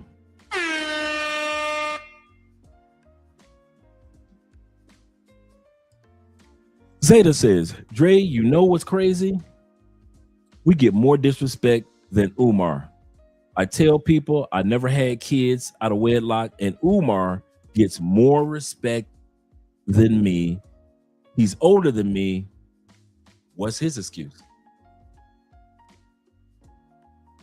What's his excuse? Jermaine says this. Some of the Hebrew Israelites are on record saying that it's okay to deal with young kids. Damn shame. Damn shame. Zeta also says this. He said that they had to say, he said they had nothing to say about Umar. Got one but two women pregnant. Absolutely correct. And he still has a voice. I didn't have any kids out of wedlock, and I get treated worse than Umar. As you were saying before, what's his excuse? Big Brother says this. Them Hotep niggas, yeah, for real, are just worse than as preachers. Absolutely correct. Say Pops Dre is on the road. Shout out to you guys, man. Let's continue on with the video. My brother, Big Brother says this. He say, Priest Dre, I keep telling people niggas are. He say, but I do not respect shit black people build. Shout out to my man Garland in the building. Appreciate you being here, brother. Let's continue on. You guys didn't come here to hear me. You came here to see the video. All right. That's Travel Tip for today. Travel Junkie out. A new twist in the so-called suitcase murder playing out at Chicago's O'Hare Airport today. It is an international murder case that reads more like a movie script than real life. Heather Mack was taken into custody today as she got... This is a sister. Remember I told you guys that the passport sisters doing crazy stuff did not just begin over the last couple years. This woman in this young lady in 2014 came from a well-off family. Her mother paid for her trip with her and her boyfriend to Bali. They deleted her mama, packed her up in a suitcase. Your mama. These passport sisters. Packed her mama up in a suitcase. This is the young lady that I was telling y'all that was just on holding for 7 years in Bali. She wasn't sentenced in Bali, They had her on hold for 7 years. This news report is about her finally making it back to the States after being on hold for 7 years just to do the court case in the States. So I'm going to bring this back. Save you money. It'll save you time. Might even save you some jail time. All right. That's your travel tip for today. Travel Junkie out. A new twist in the so-called suitcase murder playing out at Chicago's O'Hare Airport today. It is an international murder case that reads more like a movie script than real life. Heather Mack was taken into custody today as she got off the plane from Bali, where she has been in jail for 7 years. Mack now facing federal charges. She conspired to kill her socialite mother, Sheila von Weissmack. Tommy Schaefer, Mack's boyfriend, faces the same charges, but he remains locked up in Indonesia on a longer sentence for his part in killing his girlfriend's mother. Mack's mother was reportedly not happy that her daughter and Schaefer were having a baby together. An argument at a Bali hotel led to Sheila von Weissmack murder. Her body stuffed into a suitcase and then loaded into a taxi cab. And the baby, Stella, now 6 years old, was born in prison, allowed to stay with Heather for 2 years and then turned over to foster parents in Indonesia. Well, now Heather and the baby returned to the United States, and the only person remaining in Indonesia is Tommy Schaefer, the boyfriend. His mother told reporters today his health is failing. And his mom, Stella's grandmother, is Kia Walker, and she says she is going to fight for custody of her granddaughter. News Nation reporter Brona Tumulty from our station WGN is joining us more on what happened today and what's next, because this is just the start. Absolutely, yeah. This is just the latest chapter in a saga that has spanned more than 7 years already. Heather Mack is now in federal custody here in Chicago and facing new charges which could see her spend the rest of her life behind bars. Did I not just say that? Them 7 years in Indonesia, that was just the beginning.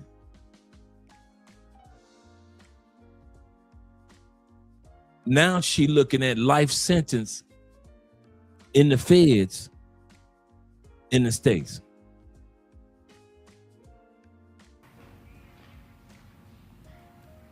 Well, this is a total witch hunt. Heather Mack arrives from a global flight with her daughter Stella and then foster mom Oshar. And what does she face? A conglomerate of federal authorities that whisk her off. That's Brian Claypool, Heather Mack's lawyer, speaking to us earlier from California, where he says Mack was supposed to fly to after being sent back to the US from Indonesia. Federal authorities decided to change Heather's itinerary, unbeknownst to us, 3 or 4 days ago. And in my opinion, hijacked her and Stella, diverting them to Chicago. Mack.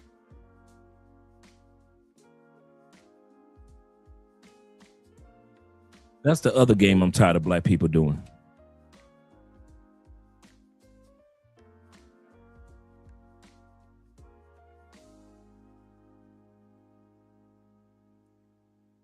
I'm tired of black people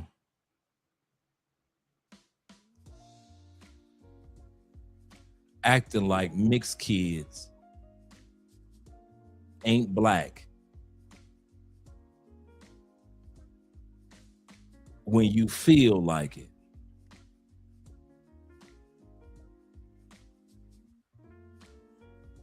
Long as Sade is making hit records, she black. Long as that actress is making top movies, she black. Long as this actress from the 70s was fine, she black. As long as Halle Berry looking like she was in the 90s, she black. Soon as something fucked up happens, well, you know they mixed. They ain't really black. Like the DNA in their skin, give a fuck. They grew up in the same neighborhood as you, eating snacks that your mama was giving to them when they was hanging out with the rest of the kids in the neighborhood. This is the first generation of black folks that always, when somebody is doing good in they mix, we want to claim them. Black girl wins the spelling bee for the third year in the row in the United States. We're so proud of that black girl. Black girl invents something at 9 years old. She's getting a scholarship to Harvard. We're so proud of that black girl. Black girl slices up her mama and leave her in a suitcase. Well, you know she mixed.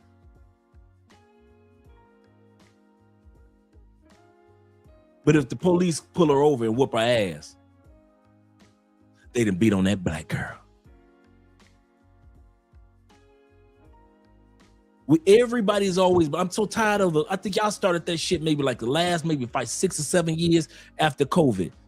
Prior to COVID, I really wasn't hearing it like that, where y'all was in masses talking about who black, who can be black, who can't be black. Ain't nobody was saying that shit prior to.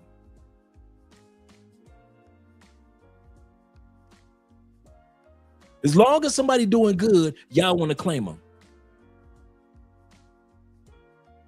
If they run it in the Olympics and they win, they black. But if they lose, well, you know he mixed. You know he mixed. You know that's why he wasn't running that fast, because he mixed.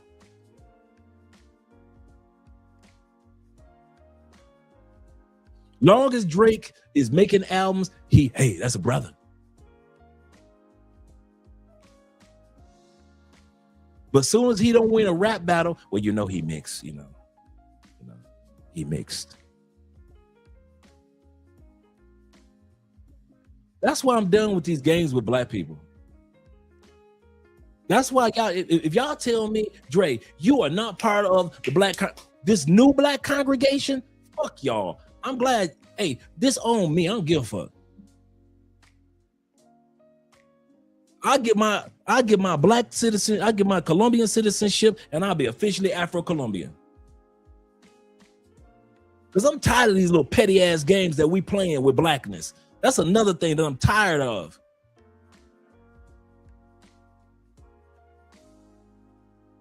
When you want to fuck her, she was black. You didn't give a fuck that she was mixed. She had that complexion. She was so sex cute. Grew up in the same neighborhood with you. She the black girl with the good hair. She was black. But then when you get mad and you ain't with her no more, she the mixed girl. You know, her mama Puerto Rican.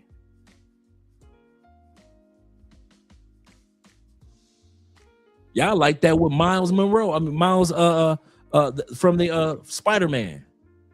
Miles Morales. Long as Miles Morales doing shit, the new Spider-Man is black. Let the comic book sales drop. Well, you know he had Puerto Rican. You know his mama Puerto Rican, his daddy black. You know Miles Morales really ain't the black Spider-Man. He really ain't all that. Y'all would turn a motherfucking Spider-Man on Miles Morales because he black and Puerto Rican.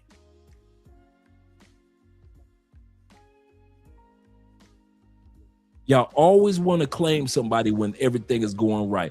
As soon as something go fucked up, y'all don't want to claim them no more.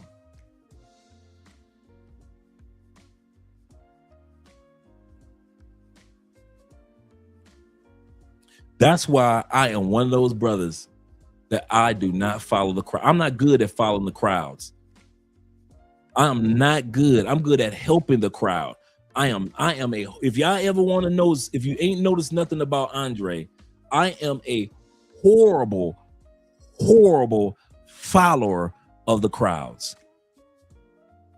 I am a great learner. Like being in T-Mac class, I know how to sit my ass down, listen, learn. I'm a great listener. But when it comes to just following what everybody say is black or what everybody say is not black, I'm not that dude. I'm horrible. I'm not the best representation of what y'all trying to define as this new black shit. I'm not, bruh. I am not the best. If somebody asked me, Andre, could you define black? I don't know what the fuck black is now. Half you motherfuckers will say Dre been gone too long. He ain't black. You motherfuckers think blackness is a timeline. Well, he been gone for damn near 10 years. Shit, he ain't black no more. Y'all think blackness is a timeline. Y'all think because a person, can a person that married a Caucasian truly be black? Well, he married a white woman. Well, you know what Kobe did. Can he truly be black?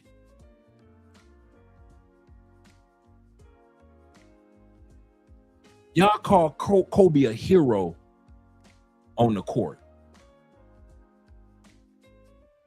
But then you want to criticize and talk about him because he left his money to the Latin community. As if he didn't leave it to them black kids that he got. As if his black daughters don't exist. Y'all think about his wife so much, y'all done forgot all about the man's daughters, huh?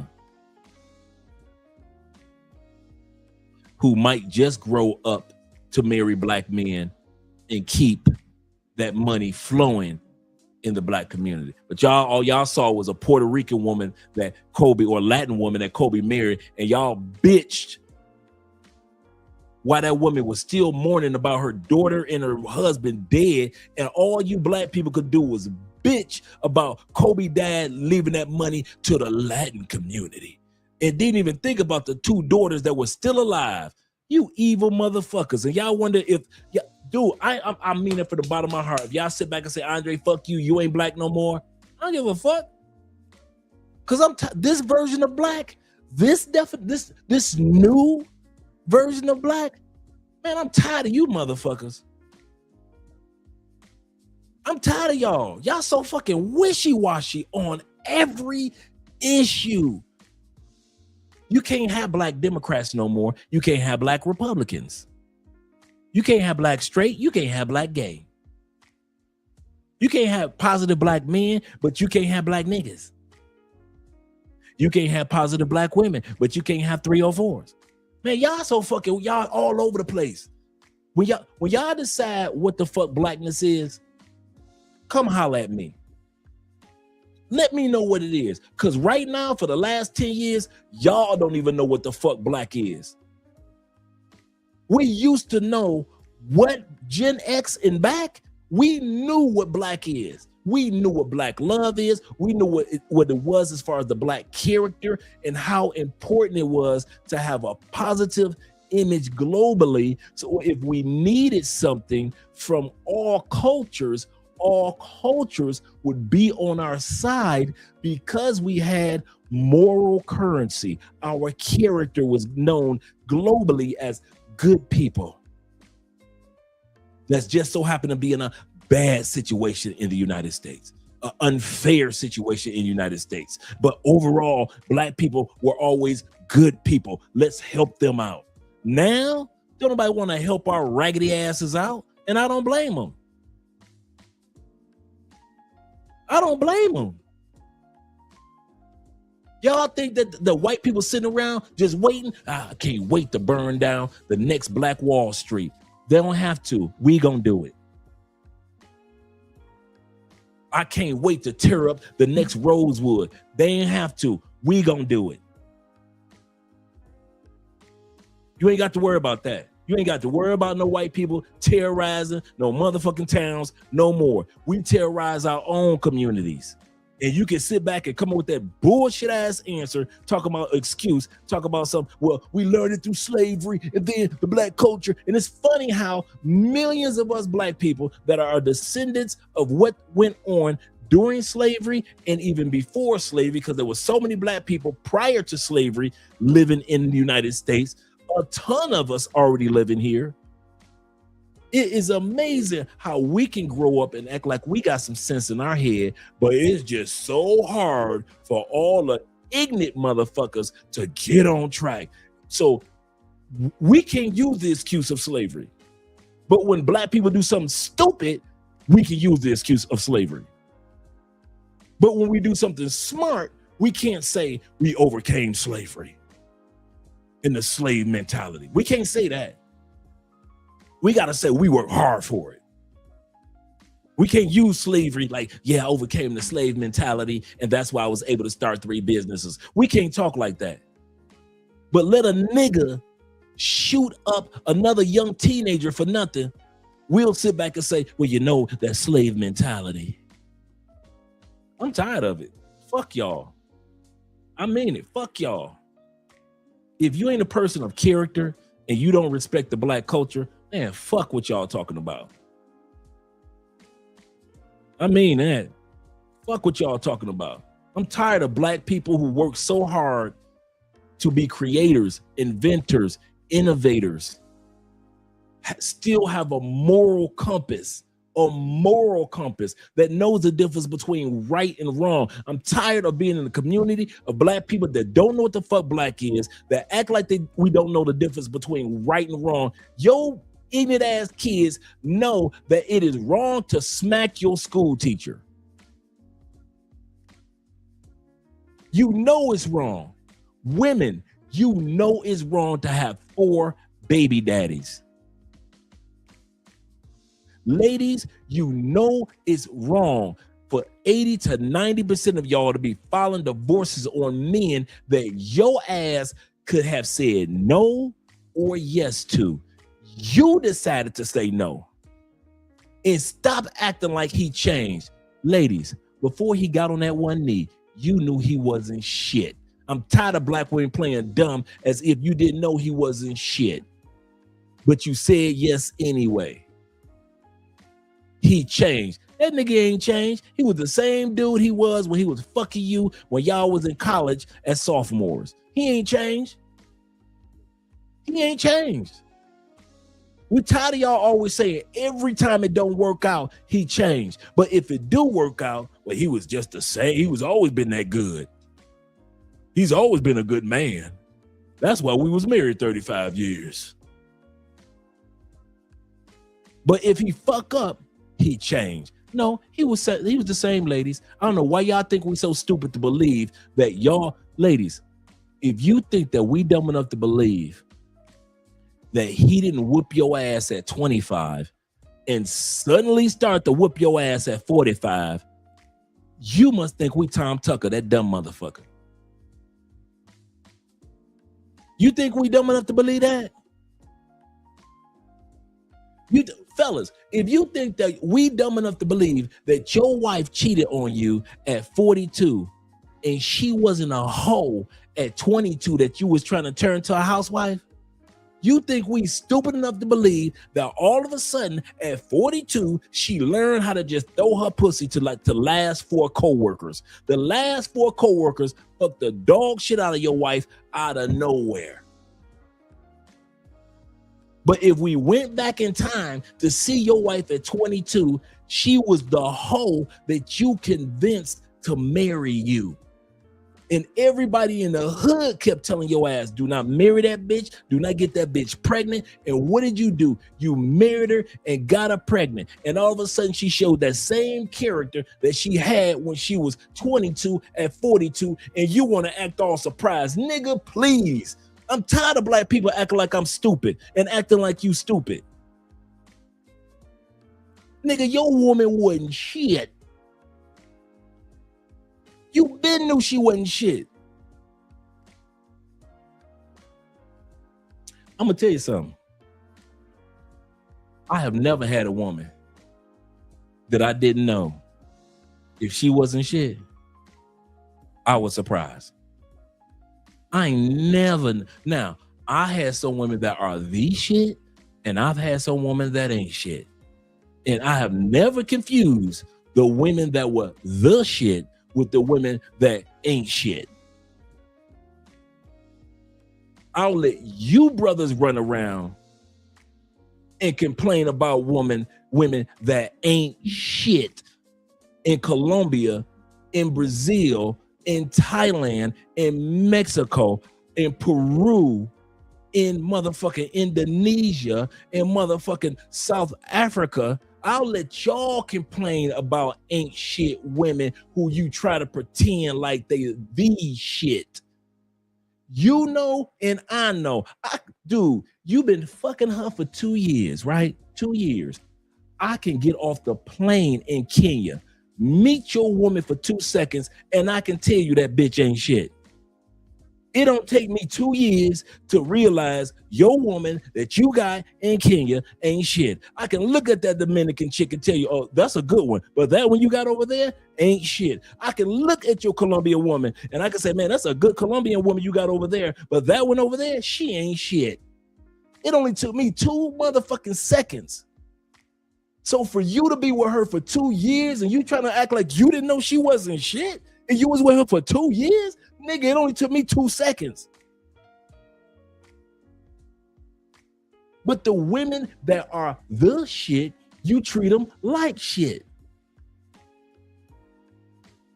The ones that really want to be on your team, you treat them like shit in all these countries. And then you get mad when quality dudes come and scoop them up. Well, she was with me first. Shit, don't matter. She was with him last. Any good man know it ain't his job to be the best. It's his job to be the last. I'm gonna say that again. For all you brothers that's out there, and I mean this from the bottom of my heart. All you brothers that meet a woman, it ain't your job to be her best dick.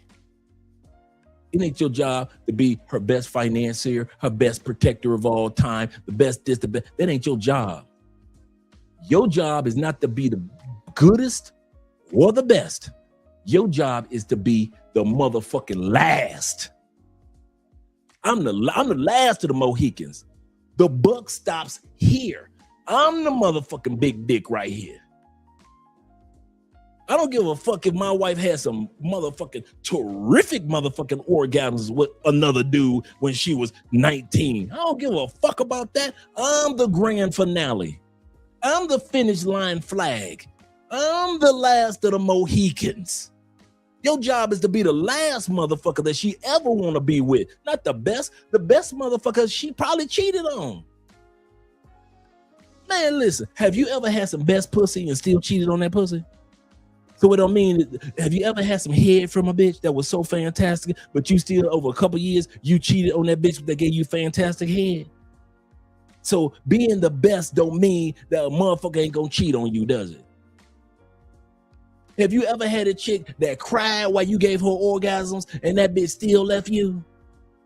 So just because you the best that a motherfucker ever had, don't mean that a bitch won't leave you, will it? A woman won't leave you, will they? It will still leave your ass, won't they? Your job is to be the last. Because not every man gets the opportunity to be the fucking grand finale. Anybody can be the good dick. Anybody can be the next dick. Anybody can be the greatest dick, the freakiest dick, but not everybody get to be the motherfucking grand finale.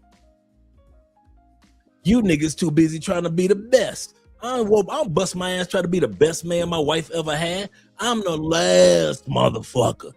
I'm the one that she said, I don't give a fuck if he got it, if he ain't got it, if he was tall or if he was short, if Andre is healthy that day or sick tomorrow. This is my last man. This is the last time I'm dealing with what a man or put a woman through. If I get with an argument with Andre or if I have a great day with Andre, this is the last man I'm gonna be with. The last man I'm gonna ever smile with. The last man I'm gonna have an argument with. The last man I'll have sex with. The last man I'll hug. The last man that I'll be kissing all over. The last man that I'll cook meals for. I'm the motherfucking grand finale. You motherfuckers too busy trying to be the good man, the best man, the most, I got the most money. You motherfuckers that's the good men, they cheat on your ass.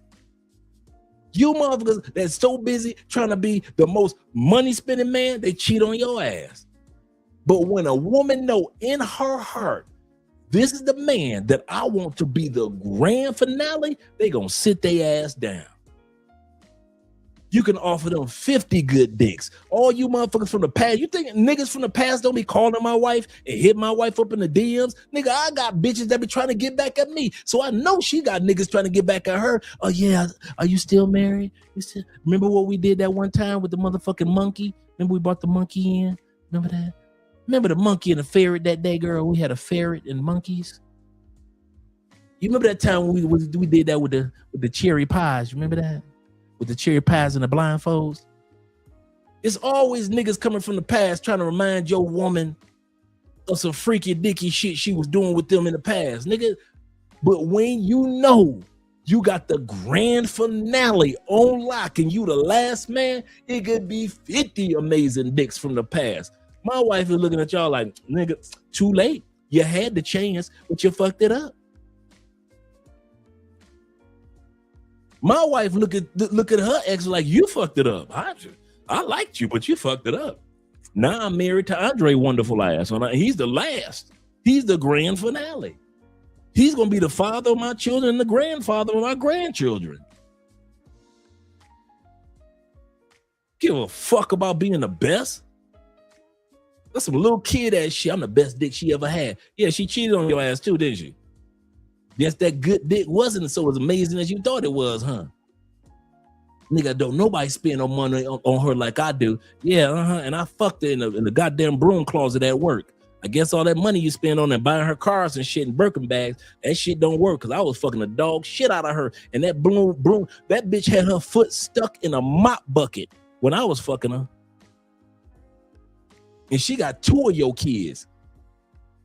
So being Mr. Money, that don't mean a goddamn thing. Y'all better grow the fuck up and try to focus on what woman wants you to be her grand finale. Thick and thin, in and out. When life is easy, when life is hard. She like, I don't give a fuck about none of that.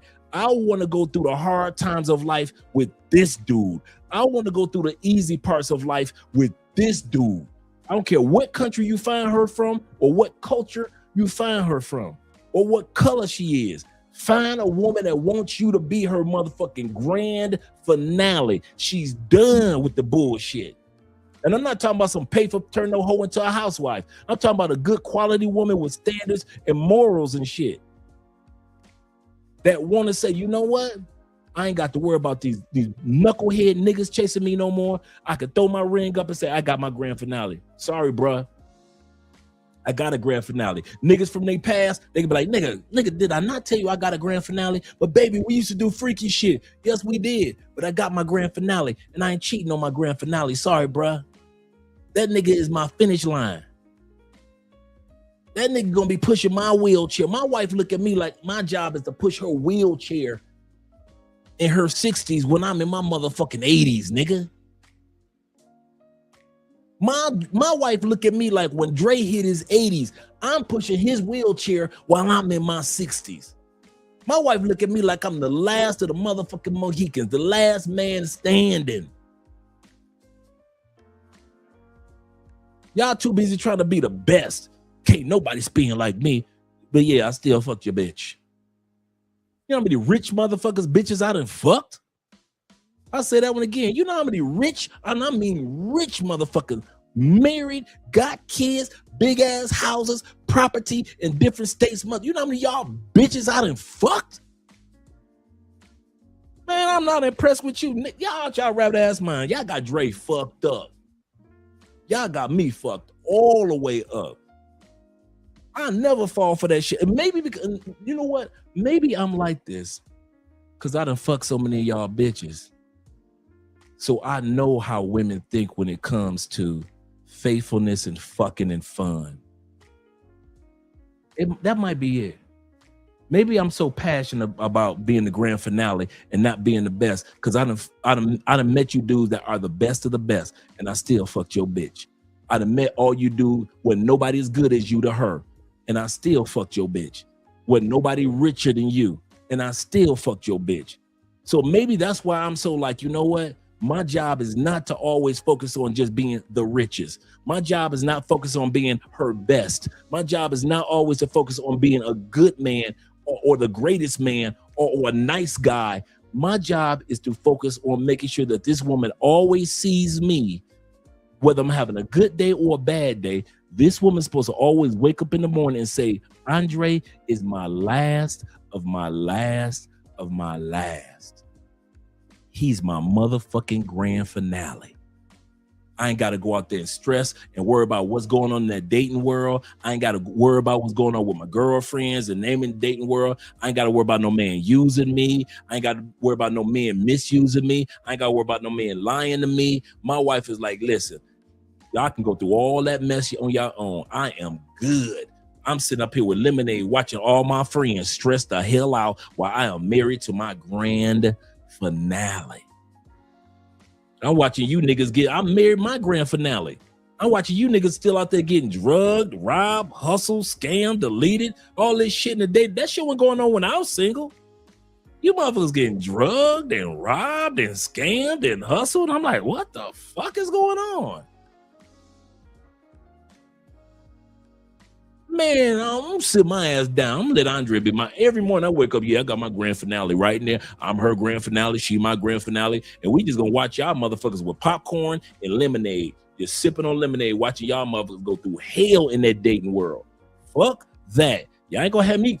Y'all will never try to trick me. Ain't no pussy out there that's able to trick me into coming back out there in that hell that y'all going through with them women globally. Hell no. Keep them bitches. And there's some fine women in this world. Me and my uncle will sit up there and have some beers and Chippy Choppy Mall and watch all them beautiful sisters. Like, oh my gosh, she pretty. Oh, she pretty. Ooh, look at her body. Oh, she fine. That's as far as I go. I'll have a fine chick in my arms on the dance floor while I'm salsa dancing. Other than that, I come home to my grand finale. And she wakes up making sure she does all the things it takes for me to always see her, not as a perfect person, because nobody is perfect, but she works to make sure I always see her as the last of the Mohicans, the grand finale. The buck stops with her. Ain't gonna be another bitch. Ain't gonna be another one. Ain't gonna be another one. And she wakes up every morning with that being one of her goals, to show her husband, hey baby, you know I'm your grand finale. Hey Andrea, I know baby. Andrea, hey, I hear you, baby. I understand. You might say it. Andre, say it. You my grand finale. Say it again. You are my grand finale, Andrea. The buck stops with you. It is your responsibility. And I talk to my wife as if she the grand finale. I talk to her as if, Andrea, now you know you the grand finale. So you need to take care of this, take care of that, make sure of this, make sure of that, make sure of this. Why? Because do you want me to have another woman on the side? Because grand finale means that's it. You all of it. And that's my responsibility too. I put that type of pressure on me too. That's my job as the gardener, the husband. I'm the fucking grand finale. Fuck trying to be the best of the best of the best. All you best niggas and I done fucked y'all bitches so much. Man, get the fuck out of here. Shout out to my man KP in the building. Let's get back to the video. Like I said, y'all did not come here to hear Andre run off at the mouth. Let us get to this video with a sister that's in jail. Spent the last 7 years in prison overseas for her role in the 2014 murder of her mother, Sheila von Weissmack, whose body was found in a suitcase back then in Bali. Mack and her then boyfriend, Tommy Schaefer, were arrested and convicted over the killing. Schaefer got an 18-year sentence and is still behind bars. Mack was sentenced to 10 years and released early. Today, as she landed at O'Hare, she was taken into custody and a 2017 federal indictment was unsealed. Both Mack and Schaefer are now facing 2 counts of conspiracy, which allegedly happened within the jurisdiction of the United States, and 1 count of obstruction of justice. In the near future, our legal team plans on filing a motion to throw out all of these charges based on a federal law that is loud and clear that says that an individual in the United States cannot be prosecuted for the same crime twice. Today in court, while shackled at the ankles, Yeah, in the United States. But she got sentenced in Indonesia, and now that's 1 time. She has never been sentenced in the United States. This dude is out to get his money, and I ain't mad at him. He knows she ain't got a snowball chance in hell. The feds got a 98.2 conviction rate. As soon as the feds grabbed her, he knew she was going to jail. 98.2. Come on now. You got a 98.2 conviction rate? The federal government, 98.2% of their cases, somebody going to jail for a long time.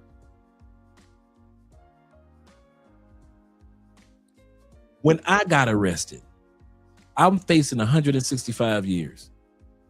I know the feds got a 98.2 conviction rate. I was not in court trying to fight whether I was guilty or not. I was in court trying to fight that 165-year conviction. I knew 98% conviction, nigga. I knew I'm going to jail. There wasn't no doubt about that. My job was, and my attorney's job was, to not do 165 years. That's what the fuck shit. I ain't care nothing about that damn conviction. Man, I'm gonna be free. I ain't never tell nobody no stupid shit like that. Hey, dog, I'm in court, got me a good attorney, and I should be out by. I ain't never said no stupid shit like that. I know I'm in the feds. Ain't no way in hell I'm gonna sit up there and talk about something. Yeah, dog, I'll be out by next summer, dog. What y'all got going on? Hey, tell your cousin, tell your sister I said hi, dog. Tell your sister I said hi. I ain't do none of that stupid shit. I cut everybody, bruh. I kid you not.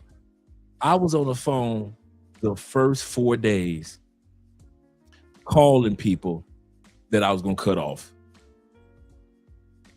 I'm calling bitches.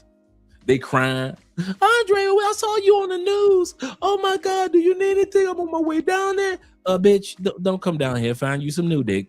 Click, hang up, call the next bitch, collect. Hello, Andre, oh my God, I've been waiting for you to call me. What's going on? What's going on is I'm going to jail for a long time. So you go ahead, find you a new dick, and I'll holler at you someday in life. Click, next bitch. Dude, I spent all them days just calling family members and friends, letting them know you ain't gonna never hear from me again for a long time. I don't know how long. Calling my grandmama, Jeffrey mama, everybody. I'm gone.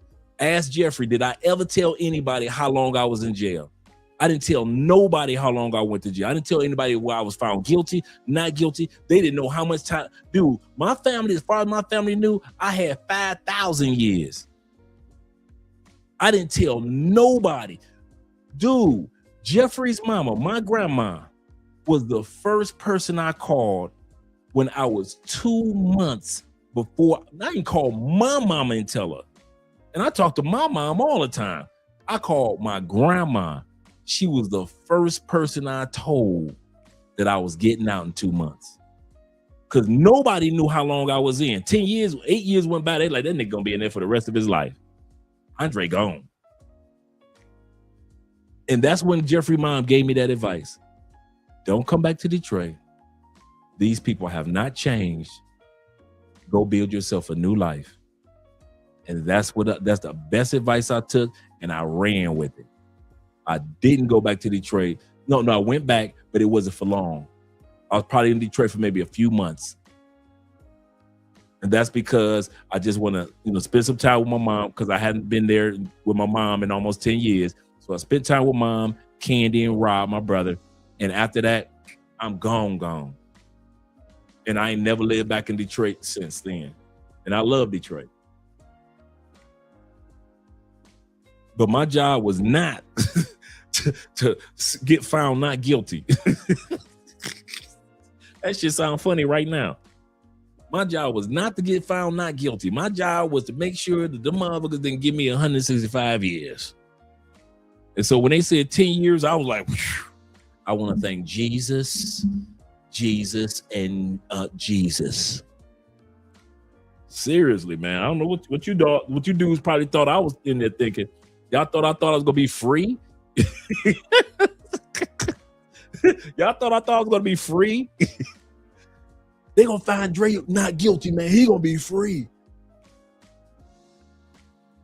After that, maybe 4 days of calling people. True story. other than my grandma, a good friend of mine, Lisa, that was just a really good friend.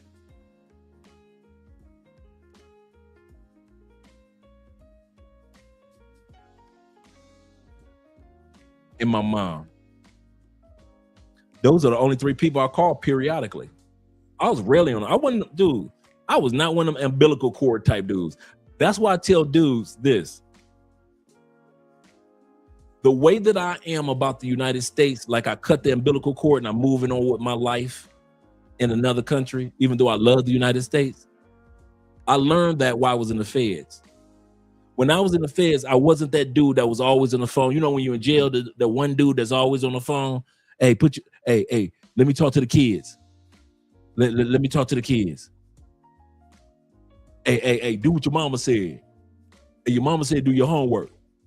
All right, put your sister on the phone. Hey, baby girl, what y'all doing?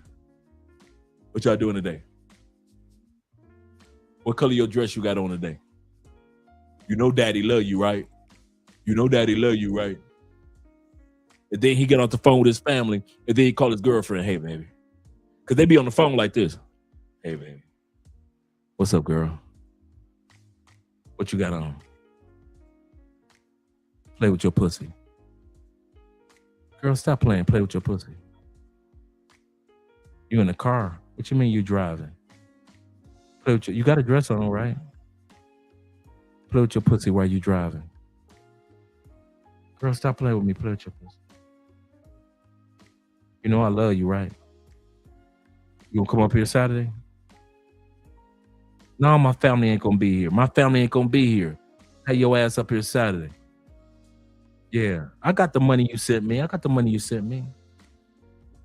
You know I love you, right? You know I love you. Them niggas, that wasn't me. That was not me. Nigga, I was on the phone like once every 3 months, once every 6 months type of brother. I'm doing this time. Let me get this bit out the way. Then I'll talk to y'all when we get back on the streets. So when it comes to America, when it came to cutting off people, when I was in the feds, I guess subconsciously, that's why I'm like that when it comes to travel in the United States. I wasn't trying to live my life through the cell phone or through a telephone back in the day. I'm in prison. Let me live this life in prison. Let me do what I need to do and get the fuck up out of here. I'm not one of them dudes that live half my life in the world on the bricks. In other words, live half my life on the bricks and then half my life doing a bit. And that's why I don't live my life halfway in Colombia, but I'm halfway in the United States. And I'm listening to U.S. music all the time. And I'm watching U.S. gossip and U.S. this and U.S. that. 90% of y'all fucking gossip I don't know nothing about. The only reason I know about the Meg and Clay situation, because it's so much on social media, you can't miss it. But for the most part, man, 90% of y'all gossip that takes place, like everyday gossip, I don't know nothing about that, because I treat y'all the same way I treated life when I was doing that bit. I let the bricks be the bricks, the world, in other words, the world. Let the world continue to turn, and my job was to stay here and do this bit and get my ass home. Same thing with Colombia. I don't sit around worrying about what the fuck going on in the United States. I don't give a fuck. I've cut that umbilical cord. I'll go visit. I'll hang out, and I still love my people. I love black people. I love my family and everybody, my friends. But I don't sit around all over my phone all day. What's going on in the States? I wonder what's going on in the States. What's this in the fuck that. No. I don't know what's on your radio. I don't know what's on the charts. If you dudes turn the radio on right now and let your radio play for 5 fucking years, I still couldn't tell you 2 songs that's playing on the radio in the United States. If you let your radio play for 5 years and you wrote down every motherfucking song that played, I could not tell you not even 2 of the motherfuckers that take place. When I say Andre is one of them dudes that cut the umbilical cord, I cut the umbilical cord. I ain't one of them dudes. I don't give a fuck about what's going on in the United States. Plus, I ain't got no kids there. Oh, shit. No, I don't do that. I don't play that game. Let's go ahead and finish off this last part of the video. Mac entered a not guilty plea. Meanwhile, a custody battle is brewing over her 6-year-old daughter Stella, whom Tommy Schaefer's mother wants custody of. Am I going to get an opportunity to step up as a... That's her mama?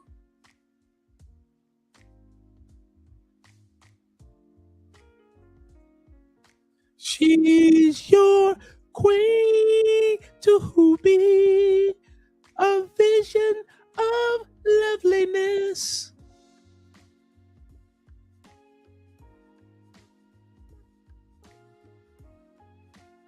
grandmother to Stella? Because let me tell you something, I can show you pictures after this, but my granddaughter's eyes, they light up when she speaks to me. My granddaughter loves me. But Mac's lawyer says they'll be fighting to keep that little girl with the foster mother who's been raising her. A determination of who will be the permanent guardian of Stella pending resolution of Heather's criminal charges is based on what is in the best interest of Stella, the child. We will argue before a judge in Cook County that what's in the best interest for Stella is to maintain this consistent, loving, nurturing environment that she's been in with her foster mom for 6 years. Now, we received a statement tonight from the brother and sister of Sheila von Wiesmack, which says in part, "We are forever thankful to all the FBI agents and the U.S. Justice Department officers who have spent endless hours finding and preserving evidence, as well as searching for the truth in order to obtain meaningful justice for Sheila. Every single one of them should be recognized because they all contributed to today's arrest and indictments of Heather and Tommy." Now, the murder conspiracy counts carry a maximum term of life in prison if Mac and Schaefer are convicted. The obstruction charge carries a maximum penalty of 20 years. Mac's lawyer was hopeful bail would be set today. It was not. She will remain in federal custody here in Chicago for the time being, and she's due back in court next Wednesday. Do we know where Stella, the little girl, is tonight?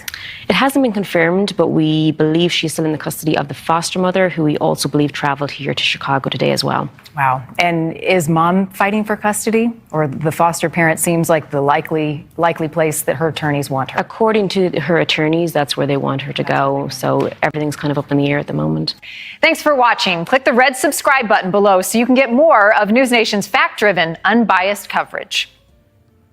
This is what Americans don't understand about the situation of the woman who went to Pakistan and is now arrested in Dubai. So Onijah, she's from New York, went to Pakistan, was causing all kinds of hilarious chaos. I think we all saw those TikToks and the videos. I was so obsessed. And then she goes to Dubai, and I guess she threatened somebody. She's smoking a cigarette and threatened someone, and she's in jail apparently, according to rumors. I haven't done any research, but from what I've seen, for up to 5 years. And this just brings up a good point that I always tell friends, because I feel like in the last handful of years, the world has gotten so much more accessible and people are traveling, but there's some really serious real rules. And before you go to countries, especially countries that are in the Middle East or have a lot of Islamic rules, you always need to stop and really pay attention. Did you know in Thailand you can go to jail for criticizing the king? And this could be something simple as ripping up a dollar bill with his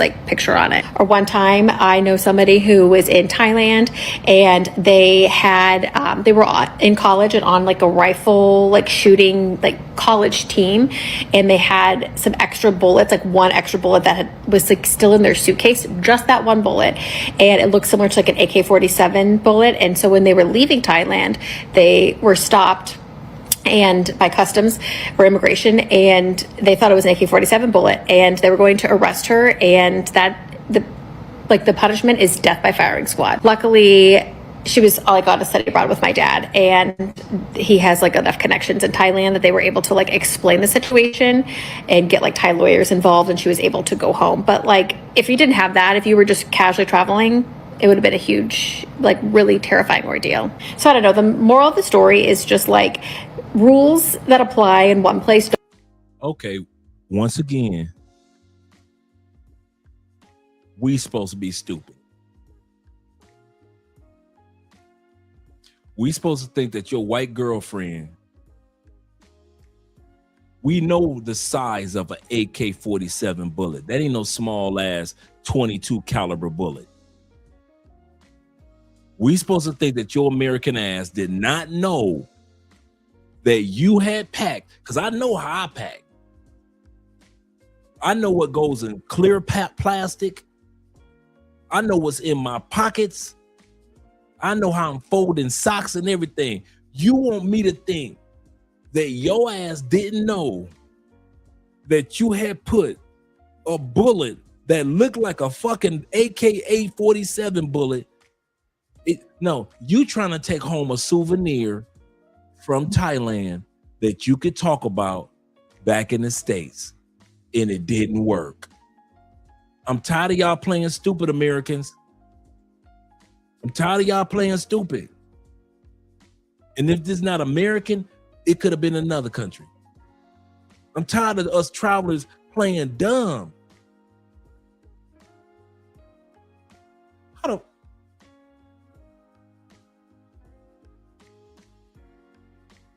How the hell you not know? Let's say she went to the firing range. Let's say she ain't leaving tomorrow. Let's say she's still in Thailand for 3 more days, right? You telling me in 3 days you ain't empty your pockets? You telling me in 3 days you ain't noticed that you put a whole fucking bullet in your purse?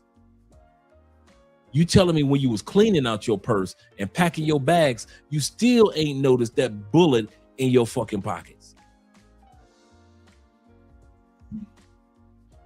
Women notice everything, but you ain't noticed a big ass bullet. Man, I'm done with this. I'm done with this traveling with stupid people. AMSM, a man supporting men, says this. He said, "You ain't lying, Andre. A young tender told me, you made me bust 4 times. I'm thinking to myself, hey, and I won't be the last one to do it for you. I ain't the first man. I may be the first man to make you cry, but hey, I know I ain't gonna be the last one to make you cry. I ain't the first man to make you quiver, and I ain't gonna be the last man to make you quiver." He ain't lying. He ain't lying. Yeah, she had connect. Yeah, and her friend just happened to have connections. He said, "May not be. I'm looking at it from choosing the lesser option of 2 evils. Could be." I'm dipping in the conversation. My bad. My bad, gentlemen. Don't apply in the next place, and you really need to do your homework before you travel to places, especially like if you're leaving the like US, Western Europe, where like your customs and cultures are pretty similar. The family of Mia O'Brien, a 23-year-old from Liverpool, has revealed that she has been sentenced to life imprisonment in Dubai. In a heartfelt GoFundMe appeal, Mia's mother, Danielle McKenna, shared her devastation, explaining that Mia is currently being held in Dubai Central Prison. Danielle expressed that she has not seen her daughter since October and described the situation as absolutely devastating. Danielle wrote, "Mia is only 23 years old and has never done a bad thing in her life. This is a young girl who went to university to study law and unfortunately got mixed up with the wrong so-called friends. She made a very stupid mistake and now she's paying the price." In her appeal, Danielle asked for donations, no matter how small, to help cover legal fees and travel costs so the family can visit Mia. "Even if it's just £1, it could help us massively and I would be forever grateful," she said. The GoFundMe fundraiser aimed to raise £1,600, and although it raised just under £700, the page was later deleted for reasons unknown. In the United Arab Emirates, a life sentence typically ranges from 15 to 25 years. While the exact crime Mia has been convicted of remains undisclosed, such sentences are usually handed down for serious offences like drug trafficking, possession, murder, attempted murder, human trafficking, and terrorism-related activities. A spokesperson for the UK Foreign Office confirmed that they are supporting the family. This woman is going viral for doing the dumbest yet most American thing ever. Liliana Goodson, aka River Soldorado Salvatore Chunga, had flown from Florida, because of course Florida, to Australia to attend clown college. I looked it up, fellas. Clown college and clown schools in Australia is a real thing. And felt that she was going to need protection while she was there. And so packed in her suitcase was a gold-plated pew-pew worth $3,000, which is probably the first and only bad decision she's ever made in her life. Customs officers at the Sydney airport quickly spotted the object in her luggage, and when they asked her if she had anything prohibited in her bags, she said, maybe some scissors? And the Australian officers then asked, what about the $3,000 gold-plated pew-pew that's not allowed in this country? And she said, what? Oh, that. I forgot about that. Must have accidentally packed it. Except in Liliana's case, her browser history on her phone included the search for, can I have a pew-pew in my suitcase, and a calendar. How? Hey, get your passport, sisters. She's from the States. Oh, she is from the States. Queen to who be a vision of loveliness for your affection. She's stateside. This one of y'all queens to be. Native American queens. She went to clown college. She thought she needed to be strapped around all the other clowns.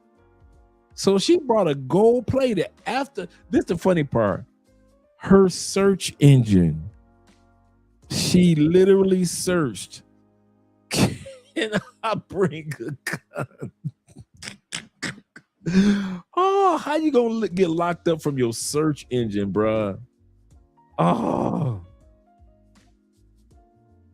With a note reminding her to put pew-pew in suitcase. Eventually, she confessed and said she hoped to never use it, and just the sight of it might deter anyone who threatened her. And if not, she would resort to some mild pistol whipping maybe before she ever considered firing it. And when asked where she planned on storing it, she said, underneath the passenger seat of a car, which is very sensible, because if it was under the driver's seat, it could fly forwards and interfere with the pedals. The capper on it, though, was that the ammo she tried smuggling into the country wasn't even the right type to fit the pew-pew. Liliana has pled guilty and was just sentenced to 12 months in jail with a minimum of 4 months in full-time prison. And while her clown college dreams may be dashed by this, I don't think she should give it up, because frankly, this was pretty damn funny.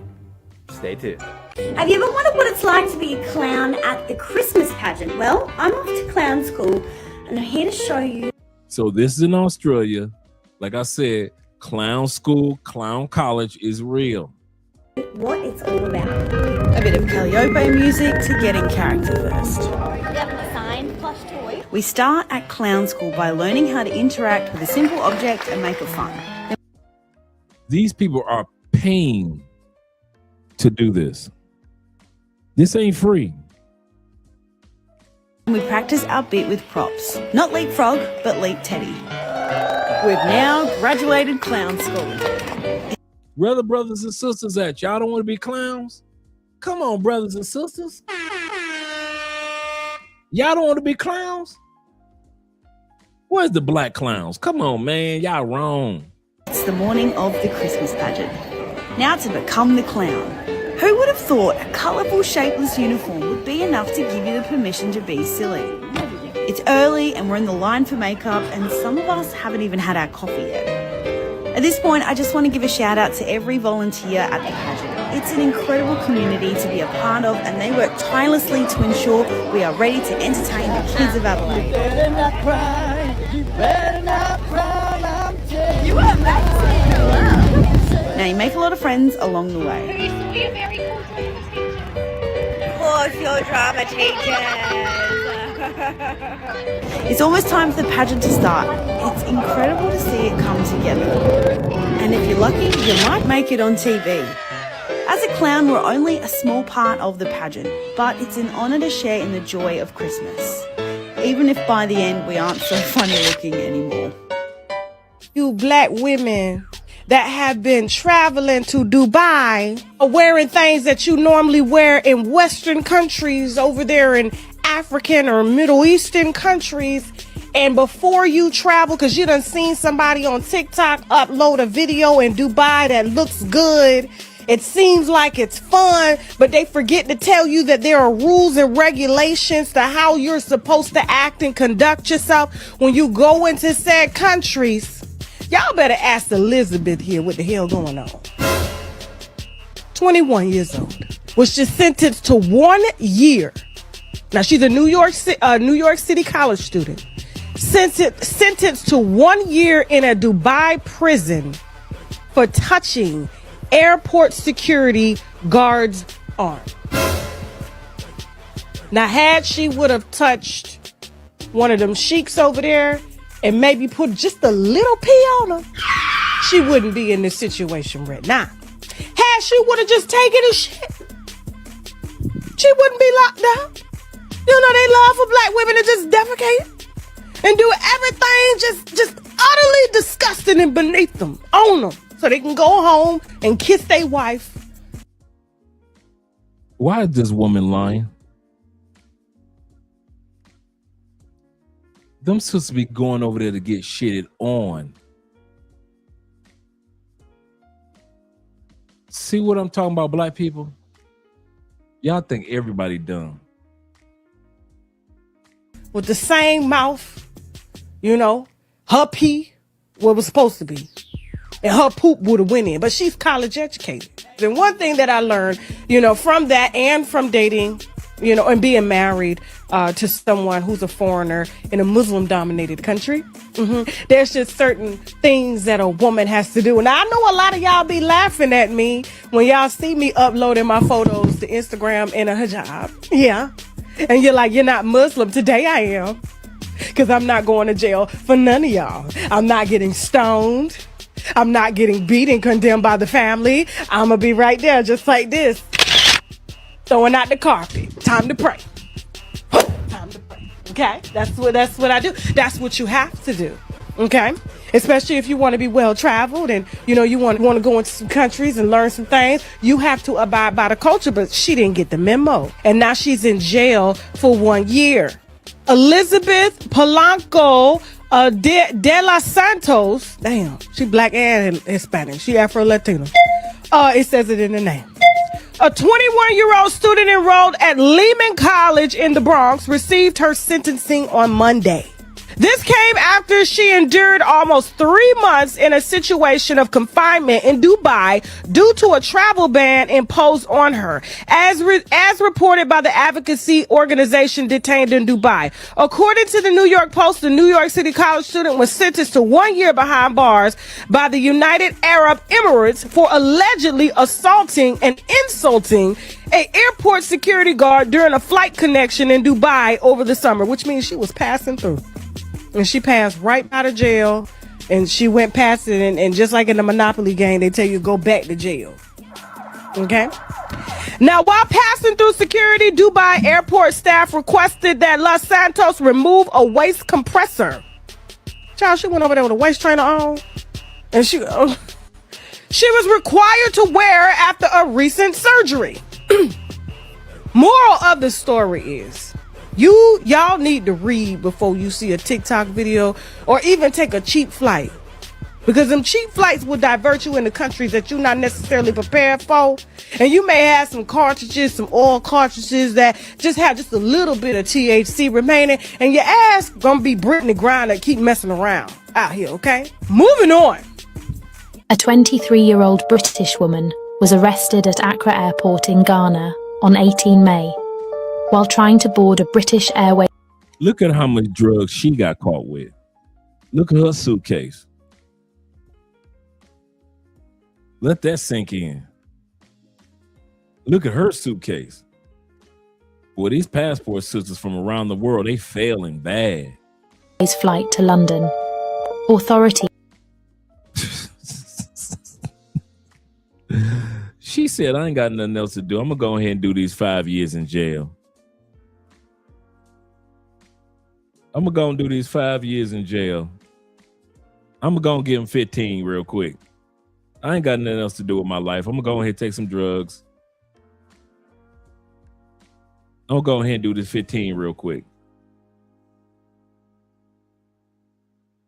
He's discovered 17.72 kilograms of cannabis. 17.2 kilos. 17.2 kilos.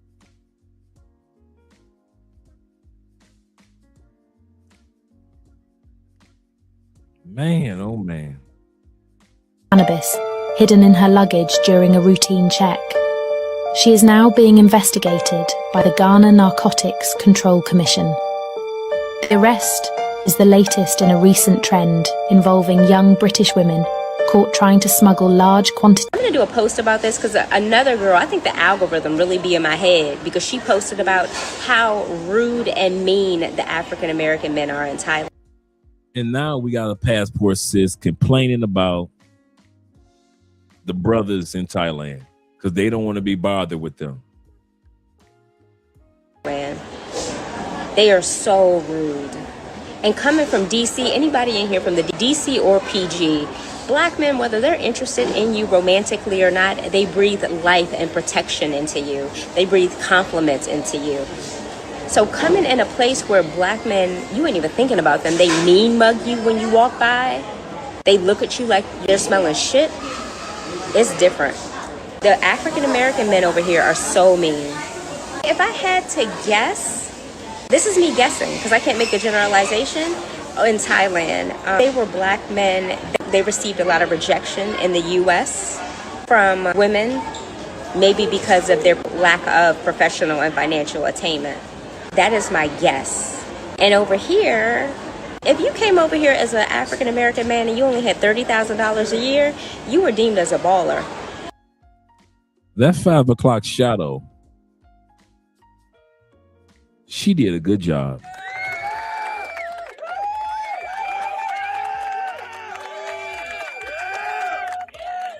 Her 5 o'clock shadow is better than Kevin Samuels. That 5 o'clock shadow is better than Fred Flintstone's. She got a better 5 o'clock shadow than George Jetson. You know, Fred Flintstone was famous for his 5 o'clock shadow.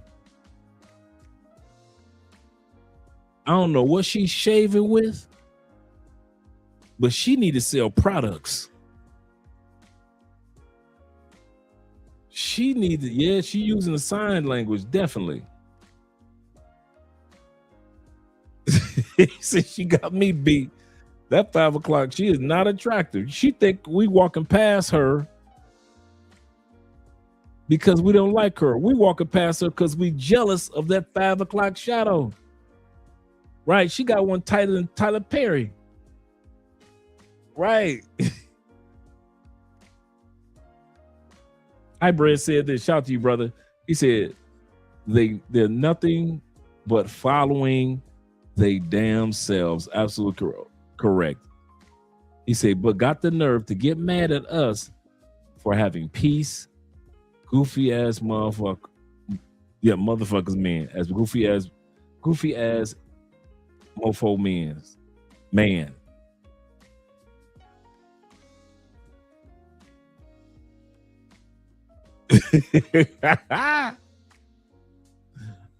And I saw when I lived in Colombia, South America too. And it's just different. Coming from DC, when I walk by any black man, they smile. How you doing today? You look nice. And it's almost like there's some black men, I don't even be looking their way, but it's almost like they want to get my attention so that I can see that they're mean mugging. And not everybody's being nice to you in DC because they're romantic. They're just being men. In DC, it doesn't matter if a man has a 7th grade education or... Little sister, you need to go back to DC. a PhD, a black man is going to be kind to you. Educational pedigree does not matter. It doesn't matter if they're PhD, got a GED, summa cum laude. They are going to be so kind and respectful. I'm trying to make sense of this. I feel like the ground is off when I'm in a community where I'm not surrounded by strong black men. My house was crazy, but outside of my house, I had black male teachers, doctors, DPW, trashmen, mailmen. The ground feels shaky when I'm not in a community surrounded by strong, supportive African American men. Washington, D.C. has spoiled us. A lot of the things that we thought were normal in Washington, D.C., like these black men that I'm talking about, black doctors, black business owners, teachers, dentists, DPW, trashmen, it's not the norm. It's not the norm, not just in other countries, but people I meet from Kansas or Texas or Mississippi, they didn't have what we had in D.C. Black people that all speak to one another, I thought that was a universal norm. It's not. The Washington, D.C. that we grew up in Zamunda. We grew up in the real Wakanda, and we just didn't know. We got Howard University, because most people that go to Howard a lot, whether medical school or undergrad, they stay in D.C. We got Howard University spitting out doctors, dentists, lawyers, teachers, professors, like an assembly line into our communities. Women are about to get really mad at me, but y'all criticize men for going to Thailand, but what do you think Tuscany is? Italy is Thailand for women. You're going there to have a fling with an Italian guy, eat a lot of food, forget about life back home. Same, but different. You know how men, if they can't find women in the US, they get a passport and they travel to other countries and get a wife there, right? As a woman, you can do the same thing. Go to Europe. There are men in Europe that love black women. If you're thinking of dating a man from Sweden, Swedish man, just run. Run, baby girl, as fast as you can. Guess what? You know when people complain that, oh, my boyfriend doesn't give me any money to make my nails, do my nails. It doesn't give me any money for, to buy me anything or get me flowers or anything like that. These Swedish men, they are not only not going to give you any money, but they are going to make you, seriously, pay 50-50 of the bill. So one sister telling sisters to go to Europe, but this sister's, she like, listen, I'm telling you, I've been to Europe. These men are not paying the whole bill. Shout out to Blade Runner with the $5 love, supporting black male media, supporting the cause. And on top of that, girl, you know what they're going to do? They are going to cheat on you and they're going to tell you that, oh, I would like to sleep in a different bed. That's how we do it. It doesn't matter. I mean, they could be good ones, but majority of them, run, baby girl, run. See Swedish, run. One girl asked me, she said, how do you get a boyfriend in Germany? How do you get a boyfriend in Germany? One, you need a job, girl. These German men are not paying on the first date. You got to split the bill. If you broke, yeah, that ain't going to work. All right, that's the end of the video. 5 U.S. citizens were denied entry by and for those that weren't Migration Colombia at Medellin's airport due to concerns related to tourism for sexual exploitation purposes. So far in 2026, a total of 56 foreign nationals have been refused entry in Antioquia for the same reason. Did you hear about this woman from... All right, that's the end of the show for tonight. Thank you guys for hanging out with your boy with like 2 or 3 rants.